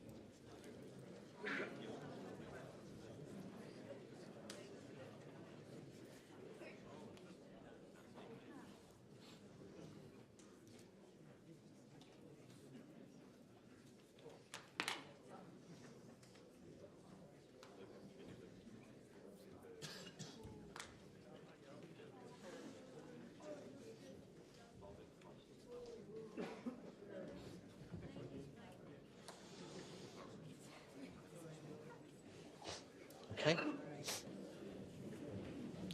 Thank you. The final frame of this session, Pang Jeonju to break.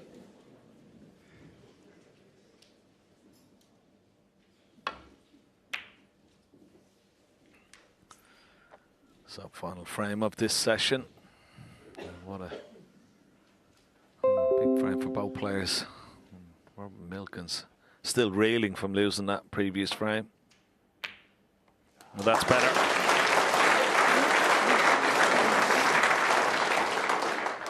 One. Nicely played, nicely judged to hold for a ball colour. Can he get on one of these reds? Particularly the red just to the left of the black, that would be ideal. Well, this looks really good. Have a look at this for a shot. Needs to bounce a little bit more. Is he okay? Just about. 3.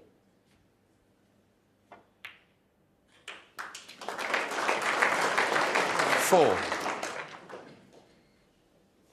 Now this is one of these shots. As long as there's no plant available, those 3 reds just below the pink, are they in line? No, it doesn't look like it. So it might be okay if he decides to go into the pack.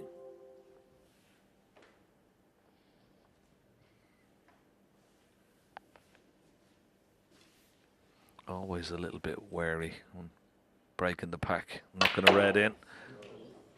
Oh, well, hold on. This red coming up towards the green pocket. It could be a big help. It certainly could. Oh, I'm so unlucky there. It's almost straight. No angle on that red.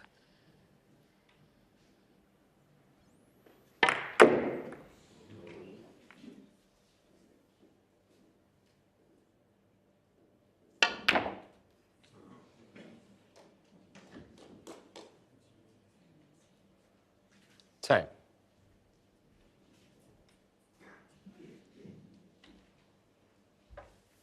Yellow. Yellow ball. Robert Milkins, 10.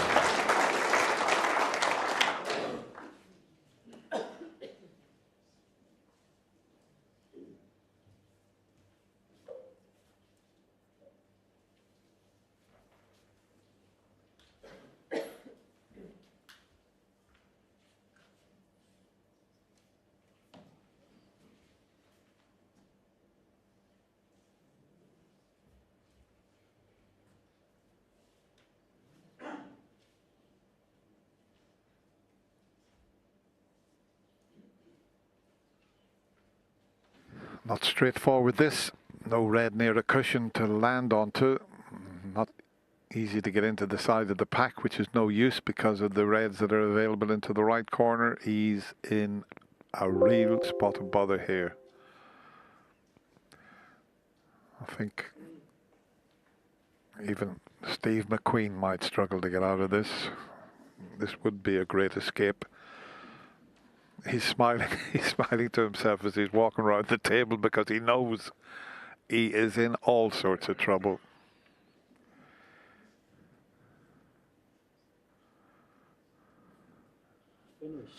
He doesn't know what to do. That's nice to see. Lovely big smile there from Bang Jiangxu and Robert. Nice to see that.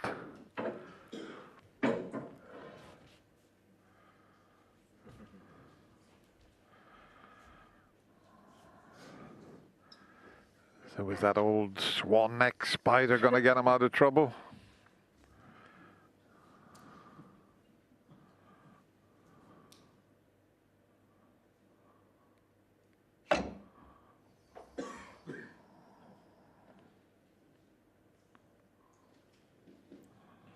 Foul and a miss. Robert Milkins, 4. Back. I see. Even if he had hit that harder and landed on that red to the right, the left red passes the black, so I can't really see him getting away with this. He's not going to play the same shot again because the swan neck has gone back onto the table.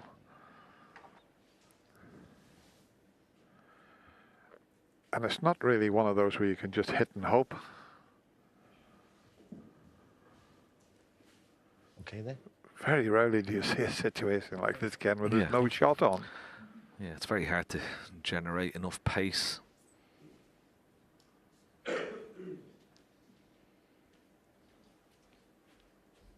It's almost like 1, 2, 3, could be 4 or 5 cushions here to even try and nestle into the back of the bunch. But, and even if that's a possibility, may still even be leaving a red on.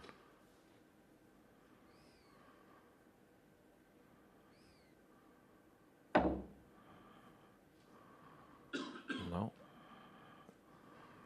And this will go Foul back on as the well. miss. Robert Milkins, 4.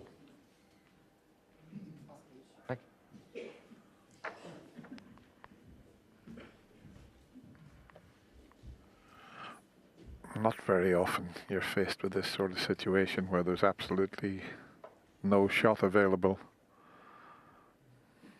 No wonder he's scratching his head. What am I going to do here? Okay. Are we going to see the Swan neck spider come out again?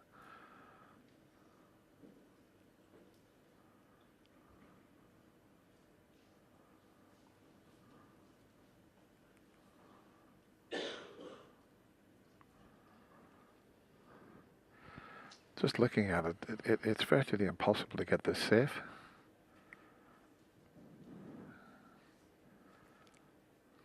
If he gets out of this situation without leaving a pot on, it really will be a great escape. I think the only safe place that he could leave it was into the pack on the right hand side. So much that Robert would have to use the spider to pot one of these reds into the right corner. He's going to hit something this time. He needs a bit of good fortune. Oh, it's the Foul. pink. But no miss. No miss. Robert Milkins, 6. Except at this time, he was in all sorts of trouble there. Yeah, there's no way he's going to be having the cue ball replaced. What a wonderful opportunity here for Robert Milkins.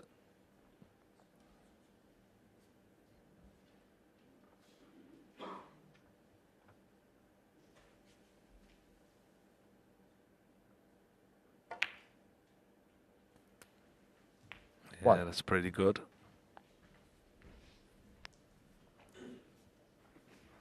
This frame might not last very long now, the way the balls are situated here. And he's already 25 in front.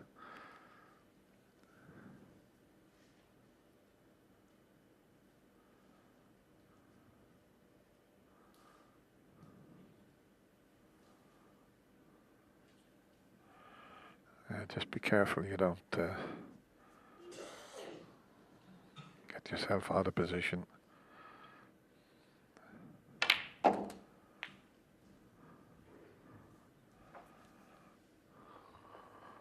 think he's just okay. 8. Oh, it's just about. So tight.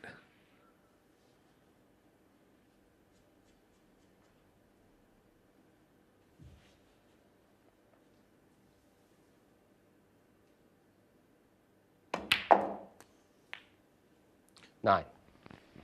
Just a gentle little cannon required here. And he would be in perfect position again.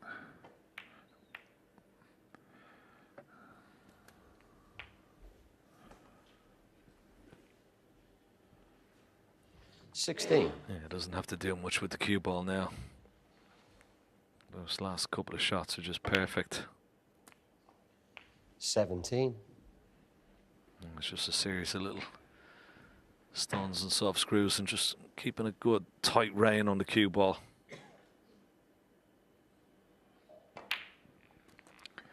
Yeah, the first half of this match was very awkward. Some of the frames quite 24. lengthy, but it was just because of the position they finished up in. But from the mid-session interval, the standard 25. has really picked up. 3 frames, one with 1 visit, and now this. So it's turning into quite an entertaining match after that awkward first 4 32. frames.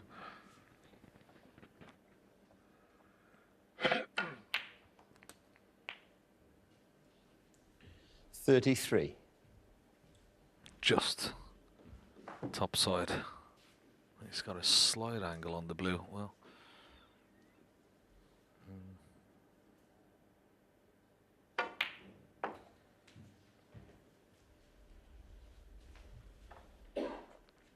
so this should be frame 38. ball if he pots this, gets on the black.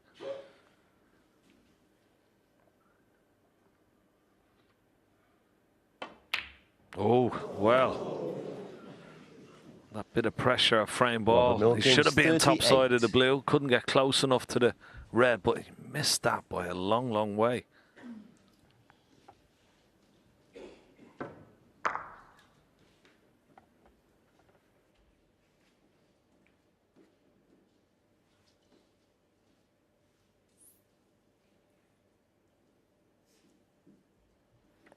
Well, he's still favoured for this final frame of this session with a 62-point advantage, but we've seen frames won from that deficit that many cares about times. their license, that cares about what is Crucial. And now our taxpayer Last dollars. frame here.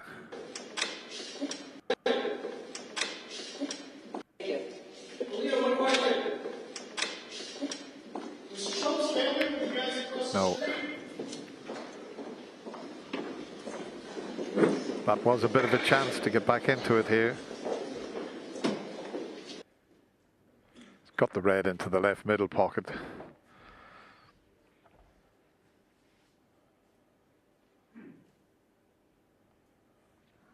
He's looked at the one into the middle, but he prefers this one, I think.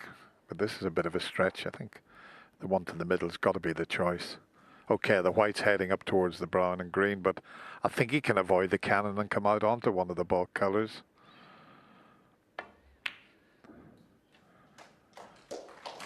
No problem. One.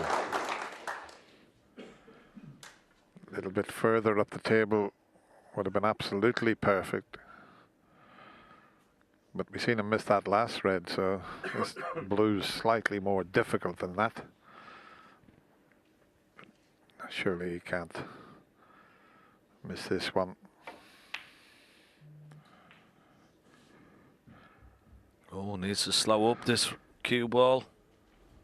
Just about another inch or two when he was, well, he would have been covered on everything. So 68 ahead. One more red required.